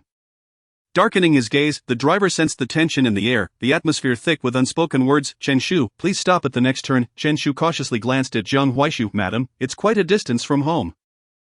I can take you back first. No need, I'm not going home. I have an appointment, Su Chunyan replied, checking the time. Alright then. The car pulled over, and Su Chunyan gathered her belongings before exiting. As Chen Shu rolled down the window, he said, Madam, I'll have Liu come to pick you up shortly. That is unnecessary. Su Chunyan waved him off. I'll return on my own later. She waved goodbye to Chen Shu and walked away. Chen Shu watched her stride ahead, spotting a bicycle by the roadside. Follow her. Understood, sir. Su Chunyan followed the navigation until she arrived at a towering building, checking her destination multiple times in confusion. Strange, isn't this supposed to be some unknown small company? She locked her car. Stepping inside, the receptionist approached her immediately. May I ask if you are Miss Su? That's me. Hello, please follow me. As Su Chunyan observed the opulent decor, her puzzlement deepened. The secretary led her upstairs and knocked on an office door. President Qin, Miss Su is here. Come in. The secretary opened the door, revealing a figure in the executive chair who turned upon hearing the door. Upon recognizing him, Su Chunyan's pupils dilated in shock. Outside the office building, as he watched Su Chunyan enter, the man's demeanor shifted abruptly. A return to the company. Yes, sir. Chapter 64. The penalty clause. Qin Yuan. Su Chunyan gasped, her eyes wide in disbelief. Qin Yuan raised an eyebrow, gesturing for his assistant to leave. Why is it you? Since the last banquet, whether out of some perverse attraction or not, Su Chunyan had ignored him, prompting him to pursue her with fervor, leading to several misunderstandings. Eventually, she blocked him. Why can't it be me? Qin Yuan feigned a heartbroken expression. You always reject me. How cruel. I had no choice but to resort to this. You're the boss. Su Chunyan's expression was a mix of complexity. Indeed, Qin Yuan declared proudly. Tilting his head. Wait a moment, Su Chunyan interrupted, rejecting his implicit invitation. Then why did HR tell me the boss was Qin Dong when I signed the contract? Qin Dong is my father. Qin Yuan grinned wickedly.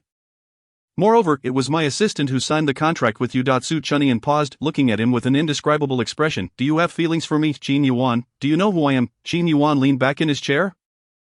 You are the grandson of the founder of the Qin family, the legitimate heir. Ha! Qin Yuan chuckled, his fist pressed against his lips. How did I never realize you were so amusing? Who knows, perhaps you didn't know me before. Su Chunyan replied coldly. Qin Yuan shrugged. That is unfortunate. Maybe I would have liked you. Please don't like me. I have my own methods to deal with ordinary men, confident, yet unremarkable men, Su Chunyan clarified. Do you think I'm ordinary? Without your wealth, you would indeed be somewhat ordinary. Qin Yuan scoffed lightly. Can you really cast that aside? I cannot, she admitted candidly. Can you cast aside me and my wealth?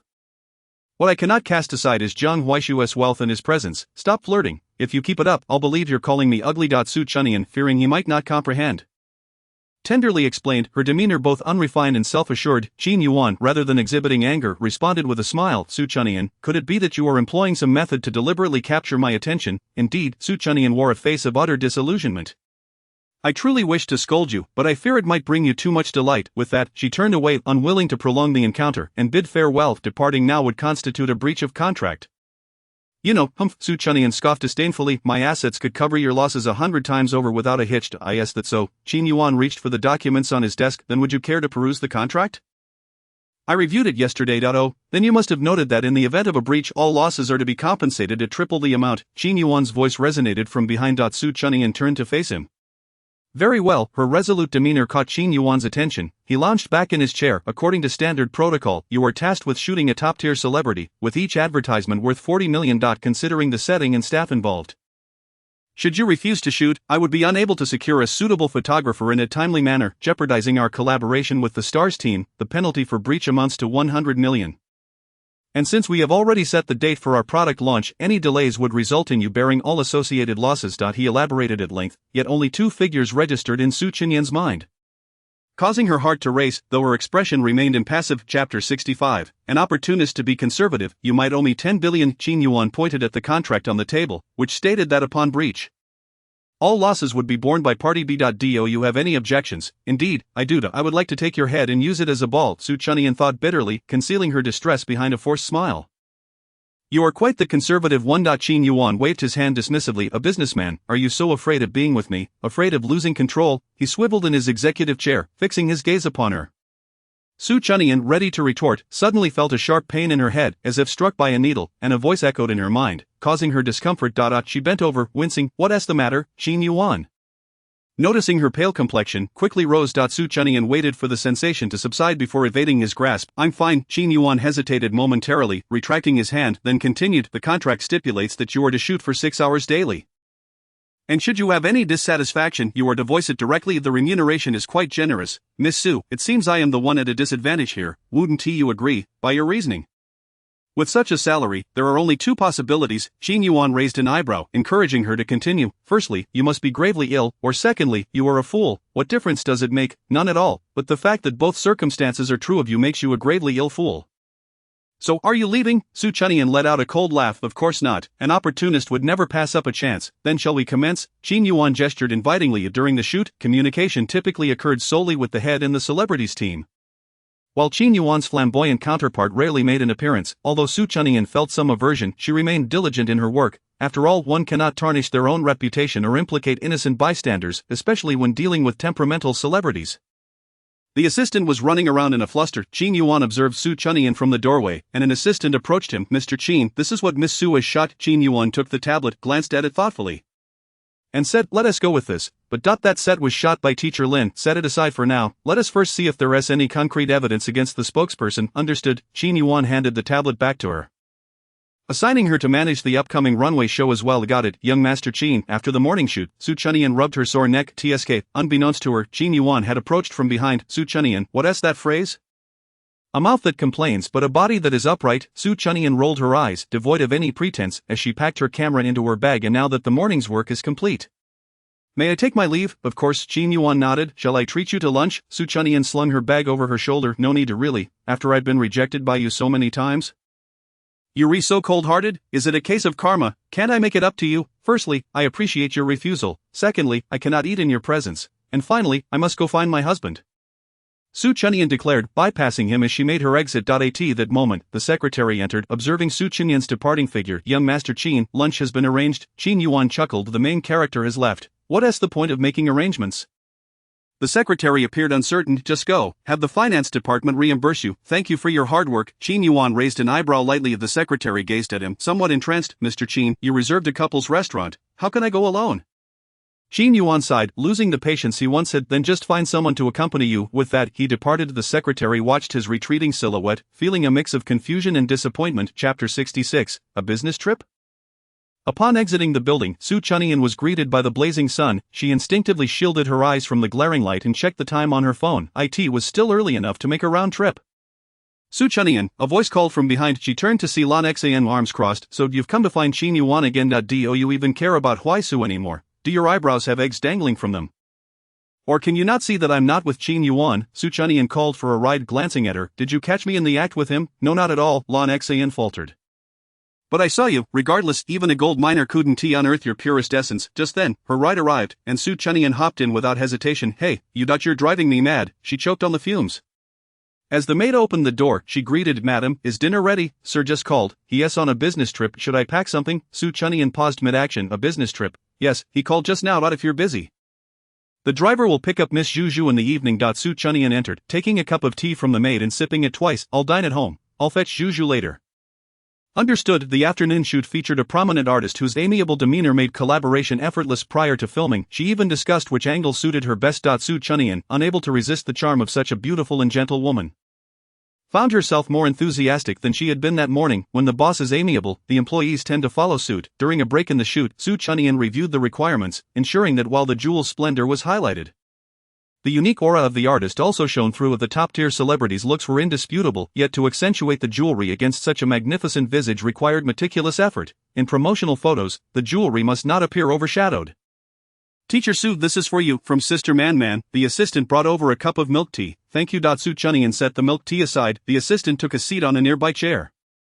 Teacher Sue, did you just graduate? It's been several years since graduation. The assistant laughed. You still seem like an 18-year-old despite being worn down by work. Sue Chunyan took a sip of the milk tea.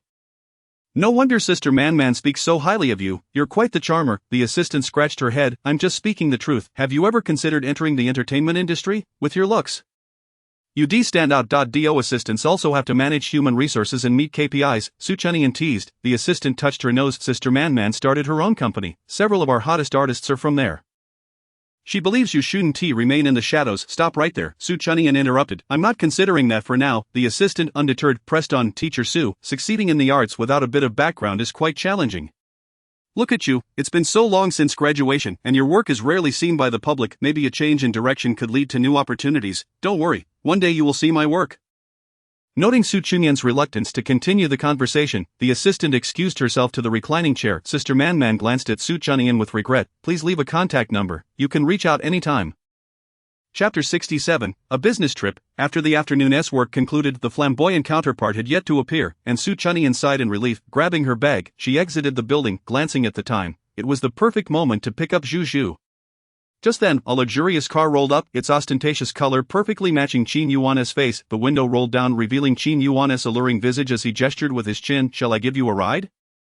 No need, Sue Chunyan replied curtly, walking past him. I drove here, unfazed by the surrounding luxury vehicles. Qin Yuan noted Sue Chunyan climbing into a rather unremarkable car. You drove this? He rested his hand on the window, his expression twitching. Ignoring him, Sue Chunyan pulled up her navigation, turned the car, and as she placed her foot on the pedal, a force suddenly tugged her back from the rear seat. What are you doing? Sue Chunyan, propelled by her own inertia, stumbled forward and turned to see Qin Yuan standing behind her in a floral shirt. So fierce. Sue Chunyan, Qin Yuan clicked his tongue twice. It's utterly annoying. When I want to engage with you, you're indifferent, yet when I ignore you, you come rushing to seek attention. Sue Chunyan glared at him, her beautiful eyes shimmering like a dewy-eyed cat. Qin Yuan's breath caught for a moment, then returned to normal. So, you were angry because I ignored you earlier. Shall I apologize? No, I thank you for ignoring me. Sue Chunyan swatted his hand away. If he had truly given any response to her 24-year-old self, with Qin Yuan's seemingly flirtatious nature, she would have likely transformed into a resentful woman at once. Speaking insincerely, Qin Yuan leaned closer, a smirk playing on his lips. So does the tide of fortune now flow in the opposite direction? Sue Chunyan gazed at his exaggeratedly handsome face, feeling somewhat helpless. Are you a masochist, or did my scolding today please you? If so, I apologize. I shall never scold you again. I beg you to detest me. She clasped her hands together, raising her chin to look at him, her eyes devoid of the previous fervor. An unusual sensation surged within Qin Yuan, and instinctively he reached out to pinch her cheek, only to have it dodged out. He tugged at his lips, appraising Sue Chunyan once more. What's wrong? Has Jiang Huaishu gone bankrupt? Not even a car to accompany you. He won't go bankrupt even if you do. Sue Chunyan pushed him away. Step aside. Qin Yuan feigned injury, clutching his chest. How painful. Had any of his previous companions been there, they would have rushed to comfort him by now, yet currently, no one appreciated his performance. Sue Chunyan merely left behind a carefree silhouette, with not a trace of reluctance. Qin Yuan watched her vanish into the street, momentarily lost in thought. Young Master Qin. Assistant approached, whispering a few words. Qin Yuan concealed his previous nonchalance, his brow furrowing as he glanced across the street. Have them take photos, also have more people watch over my sister. The assistant hesitated. The previous group had been discovered by Mr. Xian had already been contained. Qin Yuan's frown deepened. Keep a distance. Her safety must be ensured. Understood, young Master Qin. The assistant nodded. Also, President Jiang is on a business trip to country. Why? Qin Yuan raised an eyebrow. Miss Sue has someone following her as well. The kindergarten is also being monitored. Alright, just relay the information over there. The assistant moved his lips to speak. Qin Yuan shot him a glance. Is it possible Miss Sue knows something and is keeping her distance from you? Qin Yuan frowned in displeasure. You only need to ensure the safety of the young lady. Yes. Furthermore, Qin Yuan lifted his chin. Send a package to Jiang Huaishu. The assistant followed his gaze. Understood. Chapter 68. In the bathroom. Hot water gushed from the showerhead, cascading down from above, the steam enveloping the surrounding glass. Sue Chunyan rinsed off the foam from her body, feeling her legs swell after a long day's work. Climbing Wugong Mountain at 18 had been effortless, but 6 years later, this pampered body could hardly endure such exertion. On the other side, in a hotel room, sunlight streamed through the floor-to-ceiling windows, illuminating the entire space. The luxurious carpet contrasted with the intricate patterns on the walls. A man sat at his desk, his brows sharp. As he lowered his gaze, the long, dark lashes casting shadows beneath his eyes, with a prominent nose and a somewhat undefined jawline. He pressed his thin lips together, his gaze fixed on the missed calls flashing on his phone. The numbers seemed etched in his mind, and his slender fingers glided over the screen, lightly tapping. In the bedroom, Juju lay on the bed, engrossed in a comic book, occasionally glancing toward the bathroom. Suddenly, the phone on the bedside table rang. Juju scrambled to grab the phone and answered. Su Chenian. Juju slid off the bed, bringing the phone to the bathroom door. Zhang Huaishu could only hear the sound of rushing water. Is that you? Juju nodded, after a prolonged silence. Zhang Huaishu hung up the call. Seeing the phone quiet, Juju scurried back to the bed, but before she could climb up, the phone rang again, this time initiating a video call. Juju pressed the green button. Zhang Huaishu noticed the video connected but saw no one. Juju. Suddenly, a face loomed into view, filling the entire screen. Zhang Huaishu's morning frustrations dissipated like leaves swept away by autumn winds, and his tone softened. Did you eat well today? Juju nodded. Why are you still awake? Juju, unable to turn the camera, held the phone up, aiming it at the comic book on the bed, then leaned in to view the screen. Her tiny hands struggling to maintain grip. Are you alone in the room? Zhang Huaishu inquired. The figure on the screen disappeared, and the view shifted, the camera wobbling. Moments later, Juju raised the phone above her head. Her adorable face filling the screen. Zhang Huaishu's lips hadn't yet curled into a smile when the camera shifted to the frosted glass of the bathroom. Amidst the sound of water, the fog on the glass coalesced into droplets, trickling down, while a graceful silhouette danced within, its contours both clear and delicate. The man's gaze darkened, and suddenly Juju's face reappeared, her lips pursed, likely from fatigue. Juju waddled to the bathroom and pushed the door open. What is wrong, Juju? Su Chenian, feeling uneasy about Juju being outside, had left the bathroom door ajar. Her eyes were clouded with foam, and after rinsing it away, she looked down to see Juju holding out the phone. Su Chenian blinked, taking the phone, and Juju scampered off. She glanced at the screen, which now faced a familiar face, and Su Chenian's eyes widened in shock. She quickly covered the camera with her hand. Zhang Huaishu. When Juju handed her the phone, the screen had been facing up, so it must have been fully revealed. A light chuckle emanated from the phone. Su Chenian's face flushed from embarrassment. Why are you calling? You didn't tell me you were on a business trip this afternoon. I was on a plane. Is there something you need? You didn't tell me about your business trip. She pouted. Chapter 69. You must be somewhat infatuated with me too. The line fell silent for a moment, and Su Chenian thought he had hung up. Raising the phone to take a look, suddenly his face appeared on the screen, Su Chenian's hair damp and clinging to her neck, revealing her oval face, the bathroom steam reddening her cheeks, her eyes shimmering like lotus petals. Zhang Huaishu's breath hitched. Is the call stuck? Su Chenian queried in confusion, just as she was about to switch networks. She heard him clear his throat. I had to go on a business trip unexpectedly. Su Chenian rolled her eyes. When will you be back? Not for long. What was your reason for calling this afternoon? I was supposed to deliver you lunch, wasn't I? Su Chenian, her hand aching from holding the phone, switched to her other hand and shook it out. Zhang Huaishu paused. You still plan to bring me lunch? Yes, she murmured shyly. Didn't I say I'd pursue you? Zhang Huaishu noticed her ears flush crimson. I'll be done here soon. The atmosphere grew quiet. Su Chenian revealed only her face, her eyes blinking rapidly. Under such a hazy lens, even Zhang Huaishu's most unflattering angle made her heart race. Su Chenian. Don't catch a cold, go out early. Su Chenian, the typical opportunist, climbed higher with a mere suggestion. You care about me? She grinned slyly. Are you starting to like me a bit? She revealed her entire face, resembling a cunning little fox, triumphantly gazing at him. Admit it, you're infatuated with me too. I am truly a beloved person. Zhang Huaishu's expression softened. Regardless, I have always liked you. She seized the moment to confess. I liked you deeply even at 18. Zhang Huaishu's smile faltered momentarily, stunned, then he let out a cold laugh.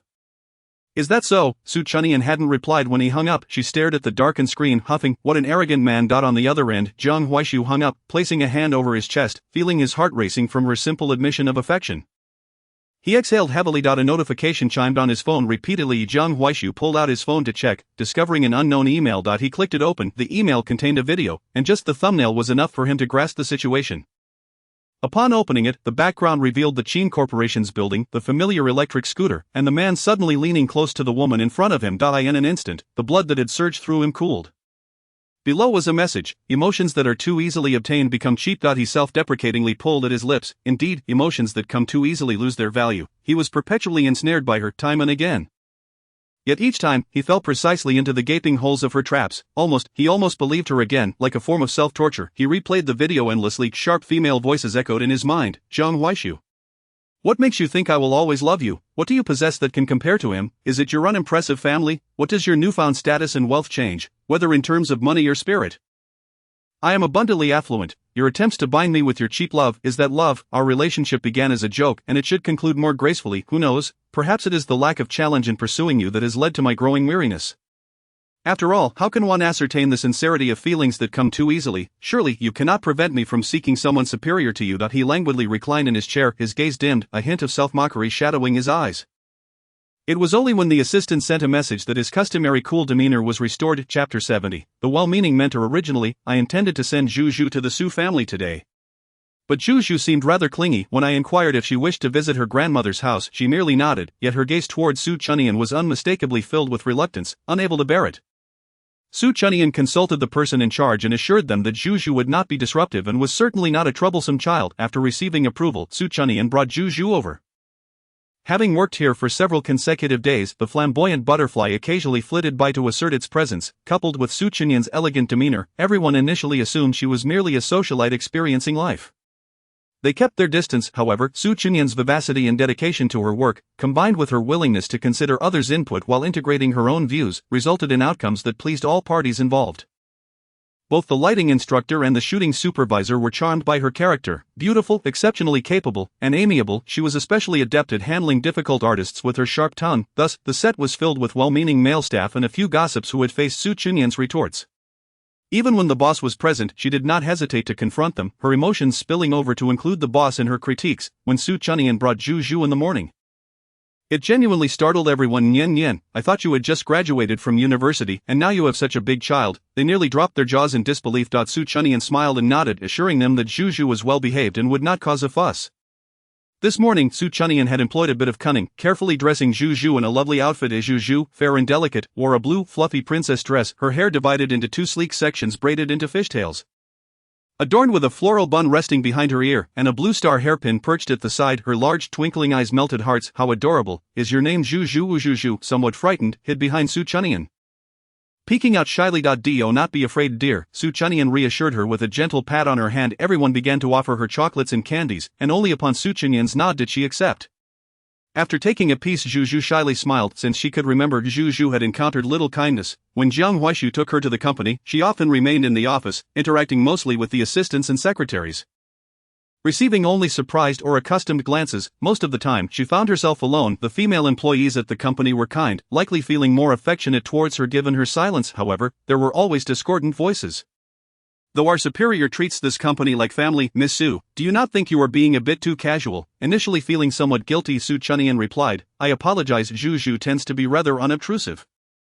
She is very quiet. Can you guarantee that? With so many precious and fragile items on set, if one or two were to go missing, who would bear the responsibility? The gentleman adjusted his glasses. I will take responsibility, Su Chunyan replied, her voice rising slightly. Children are the most perceptive to the kindness and unkindness around them. Juju gazed at the towering man with a look of distress, clutching her dress tightly. Can you truly shoulder that responsibility? The male staff member sneered. You just joined the company not long ago, and you appear quite young, fresh out of school. There are many things you do not comprehend. Just because you received a positive response does not mean you can execute it. Once again, Su Chunyan found herself exasperated by such pretentious men, who, lacking accomplishments, still assumed the role of teachers. Chapter 71. Drink some horse urine. You are arrogant, Teacher Zhang. How impressive you are, with over a decade of experience, yet I have not seen you make much of a name for yourself. Instead of anger, Zhang Fan laughed. I understand your youthful arrogance.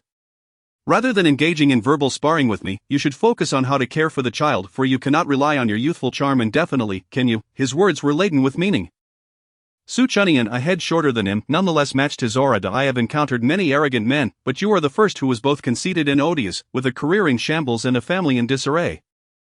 You grovel at work yet return home to domineer. This is the hallmark of a useless man. You have certainly not missed a beat, even spreading rumors about female colleagues, although I am not old. I have encountered more successful individuals than the sycophants you cater to. I know that a boss like Qin Yuan would not surround himself with normal people, having been here only a short while. I have already witnessed your true colors. Her words flowed freely, causing Juju's aunt to worry that such a charming little girl might inherit her mother's sharp tongue, hastily covering her ears. Juju nestled quietly in her embrace, revealing only her bright eyes. Su Chunyan spoke until her throat was dry. You preach to me about being aimless, yet you yourself have achieved nothing. You are like a tadpole adorned with the markings of a frog. You flaunt your achievements. Remembering Juju's presence, she refrained from finishing the thought. Hearing her tirade against him, Qin Yuan stepped in, hands in his pockets. Su Chunyan, did I provoke you today? Su Chunyan let out a cold laugh. Just a spontaneous remark, the set fell silent upon Qin Yuan's entrance. Young Master Qin Zhengfan's face twitched slightly. I dare not, Zhengfan stammered. You have taken care of all the matters I should oversee. How could I presume to address you as young Master Qin? Not at all, young Master Qin. I merely believe that if everyone behaved like Miss Su, chaos would ensue, with so many valuable items on set. The breakage of even one would impede filming. Qin Yuan casually tossed a string of beads from the display onto the floor, producing a sharp cracked, "Is this your first day here? Did you only just learn that the jewels on set are samples?" Qin Yuan waved him off. Go to HR, this minor issue is not grounds for dismissal, he has some reputation, and Zhang Fan weighed Su Chunyan's significance accordingly. President Qin, apologize, Miss Su. Zhang Fan looked at Su Chunyan. His expression devoid of genuine remorse. Su Chunyan regarded him coldly. Zhang Fan, relying on his greater experience and minor fame in the circle, had been subtly undermining her these past few days. The company harbored considerable dissatisfaction towards him. This odious man, brimming with arrogance, had spread rumors about her and Qin Yuan. She believed that he need not be brought to her level, avoiding the trap of self-justification. Are you apologizing because you fear losing your job? Or do you genuinely regret your previous slander? Confronted, Zhang Fan's expression faltered. I apologize for all my previous remarks. I have heard you, but I do not accept your apology, Su Chunyan replied, her lips slightly parted. Enough, Qin Yuan interjected impatiently. Go to HR. I do not wish to repeat myself. Zhang Fan realized there was no room for redemption. He understood Qin Yuan's temperament well enough to know that a single misstep could cost him his position. Grabbing his bag, he cast a glance at Su Chunyan before departing. What are you staring at? Qin Yuan's voice floated lightly. Have all the props for today been prepared? The onlookers dispersed like startled birds. Chapter 72. Truly eerie. Su Chunyan found a small stool in the corner for Zhu Zhu to sit upon, the child nervously clutching her little pig plushie while curiously surveying her surroundings. Children are utterly defenseless against shiny objects, and Zhu Zhu's gaze was transfixed on the jewelry displayed in the cabinets. Su Chunyan handed her a small picture book from her bag and placed a cartoon water cup beside her. And Zhu Zhu obediently settled down to await Su Chunyan's return. Everyone's eyes occasionally drifted towards the small, sticky rice dumpling in the corner, yet Qin Yuan found it inappropriate to slack off. Su Chunyan, did you bring this little one to annoy me? Qin Yuan gazed at Zhu Zhu in the corner. How arrogant of you to think that I would use my precious daughter to annoy you. Su Chunyan adjusted her camera. Tsk, Qin Yuan let out a small click of his tongue. Why do you always treat me with such disdain? Are you really that idle every day? Do you find me bothersome? Qin Yuan seated himself beside her. I have been quite restrained, making an effort to minimize my appearances before you. Qin Yuan expressed confusion at her sudden shift in demeanor. Su Chunyan, are you an artist?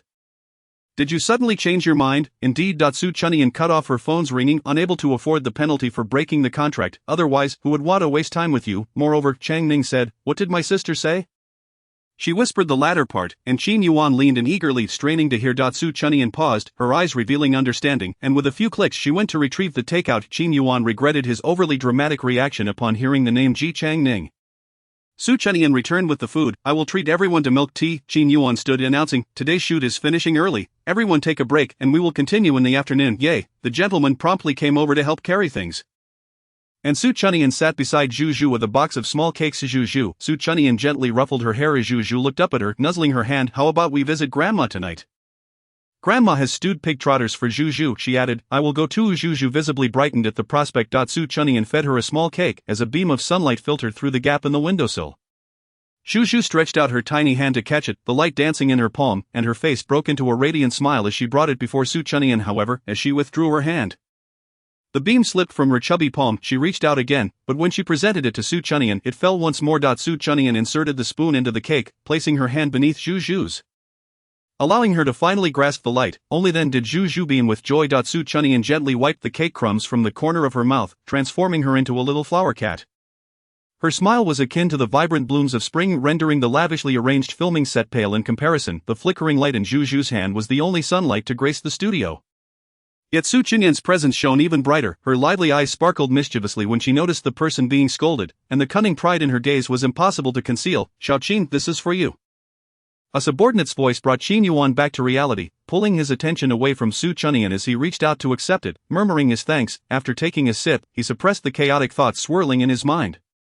Once an annoyance when she clung to him, he now found his gaze lingering on her involuntarily, truly perplexing. Chapter 73. Self-consistency. As dusk gradually faded, night enveloped the earth, and streetlights flickered to life, casting a soft glow. Su Chunyan sprawled on the sofa, uploading the candid photo she had taken. A recent shot of Zhu Zhu and Ali on set had garnered a flurry of likes and praise. Some even questioned whether the model was an AI, but Su Chunyan paid it no mind, hiding the post. For now, she remained a minor presence, apprehensive that if the artists collaborating with Chinese Jewelry announced their partnership, her Weibo might be scrutinized, potentially causing unnecessary trouble for Ali Nian. Did Zhuzhu's hand get checked? Su Chunyan replied when she found a moment. Yes, the doctor said the recovery is going well.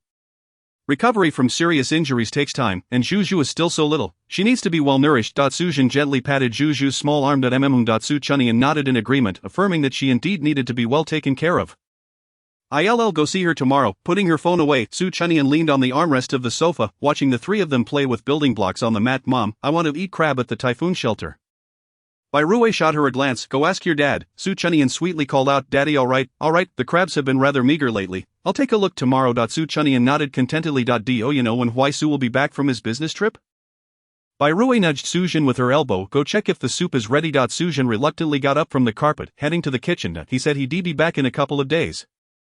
Su Chunyan lay back on the sofa, her feet propped against the wall. You should ask him more when you have the chance. Bai Rui placed some blocks in front of Zhuzhu.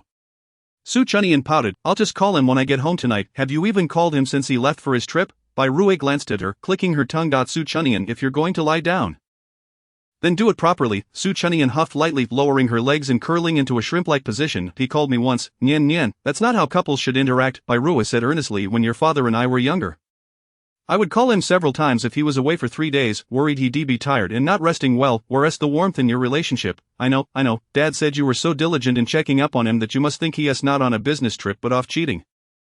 Bai Rui's brow twitched. Suzhen, Su Papa's body jolted. Dinner's ready. Su Chunyan chuckled at the scene. Don't worry, Mom, I've been busy with work these days. Sometimes I'm still analyzing artists' performances at midnight. Work. Bai Rui handed Zhuzhu over to Suzhen to wash her hands.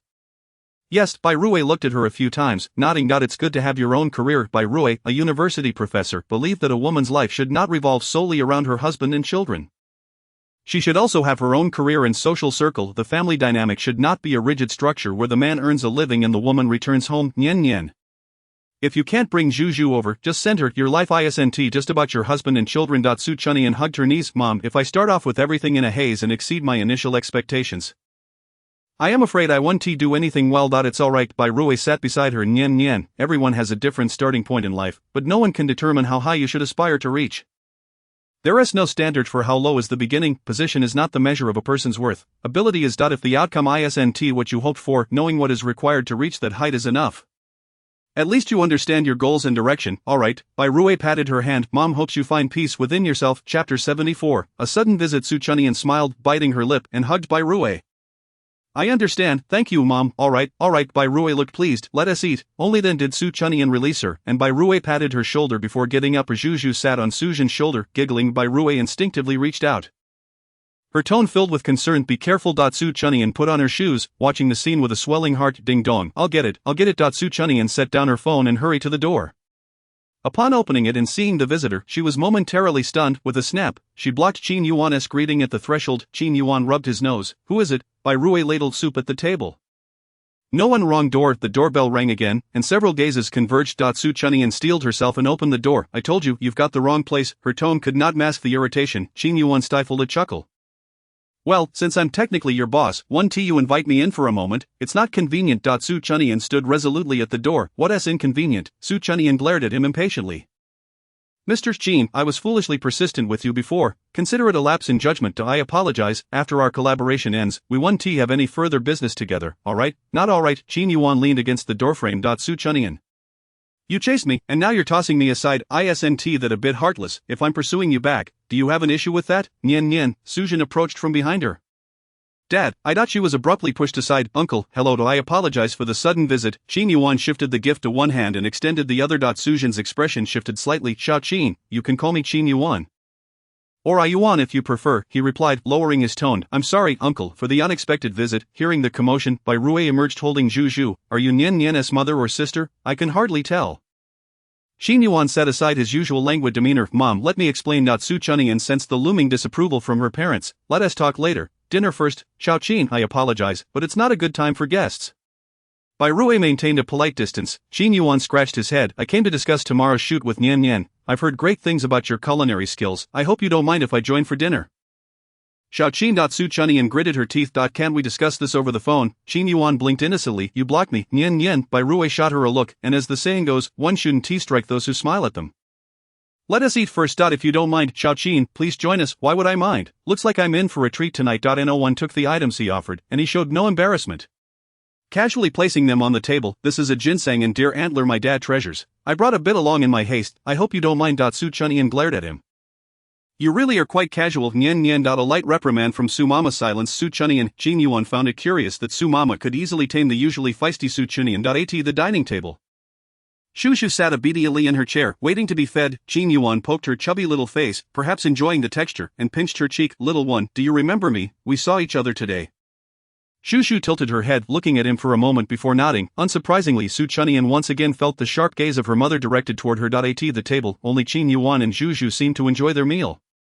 Su Chunyan found the food tasteless, feeling as if she were pricked by thorns, a fishbone lodged in her throat, and sitting on pins and needles. Chapter 75. Bitterness. The solemn vows Su Chunyan had made before her parents turned into a farce the moment Qin Yuan appeared, rendering her meal tasteless. Listening to Qin Yuan's laughter made her wish she could tear him apart. Su Jin, however, seemed to have a slightly more favorable impression of Qin Yuan. He had initially thought him to be a frivolous dandy but was taken aback by his eloquence and courteous demeanor, leading him to engage in a few more conversations. After dinner, to prevent Su Jin from engaging Qin Yuan in idle chatter, Su Chunyan interjected, her smile tinged with sarcasm. Xiao Qin, what brings you to our humble abode? Nothing particularly significant. Qin Yuan suppressed a chuckle upon seeing her expression, caught between wanting to erupt and holding back. He merely wished to inform you that there has been a change in plans for tomorrow. The morning shoot has been moved to the afternoon. Since there is nothing pressing in the morning, you can indulge in a leisurely sleep. Su Chunyan felt as if she were about to choke on her indignation.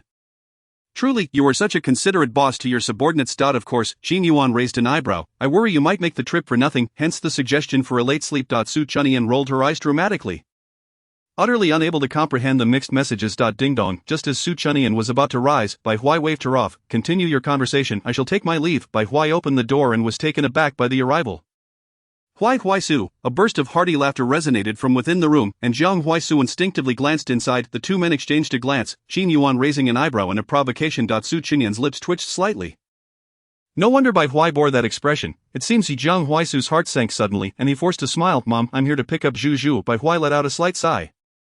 Oh dear, it's so late. Have you had dinner? We just finished preparing a meal, and Xiao Qin came over unexpectedly for work-related matters, so we might as well eat together since it's mealtime and the dishes are still warm. We just finished not long ago. Do come in and eat something. I already have eaten. He lowered his gaze, concealing the tumult of emotions beneath. After greeting those in the room, Zhu bounded towards Jiang Huai Su. The man effortlessly scooped her up and turned towards the door. You're leaving already? Bai Huai had just poured a glass of water. Yes, it's getting late. I should also take my leave, Mom and Dad. Su Chunyan stood up, clutching her bag. Bai Huai bit her lip, watching their retreating figures, while Qin Yuan sensed the atmosphere was off. Uncle and Aunt, I should also take my leave. I apologize for the intrusion. Very well. The ride was silent and extended quiet enveloping the car. Su Chunyan curled her fingers, reminding herself that Jiang Huai Su had come on his own accord, not because she had brought him home. Recently, he had been like a moth to a flame. Truly, if you don't believe me, just ask my mother. I cannot seem to shake him off, even after scolding him thoroughly. No1 replied, and through the rearview mirror, Su Chunyan could only see the upper half of the man's face, his eyes devoid of any emotion. After a long while, Jiang Huai Su broke the silence, his voice raspy. Are you discussing your divorce from me and matters concerning Qin Yuan tonight? Su Chunyan was taken aback for a moment, then spoke with resignation. So you've been silently directing this grand drama in your head while remaining mute. She found it somewhat amusing. Do you think I'm some celestial being? Although I certainly possess beauty that captivates all, it hardly means I would rush to become a mistress to someone wealthy beyond measure, risking public scorn and even being ousted from the line of succession. Jiang Huai Su glanced at her, stating that in his family, he was the only one left. The heir, barring any unexpected events, could only be him. Su Chunyan. So what? Nothing much. He pressed his lips together, falling silent once more. Chapter 76. I can be your support. Jiang Huai Su. Su Chunyan stated earnestly. Will you trust me just this once? I do not harbor feelings for him. You mentioned that no matter what, we would not divorce. No divorce, and I will pursue you again. Alright, if, before we amicably conclude this relationship, I am still like I was during the past year, and you can find me at your leisure, employing any means you can conceive to keep me by your side. I would not harbor hatred towards you. Would that be acceptable? The man fell silent for a moment, his enticing Adam's apple moving as he emitted a soft Su Chunyan sighed with relief. Jiang Huai Su did not wholly trust her, his defenses set high. After all, the future is uncertain. What if he were to change his heart first? Right. Su Chunyan suddenly sat up, I must tell you something for the sake of familial harmony. Jiang Huaisu glanced at the rearview mirror, and Su Chunyan continued. A few days ago, a company invited me to complete a new product shoot. I checked everything, and all seemed well, but the owner of the company is Qin Yuan's father. I only found this out later, Su Chunyan quickly added. She cautiously assessed his expression. Initially, I intended to leave directly. But he mentioned a conservative estimate of 10 billion. If he is being conservative, what if he is not? The man pulled the car over to the side of the road, retrieving a check from his pocket and handing it to her. Su Chunyan's eyes widened in shock. What does this mean? Fill it in as you wish. I have the means. No way. Su Chunyan took the check and stuffed it into her bag. How can we just give our family's money to an outsider? 10 billion isnt pocket change. Perhaps it was her mention of our family that slightly softened the man's expression as he reached into his inner pocket and produced a card, extending it to the back seat. Su Chunyan accepted it, glancing at it. Is this the legendary black card? Ali's brother has one. I've seen it. Apparently there are only 8 in the world. Su Chunyan tucked it away. I want to be polite with you. Jiang Huaisu's demeanor softened. Why the sudden business trip, only to return so abruptly? Su Chunyan leaned back against the seat. Mom mentioned this evening that I don't show enough concern for you. Jiang Huaisu shot her a look. Su Chunyan, aware of her fault, pouted. I work diligently every day and still find time to scold. Scold individuals lacking boundaries. Qin Yuan, the man casually uttered the 2 words. Su Chunyan poked him on the back. Yes, I'm utterly exasperated. Thankfully, I always lean towards you. Jiang Huaisu pressed his lips together. Su Chunyan, 10 billion is nothing to me. I know that. Su Chunyan had already gathered from Ali and Ji Chining that her husband possessed substantial wealth. But I also empathize with your hard work. 10 billion isn't something that can be earned overnight. She always managed to soothe the ripples in his heart with just a few words. Qin Yuan's offer is not low. I managed to berate some unscrupulous artists, and 2 of their company's employees have already left after my scolding. Su Chunyan raised 2 fingers. Did they bully you? He furrowed his brow. Who could bully me? Su Chunyan scoffed lightly. If they provoke me, it's akin to kicking a steel plate. Su Chunyan, he called her seriously. Jiang Huaisu fell silent again. As the car came to a steady stop in the garage, the man unbuckled his seatbelt, and a sound echoed as he did so. I can be your support too. Chapter 77. Having someone to care for before she could react, the man exited the vehicle. Cradling Zhu in his arms. Su Chunyan's cheeks flushed unexpectedly as she followed and opened the car door. Hey, Jiang Huaisu. The man halted, waiting for her. She jogged to his side. Do you want to go on a date with me tomorrow? 18 years old, the youthful Su Chunyan, donned in a short skirt and meticulously dressed, approached him. The evening breeze lifted her skirt and long hair to her waist, brushing against his thigh, her dark locks grazing his arm. Enchanting and captivating, rendering him breathless, lost in a daze, unsure of what she was saying. It was only when she turned away, her face dejected, that he snapped back to reality. At 24, she wore simple casual attire, yet remained as charming as at 18, still making him nervous enough to avoid her gaze. Whatever. He tightened his embrace, feeling Zhu shift uncomfortably, and gently patted her. Jiang Huaisu loosened his grip a bit, bouncing her slightly. Su Chunyan playfully rolled her eyes, feigning a sigh. Is that too forced? Very well then, let us wait for next time. I'll say more after I pursue you successfully. The man abruptly halted, turning to look at her, his dark eyes fixed on her intently, lips pressed together. Ha! Her laughter rang like silver bells, and as she stepped in front of him, her mirthful demeanor was utterly unrestrained. She turned to face him, teasing, I was just joking, don't be so stiff. Su Chunyan retreated as he approached, the gentle summer night breeze lifting her chestnut waves vibrant and vivacious, causing even the surroundings to pale in comparison.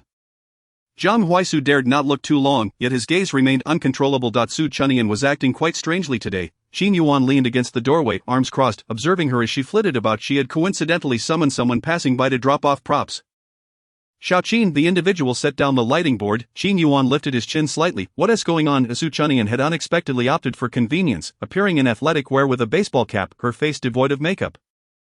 She had looked like this in the morning, but when she arrived in the afternoon, she was evidently dressed up, her hair smoothed out, wearing a short skirt. The female employees of the company, who were friendly with her, had offered her an extra coat to tie around her waist. Teacher Su looks stunning today. The male employees of the company are all eager to curry favor with her, one underling stated honestly.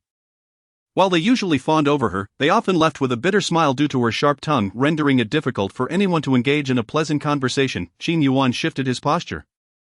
Who asked you about that? Seems there's someone in the office who piques Teacher Su's interest. Not quite certain. The subordinate pondered for a moment. Could it be Di Chang? What Di Chang? The subordinate pointed towards a man nearby, flamboyantly gesturing with his fingers. Qin Yuan, but all right, you may return to your duties. Darling, your eyes are so large, they don't suit such a childish style. Let me switch this fairy-like lash for you. I guarantee every blink will be electrifying. De Chang pinched the fake eyelashes he held between 2 fingers. Su Chunyan's face lit up with surprise. Really? De Chang waved her over, helping her remove the lashes. You look so beautiful today. Do you have any plans after work? Su Chunyan fidgeted shyly. I have a date tonight. De Chang, applying glue to the lashes, looked astonished. You have someone special in mind? Su Chunyan was taken aback. I already have a child. De Chang flicked his eyelashes, and I knew you're going on a date with your husband tonight, aren't you? Yes, Su Chunyan blinked, surprised. De Chang placed the eyelashes on the table, astonished. Chapter 78, The Master. When Su Chunyan first arrived, everyone assumed she was merely a fresh graduate on her internship, unafraid of the daunting workplace, confronting anyone and anything, even cursing alongside her boss in her fervor. They believed she was a graduate with some connections or background. That perception changed when she brought a delicate, porcelain-like doll to the office, and when colleagues saw her riding her small electric scooter to work, they unanimously concluded that she was a misguided young woman who had become a mother at such a tender age. They felt even more pity for her, especially given the harassment from her superior, as Qin Yuan had a notorious reputation. They understood that she had to endure for the sake of her livelihood. Confronting the boss was merely a matter of the barefoot being unafraid of the shod, and if worse came to worst, she could always take her child along. Thus, when Qin Yuan was absent, they all condemned the boss and continuously comforted her, interpreting Su Chunyan's indifference as the resilience of a single mother, especially when they thought of how she scrimped and saved to maintain her polished appearance. To avoid the curious glances of others, with two beautiful pearls hidden amid the rubbish in her dilapidated rental home, their hearts ached for her. Su Chunyan rarely wore full makeup, but her natural beauty was undeniable. Even in her work attire, her unique charm shone through. Many pursued her, and just as many envied her, but they were swiftly put in their place. Su Chunyan couldn't fathom why they were so surprised. She wasn't androgynous, otherwise how could she have had a child? What is your relationship with your husband like? De Chang had countless questions but refrained from prying into others' privacy. Su Chunyan pondered for a moment. Alright, enough said. De Chang lamented. I think I understand. If everything were well between them, how could she endure the hardship of bringing her child to work? No, I'm still pursuing him. De Chang took this as an excuse for her romantic delusions. Well, darling, you're so beautiful, why hang yourself on a single tree? I like him. I've liked him for quite a while. Does he like you? He probably does. Su Chunyan hesitated. All signs indicated that Zhang Huaisu likely had feelings for her. De Chang paused. Darling, as long as you're happy. Su Chunyan blinked. Aren't you going to post it? De Chang leaned in conspiratorially. Darling, you've dressed up so beautifully today. Are you trying to win your husband back? Su Chunyan let out a small gasp. That might be the case. She nodded. Trust me, this outfit is too conventional. What you need now is a battle robe. Let me help you with your makeup. And I guarantee he won't be able to take his eyes off you. De Chang whispered in her ear. Yes, there's something wrong with this outfit. Su Chunyan glanced down at her carefully curated ensemble. Nothing is wrong, it's just too ordinary. De Chang assessed her. Look at you, you have all these virtues, yet you've only retained your long legs. You need to give him a refreshing, eye-catching feeling. Radiating feminine charm that will mesmerize him. Master, I've attained enlightenment. Please guide me. Previously she had dismissed such notions, now she analyzed each word. De Chang, with the look of a devoted mentor, pulled out his phone and showed her a picture. Su Chunyan gasped. Isn't this a bit too extravagant? That's precisely the exaggerated effect we want. De Chang smirked, glancing at her. You absolutely possess the allure to surpass this, darling. Trust me, showcase your strengths and make him yours. De Chang raised an eyebrow, giving her a seductive glance. I'll handle the clothing situation. Su Chunyan felt invigorated. Alright, Chapter 79. What kind of machine? The two were engrossed in conversation about topics unknown. Su Chunyan wore an expression of profound understanding. Knock, knock, knock. The makeup table was tapped upon. Both of them looked up simultaneously. Little Qin. De Chang dropped the frivolous demeanor. Little Qin. Qin Yuan subtly scrutinized Su Chunyan. The others are arriving shortly. Today marks the conclusion of this series. Su Chunyan's eyes brightened. The contract only covered this series, which meant it was coming to an end. Qin Yuan cast her a fleeting glance. In a few days, there is a jewelry gala hosted by the Qin family. You'll serve as the photographer and accompany me. Su Chunyan furrowed her brows slightly. Isn't that a bit inappropriate? As a newcomer, I have absolutely no experience shooting at a gala, the jewelry gala, featuring celebrity brand ambassadors. Isn't difficult to capture, but it tests both her and the artist's teams, having just begun formal shoots. Being burdened with such a significant task felt overwhelming. Her only experience was with university events. Your capabilities are more than sufficient. Su Chunyan was reluctant. Qin Yuan, the contract states I'm only responsible for the current quarter's exhibition photography. Qin Yuan chuckled. The theme for the gala is precisely the new products from this quarter. Su Chunyan forced a smile. Understood. If all goes well, once this gala concludes, our collaboration will also come to an end. Correct. If you wish to extend our collaboration, I can have HR print a new contract for you to fill out. De Chang's eyes gleamed as he tugged at the fabric around Su Chunyan's waist. Su Chunyan sighed in relief. No, I prefer to focus on landscape photography. Qin Yuan's expression darkened momentarily, but he quickly masked it, assessing her once more. Do you have a date tonight? TSK. Qin Yuan leaned against the desk. How about dinner tonight? You rejected me last time. Alright, really? What? Qin Yuan raised an eyebrow. Fake. De Cheng couldn't help himself, but fearing Qin Yuan's ire, he quickly pretended to search for makeup products. Are you that idle? Qin Yuan glanced at him and no, the others are arriving soon. I need to check the makeup again. See you later, little Qin. De Cheng spoke casually to Su Chunyan. Let us chat later. Su Chunyan nodded, and before Qin Yuan could speak, she grabbed her camera. Qin Yuan called out to her with a teasing smile. What's wrong? Can't get a response from me, so you're off to find someone else. Here's your chance. Find a time to ask me out. I can make myself available any day. Thinking of her previous fervor for another man stirred an inexplicable irritation within him. Su Chunyan couldn't hold back. I'll ask your grandmother to play firecrackers with me. Qin Yuan burst into laughter. My grandmother is 80. Shall I bring her out tomorrow to play firecrackers with you? Su Chunyan felt a rare pang of offense. Ignoring him as she walked away with her camera, Qin Yuan watched her retreating figure, his smile fading, his gaze growing deep. De Cheng, with an exaggerated gesture, was gossiping with another makeup artist. I think the boss has a thing for married women. Su Chunyan happened to pass by. What kind of machine? De Cheng. Makeup artist. Chapter 80. Treating our boss like a dog. The final shoot concluded. Su Chunyan rubbed her sore neck as De Cheng sat beside her. Are we ready? All set. She finished the last photo satisfied and handed the camera to the more professional post-production team. Su Chunyan removed her makeup and sat in De Cheng's makeup room. De Cheng praised her skin. How do you maintain it? It's like a peeled egg, so smooth and tender. Su Chunyan chuckled awkwardly. What did the boss ask you to do that you turned down? De Cheng expertly prepared her for makeup. I am not aiming for that. Su Chunyan answered succinctly. De Cheng laughed. A company as large as Qin's can't retain you. Su Chunyan remained silent. De Cheng speculated, though our little Qin has a notorious reputation. He is undeniably a wealthy and handsome rogue. If he preferred men, I'd pursue him. Is your ideal type like that? De Cheng's expression grew complicated. Yes, Su Chunyan nodded without hesitation. I liked him since I was 18. De Cheng gasped, squeezing her face playfully. Ouch, what are you doing? Su Chunyan winced at the pinch of this. Isn't something that can be achieved through surgery, is it? You're so beautiful. Naturally, you'd have admirers. Su Chunyan recalled her high school crush, feeling a pang of sadness. Who knows, perhaps he doesn't fancy my type. De Cheng, in a manner befitting a seasoned romantic, remained silent but added, then find another man to like. There is bound to be someone who matches your taste, or perhaps our boss. Given the current situation, the probability of you treating him like a dog is much higher. No way. De Cheng sighed. If romantic delusions could be persuaded, he could conduct a seminar. Alright then. An hour later, Su Chunyan gazed at her reflection in the mirror. De Cheng, affectionately dubbed the friend of women by fans, could maximize the compatibility of makeup with one's natural appearance. The most impressive aspect was that it looked as if nothing had been applied, yet she had transformed. Su Chunyan had never tried such a seductive look. Just as De Cheng said, her eyes sparkled with electricity. The upward curve at the corners of her eyes resembled a hook, nearly ensnaring her own heart. De Cheng snapped his fingers. Darling, I'm almost in love with you. It's absolutely stunning. De Cheng. Your humble disciple pays his respects to you. De Cheng chuckled at her words, remarking, your talent is undeniable, even casual sketches are exquisite. Well then, our battle attire has arrived, change into it, and tonight you shall outshine everyone.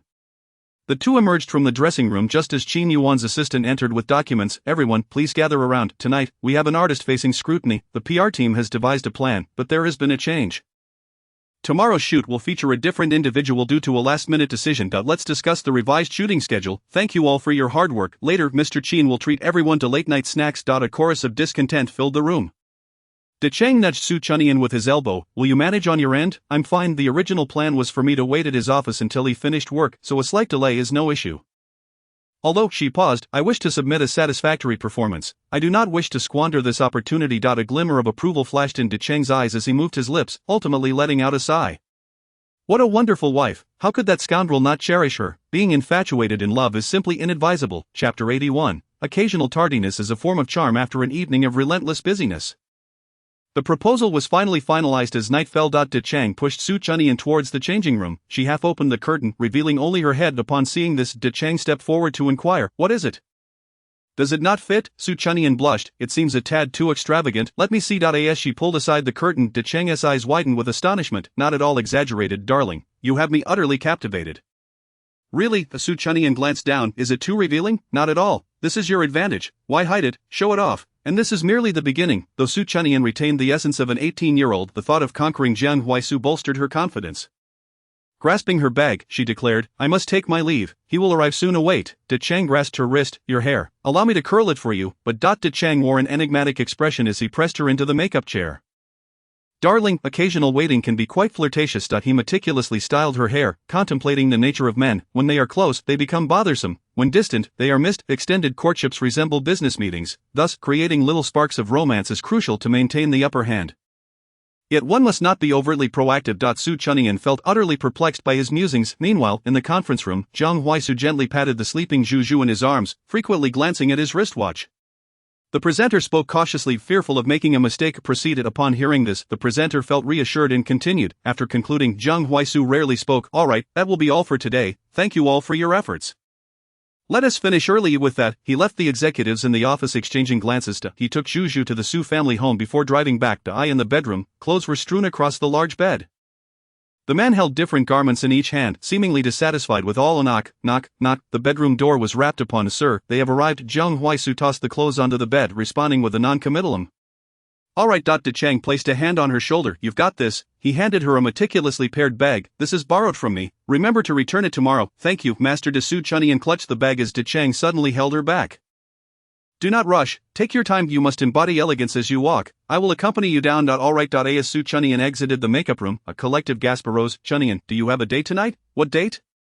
The boss is treating us to late night snacks. Their expressions turned knowing. De Chang held her firmly, signaling her to avoid the trap of self-justification. With both hands on her shoulders, he asked, is everyone ready? Mr. Qin is already downstairs. Let us head down together. Everyone surged forward, crowding into the elevator. Nian Nian, you look fabulous. I never noticed before. You're quite stunning, absolutely mesmerizing. Su Chunyan shyly scratched her head. De Chang did his best to keep her away from the men, deflecting any advances directed at her. I'll hold on to your bag and clothes. I'll give them to you tomorrow. With the filming location is changed. I can carry them. He drove. De Chang evaded her hand. When you arrive, juggling too many bags is rather ungraceful. Don't scratch your head. Don't let your infatuation cloud your judgment. When there is nothing to do, toss your hair a bit. Let those dogs see that your hair is beyond their worth.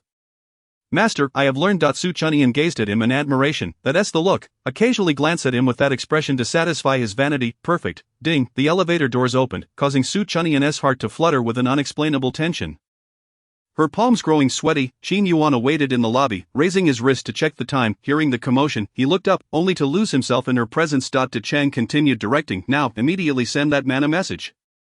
Do not say anything else, simply state, I am coming out, he must see you walk out of here. Remember, I just taught you how to walk. Su Chunyan felt an overwhelming anxiety. A message sent, young Master Qin? Qin Yuan averted his gaze with difficulty, replying, Su Chunyan lifted her skirt. I have an appointment. Next time, I'll treat. I must take my leave. De Chang made a supportive gesture, without waiting for a reaction. Su Chunyan lifted her skirt and departed. She initially intended to run but recalled De Chang's advice. Chapter 82. Alluring as night descended, the sky enveloped in a deep blue mist, a man leaned against his car, looking as though he had just stepped out of a grand soiree. Impeccably dressed from head to toe, with a prominent nose and thinly pressed lips, his tousled hair draped over his forehead, casting a shadow over his eyes. The tailored white shirt was casually tucked at his waist, accentuating his slender waist and broad shoulders, while his tailored trousers enveloped his long legs, and his arm rested casually over a coat. His phone vibrated, prompting Jiang Huaisu to glance toward the entrance. Su Chunyan approached in a fitted gown, her figure accentuated, exuding confidence as she walked gracefully, the hem of her dress swaying freely. Her long, soft hair cascaded down her waist, and her eyes sparkled with a hint of mischief, lips slightly curved, every expression radiating charm. The night breeze brushed against her, and she tossed her alluring curls. Striding toward him, De Chang surveyed the surroundings, thinking to himself that her husband was truly inadequate. Surely Nian Nian wouldn't need to seek him out personally, would she? Yet, Su Chunyan headed straight for one individual, leaving him astonished. Was that a General Jiang? Everyone was rendered speechless, questioning their relationship. De Chang momentarily lost his train of thought. Nian Nian's husband was General Jiang? What? It wasn't he. Until Su Chunyan stood before him that Jiang Huaisu snapped back to reality. Have you been waiting long? No. Jiang Huaisu kindly opened the car door for her, his palm resting against the frame. I just arrived. After closing the door, Jiang Huaisu turned to briefly glance at the complex expression of Qin Yuan before walking around to the other side. De Chang watched the gray Maybach vanish around the corner and opened Su Chunyan's canvas bag, discovering the label of the short skirt inside. He recognized it as a highly sought-after custom piece from a renowned luxury brand abroad. Qin Yuan cast a faint glance at his assistant before departing. Why did Mr. Qin leave too? The assistant remarked, young Master Qin has a meeting starting shortly. Tonight, everyone is free to enjoy themselves. All expenses are on young Master Qin. And there will be gifts for everyone after the night is over. The crowd erupted in cheer, thrilled by young Master Qin's generosity, especially with limited edition jewelry as gifts. Inside the car, an unusual silence enveloped them. Despite nearly 4 years of marriage, they still felt like a couple in the throes of romance, whereas Zhu Su Chunyan cleared her throat. This was her first time riding shotgun, her gaze subconsciously darting toward him. Once, twice, thrice, today, Zhang Huaisu was exceptionally handsome. She has been dropped off at my parents'. He remained focused on the road, his expression calm, though if Su Chunyan observed closely, she would notice how tightly he gripped the steering wheel. Su Chunyan tilted her head to gaze out the window. Where are we headed? The man exhaled, loosening his grip slightly. I've made a reservation. Let us eat first. The mention of food made her stomach grumble. After a long day filled with work, she had been denied energy during afternoon tea by De Chang. Are you hungry? He asked, taking the rare initiative to inquire. Yes, she replied honestly, nodding. Zhang Huaisu opened the car's fridge. Retrieving a small green grape cake, here, have some. Su Chunyan accepted it, the sweet aroma awakening her appetite. Would you like some? I'm fine. As Su Chunyan savored the cake, she recalled De Chang's advice, during a date. One should seize the initiative, avoid giving away too many treats, and that subtle touches are the most enticing. Chapter 83, Beautiful, why don't you look at me at the next traffic light? Su Chunyan scooped a spoonful of cake and held it near Zhang Huaisu's lips. Try this, you picked a good one. Zhang Huaisu did not refuse again, opening his mouth to accept it. The sweet cream lingering on his lips, causing him to furrow his brow in discomfort, yet Su Chunyan suddenly pulled out a tissue. Come a little closer. Zhang Huaisu reached for the tissue in her hand, only for her to dodge him. Let me help you. As the man drew closer, suddenly invading her personal space, Su Chunyan felt her breath quicken, their breaths intertwined, and she brushed away the non-existent cream from the corner of his mouth with her hand. Just as he was about to pull away, Su Chunyan unexpectedly wrapped her arms around his neck, bringing them in near proximity, both uncertain as to whose heart was racing. Zhang Huaisu cast a fleeting glance before averting his gaze, his focus drifting elsewhere. Su Chunyan raised her eyes, stifling her shyness. Am I not attractive? The man curled his fingers slightly, his Adam's apple bobbing as he replied, you are beautiful. Her eyes, like hooks, with long lashes that teased at his heart. Then why don't you look at me? Zhang Huaisu licked his dry lips. Your ears are turning red. Su Chunyan playfully pinched his ear, and his gaze deepened. You were the same when I confessed to you. Both were momentarily taken aback. Beep, beep. A sudden honking from behind broke the tension, prompting Su Chunyan to release him hurriedly. Zhang Huaisu cleared his throat, regaining his composure as he returned to his seat. The area she had touched felt as if ignited by a wildfire, even his palms grew warm. The restaurant was situated in the heart of the city. Upon entering through the revolving door and taking the elevator, a suited waitress led them inside. Upon opening the door, the waitress presented Zhang Huaisu with a large bouquet of roses, which he graciously handed to Su Chunyan. Thank you. Su Chunyan inhaled the floral fragrance. The walls of the room were adorned with several European-style oil paintings, and candlelit bouquets created a uniquely charming ambience. Zhang Huaisu, ever the gentleman, pulled out a chair for her, and Su Chunyan placed the flowers beside her, lifting her skirt as she sat down. The dishes were exquisite and delicate, the candlelight flickering, creating a romantic atmosphere. Though Su Chunyan was not fond of foie gras, the Hawthorne osmanthus foie gras was a delightful exception, balancing the richness with its sweet and sour profile, enhanced by a hint of osmanthus sauce. Fresh and pleasant, the marble cold snow crab paired with lime foam was firm and sweet upon the palate. The clinking of plates resonated as Zhang Huaisu slid the cut steak towards Su Chunyan. She finally snapped back to reality from the culinary delights, noticing the distance between them. Aren't you drinking? A bottle of red wine sat on the table. Well, aren't we going to the movies later? Zhang Huaisu savored his steak slowly, exuding elegance in every movement. Su Chunyan tilted her head. Drinking and watching a movie aren't mutually exclusive, are you sure? I'm not so certain. Su Chunyan swallowed her food. Is my tolerance for alcohol poor? Zhang Huaisu cast her a knowing look. Su Chunyan curiously inquired. When I get drunk, do I do anything outrageous? The man's expression darkened momentarily as he suddenly produced a gift box and pushed it towards her. This is for you. Another gift. Su Chunyan set down her fork, opened the box, revealing a necklace that left her in awe. It's beautiful. When did you prepare this? During my business trip. Thank you. I adore it. Su Chunyan closed the box. I'm sorry, I've been busy until late today. I didn't prepare anything. It's alright. You gave me cufflinks last time. Su Chunyan felt a pang of guilt. Although she initiated the date, he had taken care of everything aside from the movie. After dinner, they headed to the movie recommended by De Chang. The cinema was located within a shopping mall, and Su Chunyan had expected a more intimate private theater given De Chang's refined taste. However, De Chang had remarked, strong individuals never complain about their surroundings. De Chang internally lamented, cutting costs for you, huh? Does that scoundrel need his wife to buy movie tickets? She dismissed the idea of a private cinema. Although the restaurant had been filled with elegantly dressed socialites, stepping into the mall made her feel somewhat overdone, triggering her exquisite embarrassment. A girl approached her, inquiring if she was there to watch a movie. Beauty should not be a source of shame, and Su Chunyan straightened her back. Suddenly she felt a weight on her shoulder, enveloped by warmth. Glancing down, she noticed Zhang Huaisu's coat draped over her.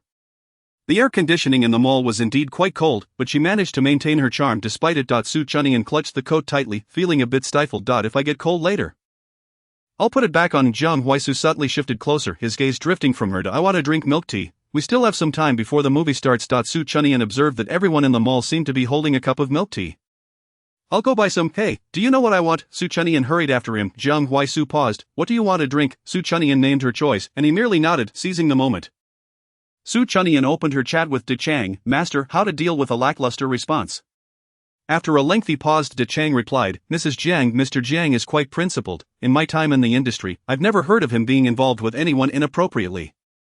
You can rest assured, moreover, he has collaborated with us several times and is nothing like those ordinary men. I previously referred to him as a scoundrel, not realizing he was your date. My point is that no one else is worthy of you.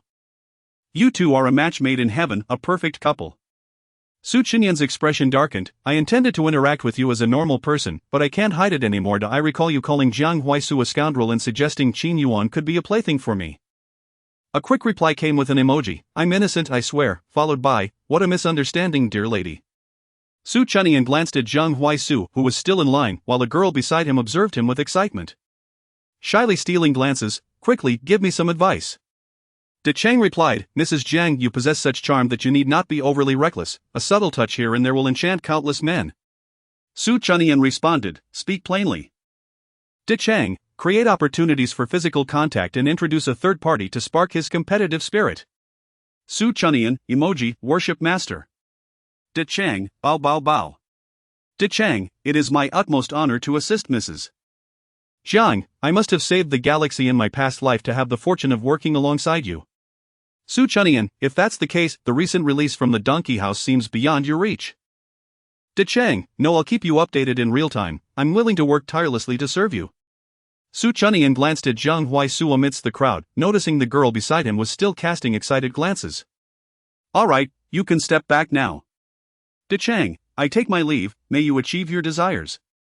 As she turned around, Su Chunyan felt a tap on her shoulder. She looked back to find a boy nervously scratching his head. Hi, I noticed you earlier. Is that your boyfriend? Su Chunyan shook her head. No, that's my husband. I'm already married. The boy's expression dimmed noticeably. Jiang Huaisu, holding milk tea, approached with a glimmer in his dark eyes. Thoughtfully inserting a straw before presenting it to her. Thank you. Su Chunyan accepted it, suddenly remembering, oh, could you add a serving of milk jelly? Taking a sip, her eyes brightened. You did add it? Yes, Jiang Huaisu replied nonchalantly. Casting a sidelong glance at the boy before turning away, the movie was a love story, and couples filled the theater, with De Chang thoughtfully choosing a corner seat for them to hold hands and share sweet moments. However, despite being in the corner, they found themselves surrounded by 4 younger boys, one next to each of them and 2 in front. Upon seeing the couple, the boys were initially taken aback, then exchanged knowing glances.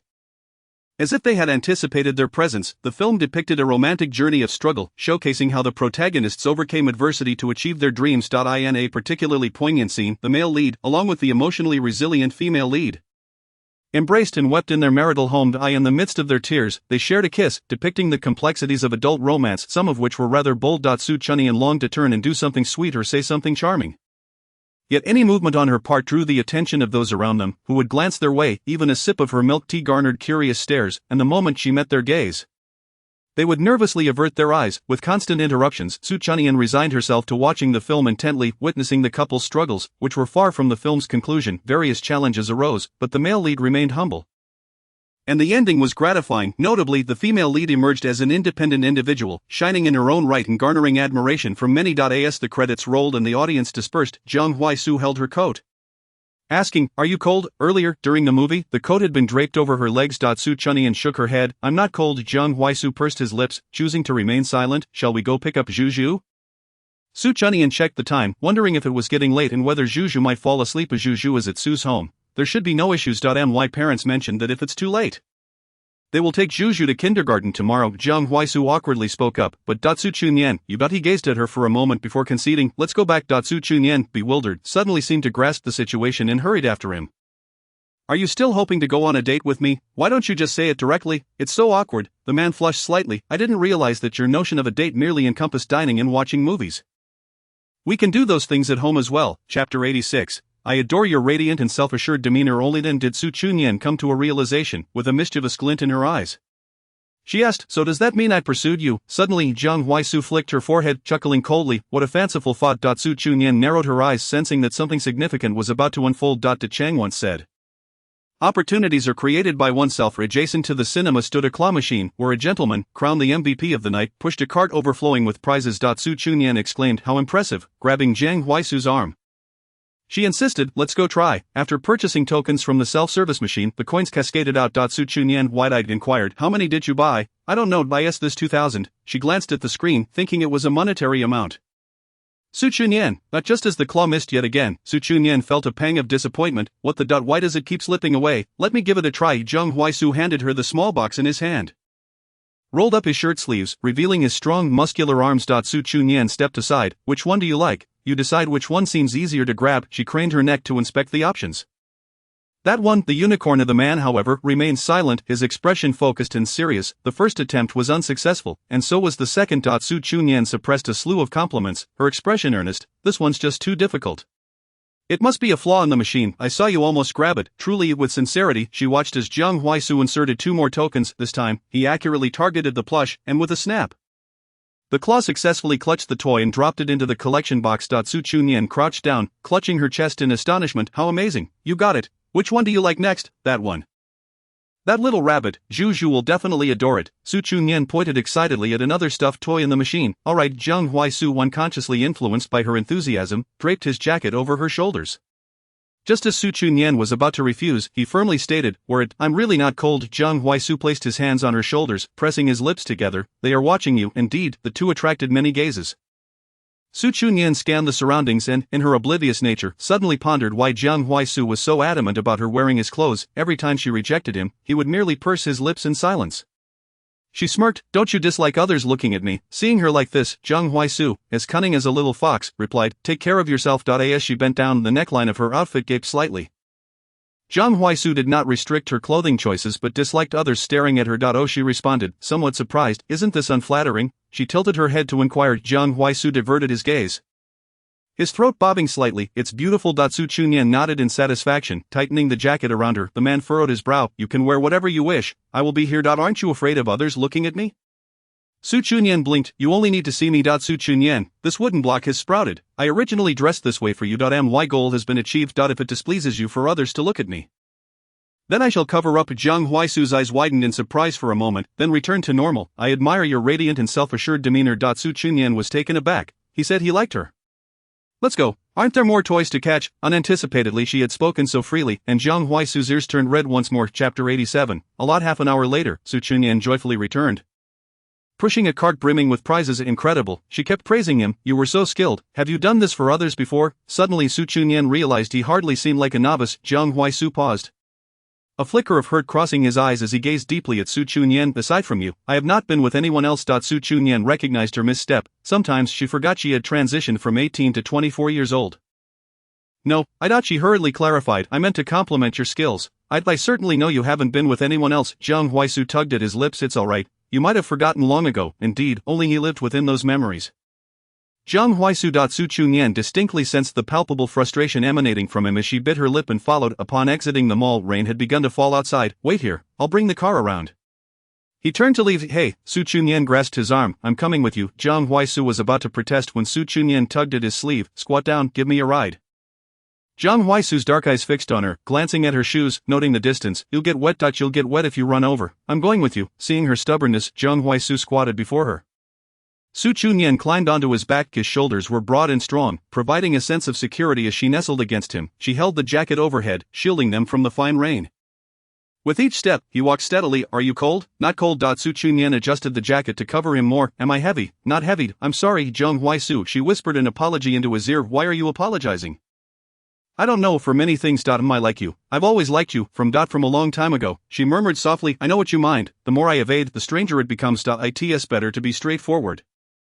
She had decisively severed all ties with Qin Yuan, openly inviting his disdain, whether as a 24-year-old or an 18-year-old. Why? His pace slowed. There is no reason. Jiang Huaisu, what I say counts. If the past were to repeat, just confine me. Alright. His response was quick this time. I'll trust you once more. After all, there can't be a worse outcome. Once inside the car, Jiang Huaisu produced a clean towel. Come here. Su Chunyan leaned closer.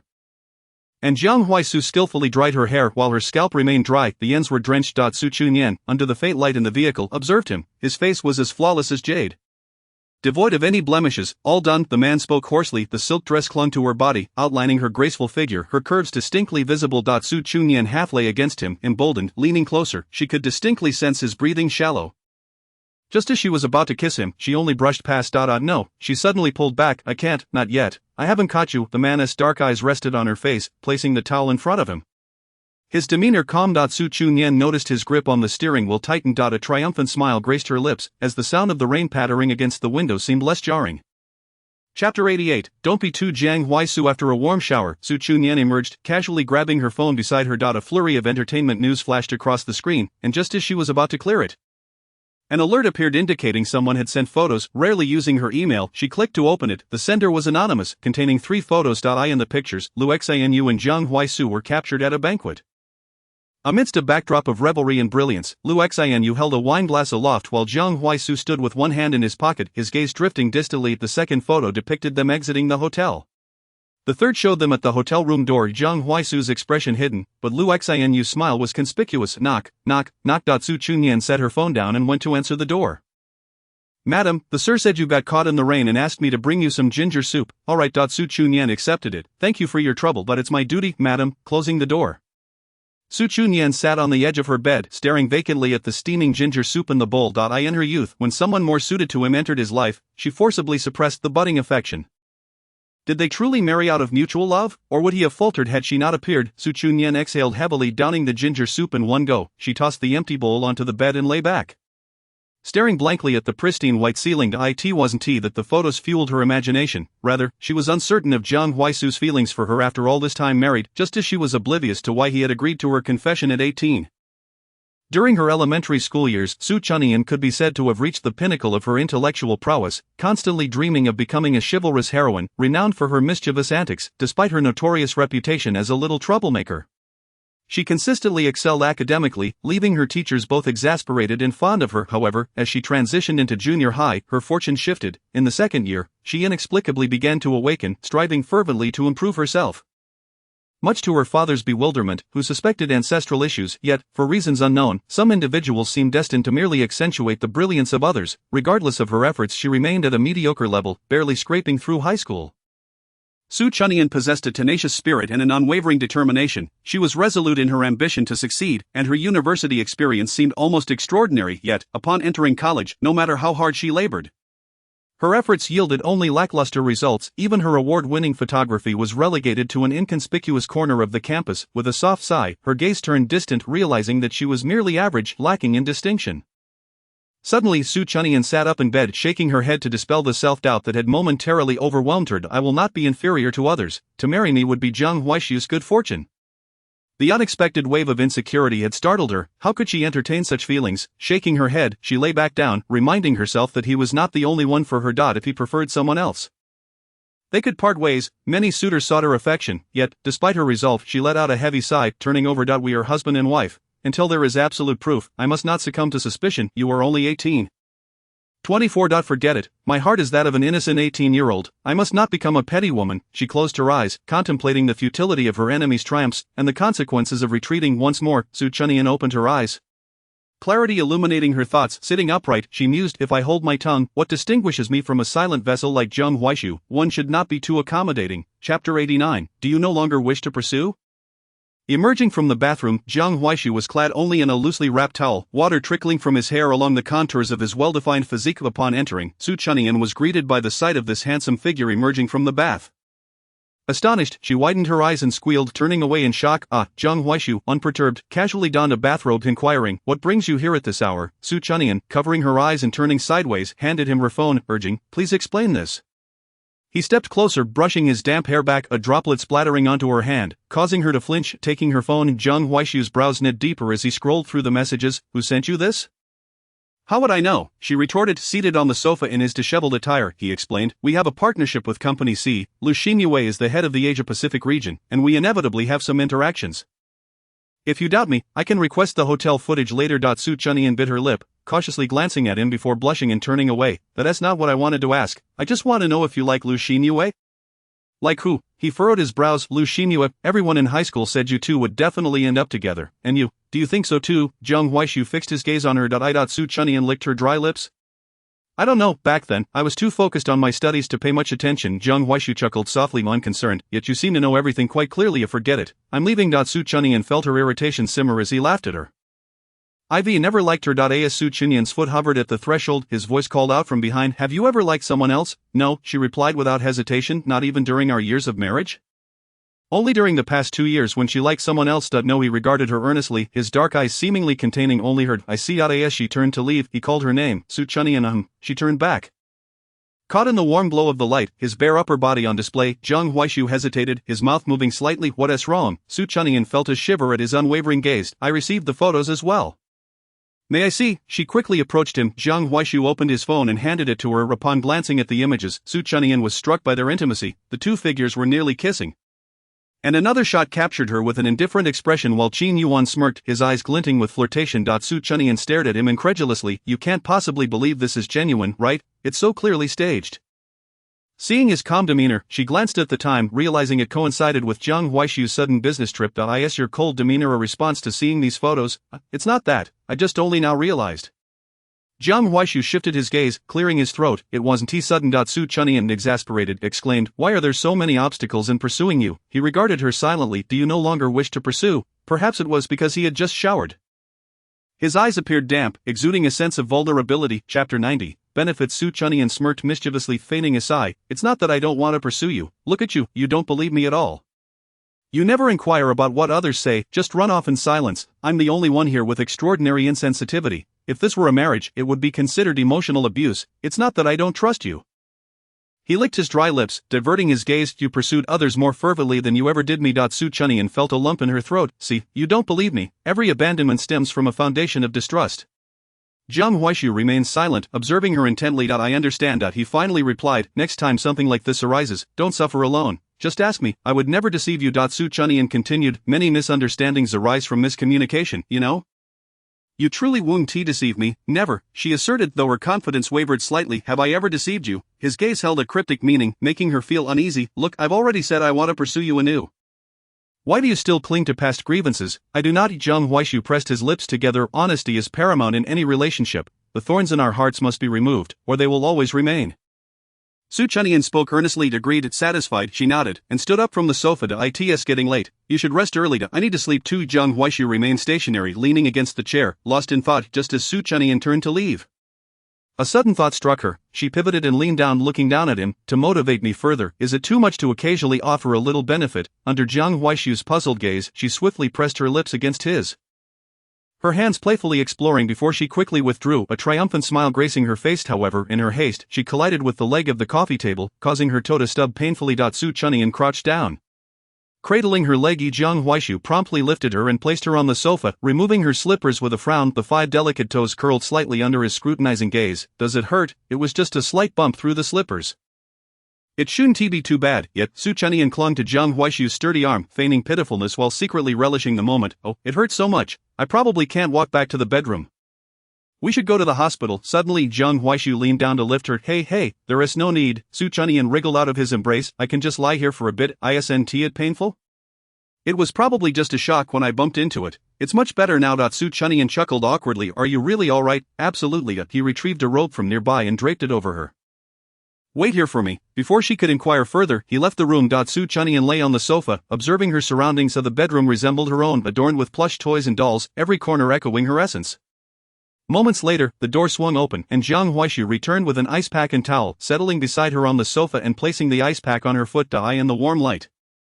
His typically stern features softened. Zhang Huaishu, yes, next weekend, let us take Zhu camping. Sure. After a moment, Zhang Huaishu lifted the ice pack. Does it still hurt? Su Chunyan wiggled her toes. Not anymore. Suddenly she found herself lifted into the air. I'll carry you to rest. Su Chunyan lowered her gaze, pretending to be shy. Isn't this a bit too fast? Upon raising her head, she realized Zhang Huaishu had already carried her out of the bedroom. When her body was finally laid down on the soft bed, Su Chunyan still clung to his neck. She reluctantly withdrew her hands. Watching the bedroom door close, she let out a resigned sigh. Feeling that the path to winning over her husband was fraught with challenges. Chapter 91. Bending him, Su Chunyan had contemplated that once her identity was revealed, the treatment she received would differ from before. Yet she never imagined the disparity would be so pronounced. Moreover, no one had informed her that she wouldn't need to change props herself, nor that refreshments would be prepared. Even the colleagues who once reveled in gossip had become surprisingly obedient. The transformation was even more exaggerated, their spines seemingly bent in submission. Su Chunyan felt a wave of frustration. Enough is enough. If this continues, I will reclaim the bag from your desk. Deshang was momentarily taken aback, and then emitted a sharp, explosive sound before rushing to the dressing room. He initially believed it to be merely a designer handbag, only to discover that it was a piece that had scarcely been released globally. Dragging the bag along, he said, Madam Jiang, cough. Deshang suddenly understood, muttering, from this moment forth, I am willing to serve you like a loyal dog. Su Chunyan smirked, clearly aware, and urged him to hasten, holding onto the bag. Deshang could not help but attract the envious gazes of those around him, who whispered among themselves, is Su Chunyan truly Madame Jiang? It seems so. Even Deshang, who is usually so acerbic, is being so deferential. She is remarkably low-key. The shooting continued until noon, finally concluding. As a last-minute addition to the cast, they had to work overtime to expedite the photos. Su Chunyan rubbed her sore neck, glanced at the time, and her eyes widened in alarm. There was no time left to seek out Jiang Huaishu. Just then, the door swung open, and several men in suits, their identification badges pinned to their chests, entered carrying food boxes. They caught sight of Su Chunyan in the crowd and approached her. Madam, Mr. Jiang has sent us. Su Chunyan was taken aback. The man set the items down, stating, to express gratitude for the care shown to Madam during this time. Mr. Jiang considered the tight shooting schedule and directly asked me to deliver this. There will be refreshments later. Please enjoy. Madam, this is for you. He lifted a small box separately. Until that group departed, everyone remained in a state of shock. Su Chunyan placed the items on the table and called out, everyone, come over and share. Deshang glanced at the logo on the food box. Xiangshan was a restaurant that had only recently gained popularity on short video platforms, with a single ice cream costing 5 figures. At that moment, Qing Yuan entered with a man who was none other than Wu Jinyan. He happened to look over at her, and Su Chunyan couldn't shake the feeling that she saw a slight furrow in his brow. Tinged with annoyance, Qing Yuan, noticing the logo on the food box, inquired, what is going on? Mr. Jiang sent it over, came the reply. Qing Yuan regarded Su Chunyan with a half-smile. It seems everyone is benefiting from Madame Jiang's influence. Su Chunyan forced a smile, thinking it unwise to undermine his authority with clients present. It's the last day, and my husband wanted to ensure everyone felt comfortable, so he sent this over. Mr. Qin, would you like to join us? No need, you enjoy, Qin Yuan replied, his expression inscrutable. What, shall we go? Wu Jinyan withdrew his scrutinizing gaze and merely responded with a soft acknowledgement, exuding an air of authority. Deshang, seated beside Su Chunyan, displayed an elegant eating posture. Nian, do you know Mr. Hua? Not at all, replied Su Chunyan, continuing her meal. What's wrong? Deshang shook his head, sensing something amiss, perhaps due to a man's intuition. By the way, the food at Xiangshan is extraordinary. He sighed in satisfaction, feeling his stomach was purified. Perhaps they have crossed paths in the industry. Deshang suddenly perked up. So tell me, do you think Mr. Hua is straight or gay? My ideal type is exactly that kind of handsome man. Regardless, he is not for you, Su Chunyan replied coolly. He is married. What? Deshang clutched his chest, feeling heartbroken over a love that never blossomed. Su Chunyan leaned in, suggesting, why not try to turn him, save Ali from the fire pit? Deshang scoffed lightly. I won't engage in immoral acts. Su Chunyan pouted. Fine then. Chapter 92. What does it matter to be angry? Show me a child you've born. With the final shoot concluded, Su Chunyan's only remaining task was to attend the Qin Jewelry Gala. Deshang felt a twinge of reluctance, having not encountered such a delightful conversational partner in ages. Su Chunyan patted his shoulder, assuring him, don't worry, there will be plenty more chances to meet. After Qin Yuan and Wu Jinyan finished their meal and returned, the atmosphere was laden with an unsettling tension. Su Chunyan chose to ignore Qin Yuan as he attempted to speak. The celestial beings clashed while the lesser mortals suffered, especially after everyone learned of her identity. They silently focused, no longer daring to gossip. Leaning against the doorframe, Qin Yuan remarked, Su Teacher Yi, I find this shot unsatisfactory. What do you think? Su Chunyan glanced at the photos on her iPad, deliberately avoiding his gaze. Teacher Yi sensed the discord between them and scratched his head. Here, this protruding point is not right. What do you think? Just as Teacher Yi was about to agree, he realized that the photo had indeed issues. Yes, this one is a pass. I will meticulously review all of them later, and they must be sent over before 8 tonight. Let us do half and half. I'll leave the front part to you, and I will carefully review the second half. The front portion had already been scrutinized numerous times, while the latter half would require the most effort, so Su Chunyan took on the entire task. Teacher Yi couldn't help but glance at her again. Su Chunyan was humble and eager to learn. Sometimes she even sought her advice. Teacher Yi found it puzzling that such excellent work, which had won awards, barely stirred any interest in the photography community, and Su Chunyan herself had little visibility. Thank you for your hard work. Teacher Yi said with a smile. Originally, 2 primary photographers had been hired, but curiously both participated in the shoot. While such occurrences were not unheard of, having 2 photographers shoot the same model adorned with the same accessories was rather unusual. And she could not afford to be negligent. Later, the behind-the-scenes footage featured a standout shot of Su Chunyan that garnered significant attention. Surprisingly, Su Chunyan did not react strongly to this, remaining humble and courteous. Little Qin had approached her, merely requesting her supervision, doubling her pay without requiring additional work, while occasionally observing Su Chunyan's workplace organization. How delightful. Su Chunyan, would you consider renewing your contract? Qin Yuan, the persistent leech, inquired. No, Su Chunyan replied without looking up. You enjoy this job so much, don't you? Should I flatter you to keep you? Qin Yuan joked, although an inexplicable tension lingered in his heart.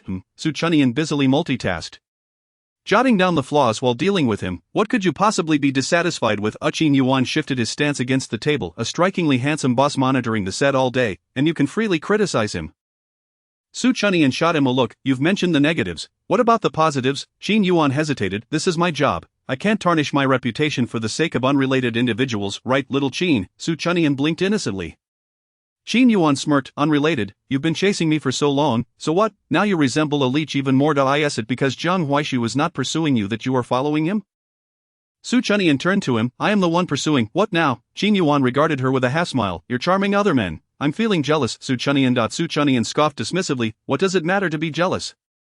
Show me a child you've born. Chapter 93. We are family. Moreover, to me, you are just another man. Qin Yuan chuckled coldly. You weren't saying that when you were pursuing me. You said that was in the past. And besides. Su Chunyan turned to glare at him, her impatience unmistakable. The one pursuing now is you. Qin Yuan felt as though he had been stabbed, though his exterior remained calm as he concealed his playful demeanor. If I have caused you any distress, I apologize. With that, he turned to leave. Qin Yuan, Su Chunyan called out. He halted in his tracks. Regarding what happened before, I sincerely apologize. After this, I hope we can sever ties. Su Chunyan's expression was serious. Entangling with a married man was secondary to her concern that Jiang Huaishu might misinterpret these baseless rumors. As for the baseless rumors, whether it was about having liked him or having pursued him previously, it was all a facade. Qin Yuan remained silent, giving her an okay gesture before departing. Until the end, Qin Yuan did not reappear. Su Chunyan, carrying the clothes she had changed out of the day before, bid farewell to everyone and left for the day. Upon stepping outside, she felt the air was much fresher. A car was parked on the street. Su Chunyan walked directly towards it. Before she could get close, 2 figures emerged. Zhu, little pig Bao ran towards her, clutching a bouquet of flowers, almost stumbling in her excitement. Su Chunyan crouched down, waiting for the little piglet to reach her, and the child shot into her embrace like a cannonball. The fragrance of flowers enveloped her, nearly knocking her over. You came to pick me up. Zhu nodded eagerly, handing her the flowers. Thank you, sweetheart. Su Chunyan stood up as Jiang Huaishu opened the car door, placing Zhu into the child's seat and securing her seatbelt before closing the back door. Su Chunyan, still holding the flowers, stood rooted in place. I haven't gotten in yet. Jiang Huaishu cleared his throat awkwardly. You can sit in the front. Saying this, he opened the passenger door for her. We're heading back to the Jiang family. I'll take you home first. Jiang Huaishu grasped the steering wheel. Su Chunyan paused. Why are you taking us back? You don't like them, Jiang Huaishu replied, pursing his lips. Neither do you. Su Chunyan fastened her seatbelt. We are family. I Zhu, and you are returning together. Jiang Huaishu's brow twitched. That is not going back. That isn't my home. No matter where we go, we shall accompany you. Su Chunyan turned her gaze towards the obedient Zhu, who was seated in the child safety seat. Isn't that right, little piggy? Zhu lifted the small pig toy in her hand and nodded emphatically. Jiang Huayu felt a warmth in his heart and unconsciously smiled. The car came to a halt at the Jiang family's villa. Jiang Huayu single-handedly carried Zhu out and pressed the doorbell. Soon, the door swung open, and the servant paused for a moment. Young Master Jiang, please, come. I in the living room. The family was gathered, and upon hearing the commotion at the door, several heads turned. To the first to react was Lan Xan Huayu Gui. Jiang Jingchen seemed somewhat anxious, silently observing the newcomers. Jiang Mingqian furrowed his brow instinctively upon seeing Su Chunyan. Suddenly, Jiang Huayu reached out and held Su Chunyan's hand, causing her to pause momentarily before gripping his in return. Brother Jiang Jingchen bit his lip and called out, but Jiang Huayu merely cast him a faint glance without responding. Jiang Jingchen fell silent, hiding the disappointment in his eyes. Chapter 94. Puppet, have you been busy these past few days? Jiang Mingqian uncrossed his legs. Su Chunyan had never experienced such a strange family atmosphere. It felt as though they were convening a serious meeting. Luckily, the servant approached with a tray, placing the brewed tea before Jiang Huayu. Jiang Huayu's gaze swept over. Are you illiterate? Before the servant could respond, Lan Yueying interjected. A few days ago, Ming Qian brought me some beauty-enhancing flower tea from his business trip. It's quite nice. Tea was too hot in the kitchen, and I was afraid Zhu might get burned, so I didn't have anyone bring it over. She subtly glanced at the servant. who understood and retreated to the kitchen. Is this your first time here, Zhu Zhu? Zhang Huayu asked without holding back. When has she ever run around and grabbed things? Even the usually good-natured Lan Yueying struggled to maintain her composure. Zhang Mingqian expressed his displeasure. Huayu, how can you speak to your Aunt Lan like that? Zhang Huayu replied with a hint of impatience. Has it not always been this way? Is this your first time here as well? Su Chunyan couldn't help but stifle a laugh. Zhang Mingqian shot her a warning glance, and she fell silent. What did you call me here for? Zhang Mingqian glanced at him. Can't you just come back to check on us? I was very clear last time. Only when you show respect towards my wife and child will we discuss further. Huayu, I made my position very clear before. If she can be a gracious hostess, then I have nothing more to say. Zhang Mingqian's tone was flat, devoid of emotion. After all this time, how many jokes have circulated in the circle? Forgive me for interrupting. Su Chunyan spoke calmly. What is your definition of a gracious hostess? Is it to abandon one's career, lose oneself, and fully return to the household? Mr. Jiang, it's a new era. Didn't you receive the memo when the new China was established? Given Zhang Huayu's presence, Zhang Mingqian refrained from losing his temper. After all these years, what have you accomplished? This is my own affair. You have no right to interfere. My parents don't meddle in my life, so please don't concern yourself with it. Su Chunyan smiled. Though it lacked warmth, now that you've married into this family, you should consider how to fulfill the role of a gracious hostess. Zhang Mingqian scoffed. Those from humble beginnings simply cannot rise to the occasion. I've married into this family, not sold myself to you. Su Chunyan raised her voice. If my parents were to know that your family behaves this way, who knows what the outcome would be? Worrying all day about your trifling matters, who cares? She couldn't help but glance at Zhang Jingchen, who remained silent, his expression complex, while Lan Xan, fearful of being caught in the crossfire, averted her gaze. Look at the splendid daughter-in-law you've married. Zhang Mingqian's chest heaved with anger. Enough, Zhang Huayu said in a low voice. I never let you interfere before, and I don't need you to do so now. He held Zhu Zhu in one arm and took Su Chunyan by the hand. Heading towards the door. You're merely concerned about the merger. There is nothing more to discuss. Huayu, Zhang Huayu suddenly turned around. You wish for me to marry a puppet who can be controlled and obeys your every word, don't you? There was a hint of desolation in his eyes. You truly are selfish to a fault. You always believe that every action I take has an ulterior motive. Even a tiger does not eat its young. Regardless of everything, you are still my son. Zhang Mingqian stood up from the sofa, and if I were ordinary, without any achievements, Zhang Mingqian silently regarded him. Zhang Huayu's lips curled into an ambiguous smile. You see, you can't even be bothered to tell a lie. Chapter 95, Abandonment. Just like back then, when you started a new family, your first thought was to send me away. Do not meddle in my life any longer. I have no interest in your possessions. Saying this, he took Su Chunyan's hand. Let us leave. Outside, the evening sun cast a crimson glow over the mountains. Zhang Huayu's icy demeanor revealed no emotions as he helped Su Chunyan close the door and moved around to the other side. Brother, the man's hand halted, his gaze calm as he looked at Zhang Jingchen, who stood on the steps. He casually placed his hands in his pockets and descended the steps, approaching Zhang Huayu slowly. I'm sorry, there is nothing to apologize for. Zhang Huayu opened the car door. Zhang Jingchen opened his mouth to speak but ultimately said nothing, watching the car disappear down the road, feeling a twinge of disappointment.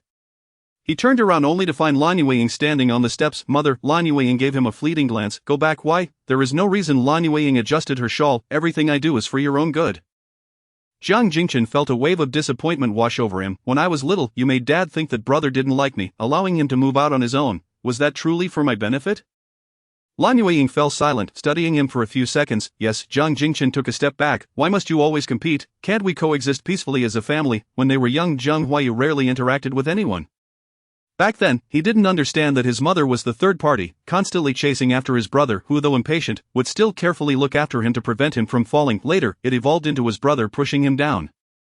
And the snacks his brother brought home landed him in the hospital. If he hadn't left, with his capabilities, would your father have treated things fairly? Lan Yueying grew impatient with his lack of understanding. Your father has kept many mistresses outside. How much have I sacrificed over the years to prevent you from having more siblings? Mother, enough, Lan Yueying shouted angrily. What do you want me to do? Go tell your father what I've done all these years. Go ahead, let him throw us all out, and then the entire Jiang family will belong to Zhang Huayu. See if he recognizes you as a brother. Zhang Jingchen smiled bitterly. I never intended to fight for anything. I have no interest in managing the company. Xiaochen, everything your mother does is for you. For so many years, I have endured the difficulties in the Jiang family. Faced ridicule from in-laws and peers alike. A hint of sorrow flashed in Lan Yueying's eyes. You have never suffered, and you don't realize how unattainable what you possess now was for me back then. As she spoke, she wiped her eyes, a hint of pride creeping into her smile. But so what, now, who doesn't respectfully address me as Mrs. Zhang? Zhang Jingchen closed his eyes in anguish. He is not your brother. You are destined to be rivals. She resumed her nonchalant demeanor. Hurry inside, don't keep your father waiting. When Zhang Mingqian saw the two of them enter, he asked, why did you take so long? Lan Yueying sat beside him. Xiao Chen hasn't seen Huayu in a long time. He wanted to catch up with his brother. What did you talk about? Jiang Mingqian placed his teacup on the coffee table. Lan Yueying feigned a sigh. You know how Huayu can be. Jiang Mingqian, filled with anger, retorted. If he speaks so absolutely, then consider him no longer my son. All right, Lan Yueying patted him. Let us eat. You've had a long day. Try not to get too worked up. Dad, Mom, you go ahead. I'm not hungry, I'll head upstairs first, Jiang Jingqian said, lowering his gaze. Lan Yueying smiled helplessly. This child is too sentimental. Jiang Mingqian let out a slight sigh. Chapter 96, Sorrow. After dinner, Jiang Huayu retreated to the study, transforming into a workaholic to mask his unhappiness. Su Chunyan sat on the mat, playing with Zhu Zhu, who was building blocks, her gaze lost in thought as she held a piece in her hand inside. Zhu Zhu's hands were getting sore, yet Su Chunyan didn't pass her any blocks, so Zhu Zhu mimicked her sigh. Amused by her, Su Chunyan reached out and pinched her plump little face. What are you sighing about? Zhu Zhu pointed upstairs, using both hands to pull down the corners of her mouth. Is he unhappy? Su Chunyan gathered Zhu Zhu into her arms. Zhu Zhu nodded. Then shall we go keep daddy company? She asked as Zhu Zhu tilted her head, looking at her in confusion. Let's make juice for daddy, shall we? Zhu Zhu's eyes lit up, and she nodded eagerly. Su Chunyan took Zhu Zhu to the kitchen, initially intending to make some desserts. But as it turned out, she was a natural with the fryer. With a swift chop, the watermelon split open with a crisp sound, revealing its sweet, red flesh. Su Chunyan, not adept at using a knife, scooped out a small piece with a spoon to feed Zhu Zhu, taking a piece for herself as well. The seedless variety was refreshing, juicy, and sweet without being cloying. After hollowing out the flesh, Su Chunyan found the juicer in the corner and glanced at the tutorial as Zhu Zhu stood on a small stool, placing the watermelon inside. After juicing it, Su Chunyan poured the juice into a cup and inserted a straw. Zhu Zhu, cradling the cup, took several gulps. Let's go upstairs, she said, as Su Chunyan held a large cup of juice and guided Zhu Zhu up the stairs. At the door of the study, Su Chunyan handed the cup to her, which Zhu Zhu embraced with both hands. Knock, knock, knock. Su Chunyan gently tapped the door with her fingers. Come in. Jiang Huaisu instinctively glanced toward the door, his gaze lowered, and he saw Zhu Zhu approaching him with the cup in her hands. Prompting him to pause his tasks, Zhu Zhu walked up to him and offered the juice. Jiang Huaisu accepted the cup, placing it on the table, and then pulled Zhu Zhu into his embrace. Why aren't you asleep yet? Su Chunyan sat down beside him. Zhu Zhu noticed you're unhappy, so we made you juice. Zhu Zhu nodded in his arms. Jiang Huaisu pinched her little face. Thank you. Zhu Zhu shyly smiled and pointed at Su Chunyan, turning to look at Jiang Huaisu. The man paused for a moment, then chuckled softly. Thank you. Su Chunyan smiled at him. Is it because of what happened this afternoon that you're feeling down? The man pressed his lips together, his gaze lowered in silence. Perhaps the scars of his original family were a lingering pain in Jiang Huaisu's heart. Su Chunyan instinctively drew back her neck. It's late. I should take Zhu Zhu to bed. You should finish your work and rest early. As she spoke, she half stood to pick up Zhu Zhu, who opened her arms. However, the man suddenly clasped her waist, forcing Su Chunyan to sit partially on his lap. What are you doing? Jiang Huaisu's eyes were deep, a faint sadness shimmering within. Did you suddenly stop liking me because of my family? A subtle sorrow flickered in his brow, and he could only admit to not liking her as much. He dared not ask if she disliked him. The mere thought felt like a slow torment.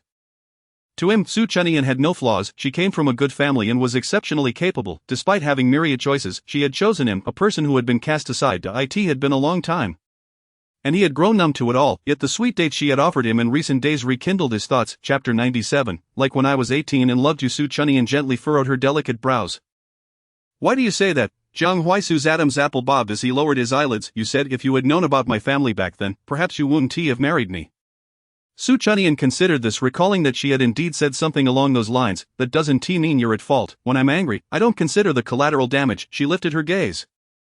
Seriousness etched on her face. You are you, and they are they. If I truly minded, I wouldn't have married you. You know I cannot tolerate even the slightest grievance. Upon hearing this, Jiang Huaisu fell silent for a moment before finally speaking. I am sorry. Su Chunyan looked at him in confusion. What are you apologizing for? I don't know. Jiang Huaisu pulled at his lips in a faint smile. It seemed he owed her many apologies. He was dull and uninteresting, offering her little besides money. Even love was expressed in limited terms. Perhaps from the very beginning, it was only natural for her to fall for someone else, someone better than him.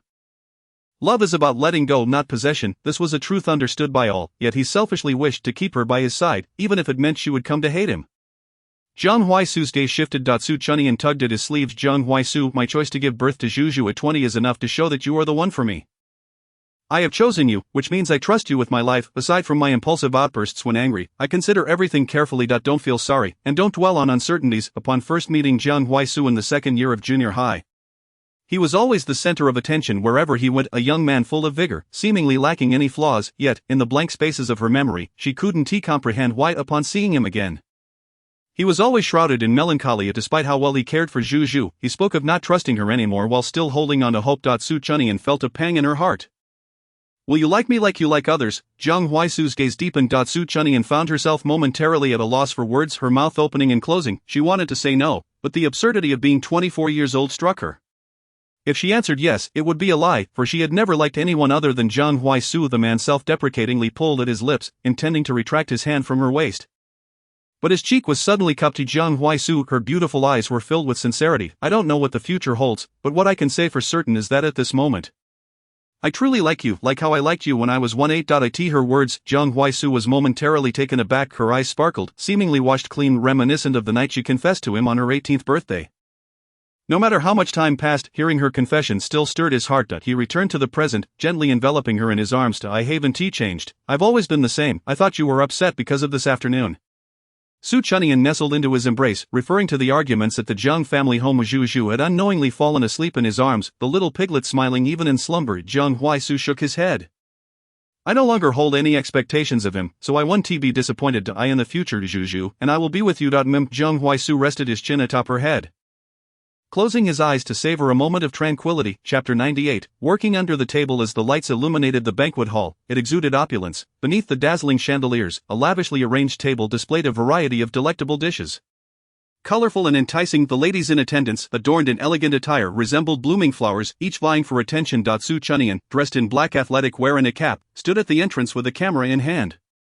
Two tall figures descended from a stretched Lincoln. Just as Su Chunyan was about to take a photograph, a bodyguard stopped her. Upon closer inspection, she was pleasantly surprised. Ali, Shen Qingli, linking arms with Hu Jinyan, turned at the sound, whispering something. The man cast a faintly annoyed glance her way, and Su Chunyan instinctively felt a shiver down her spine. The aura of authority he exuded was palpable. Hu Jinyan looked at Su Chunyan with impatience, pulling his arm back slightly. There are too many people here. I'll go with you. Shen Qingli discreetly surveyed the area. Despite the bodyguard's intervention, there were still eyes on them from her grandfather's side.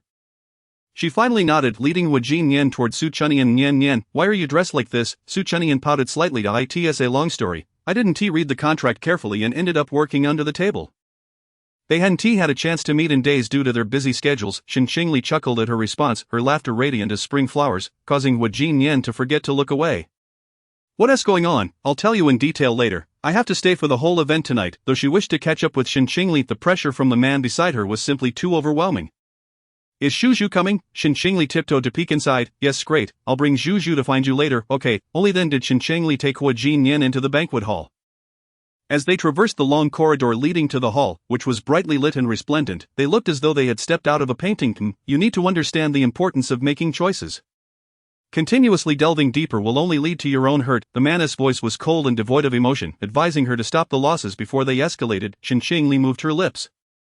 Did Grandpa say something to you? Hu Jinyan pressed his lips together, his gaze unwavering. What does it have to do with Grandpa? Jinyan giged. A sweet female voice called from behind. They turned to see Muexayenya running towards them, her skirt swaying, nodding at Shen Qingli before turning her beaming smile toward Hu Jinyan. You came back from your business trip and didn't even tell me? Just arrived. Did you bring me a gift? Muexayenya tilted her head, looking at him expectantly. Hu Jinyan instinctively glanced at Shen Qingli, who maintained her calm demeanor. He reached into the side pocket of his trousers and rubbed something for a moment. I did. Shen Qingli suddenly released his hand. I'll go in first. Before Hu Jinyan could respond, Muexayenya had already linked her arm with his. Is it the necklace I told you about? Did you get it? She looked at him excitedly. I saw a legend about that necklace. It's Cupid's arrow, and it blesses all lovers. Hu Jinyan withdrew his hand, his gaze still fixed on the direction Shen Qingli had departed. Showing no reaction to her words, Jinyan giged. Muexayenya followed his line of sight but saw nothing. I'll have my assistant send the gift to you. Saying this, she abandoned her previous demeanor and hurried toward the hall. Muexayenya's smile froze at her lips, her grip on her skirt tightening. Chapter 99. Imaginary rival Ji Changning was leading Nua toward the entrance when she spotted a photographer wearing a cap that looked somewhat familiar. She stepped back. Nian, Changning. Su Chunyan looked up. Nua Nua raised her head to greet her. Su Chunyan pinched Nua's delicate face. I'm the chief photographer for the Xiaohi series. Ji Changning nodded. I saw the official announcement. It's beautiful. So you were the one who shot it. Su Chunyan felt a flutter of excitement. Really looks good. Absolutely. Su Chunyan let out a gentle sigh. She too had harbored expectations for the finished product. However, upon release, the response was tepid at best. Almost all the images had failed to gain traction, while every collaborating artist saw their follower counts rise by the thousands. And the numbers continued to climb. In stark contrast, her own numbers had barely surpassed 1,000, and the other photographers had nearly 10 times that. She felt her confidence waning, uncertain whether teacher Ye's praise was genuine or merely commercial flattery. "What's wrong? Nothing, I just need to refine my skills further. You all should head inside. Juju will be here soon. Alright. As if summoned by name, Su Chunyan soon spotted the familiar license plate in the distance. Raising her camera, she aimed to capture the moment. A bodyguard approached to intervene, but upon seeing her face, he hesitated before stepping aside. Jiang Huaishu, cradling Juju in one arm, strode directly towards her. Juju stretched her arms out, wanting to be held. Su Chunyan deftly passed her camera to the man before taking Juju into her arms. "Why did you arrive so early?" Su Chunyan inquired. "Have you eaten?" Jiang Huaishu countered. Su Chunyan pouted. "No, I just came over to prepare and didn't have time to eat." Just as Jiang Huaishu was about to respond, a woman's voice called out, "President Jiang." Both turned to see Lu Xinyue.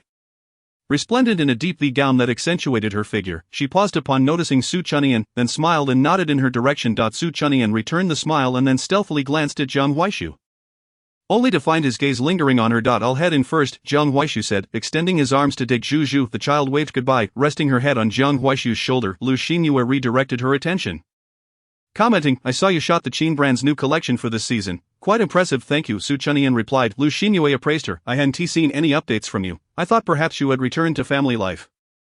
Raising an eyebrow, she added, "Of course, if I had a husband as remarkable as Jiang Huaishu and a delightful child like Juju, who knows what I might do." Her implication directed at Su Chunyan made her chuckle. "As for you, I've seen numerous updates about your accomplishments, truly remarkable." She spoke the truth. Despite the time that had passed, Lu Xinyue's confidence remained captivating. Achieving such a notable position at such a young age in a prestigious luxury brand like Sea was a testament to her capabilities.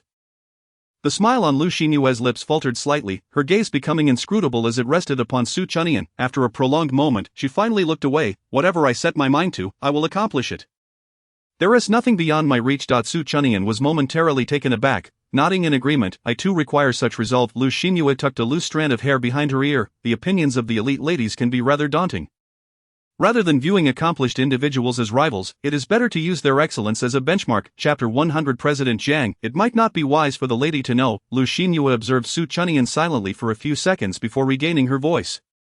"Su Chunyan, do not idealize others too much." Before Su Chunyan could respond, Lu Xinyue departed. Su Chunyan watched her retreating figure, pondering her thoughts. Is that Jiang Huaishu's rumored girlfriend, unbeknownst to her, Qin Yuan, had suddenly appeared beside her.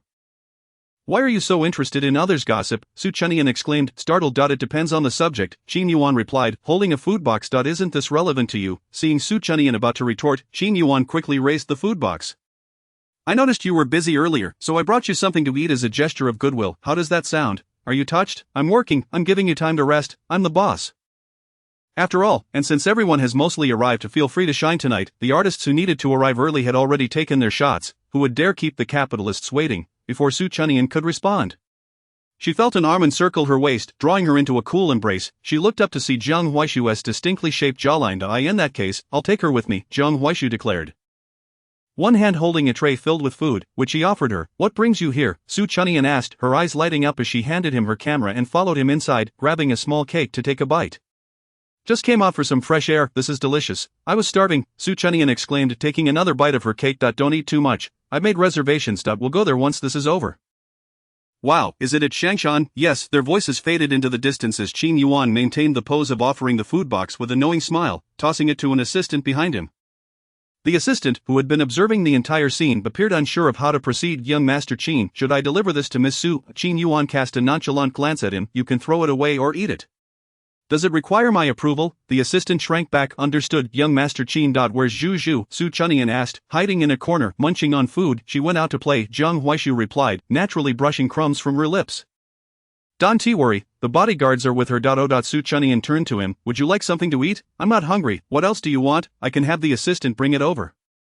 Jiang Huaishu inquired. "Nothing, I'll eat after this." Su Chunyan shook her head. "The banquet is about to start." Setting down her plate, she donned her duckbill cap and stood up. "I need to get busy." "Wait." Jiang Huaishu grasped her delicate wrist.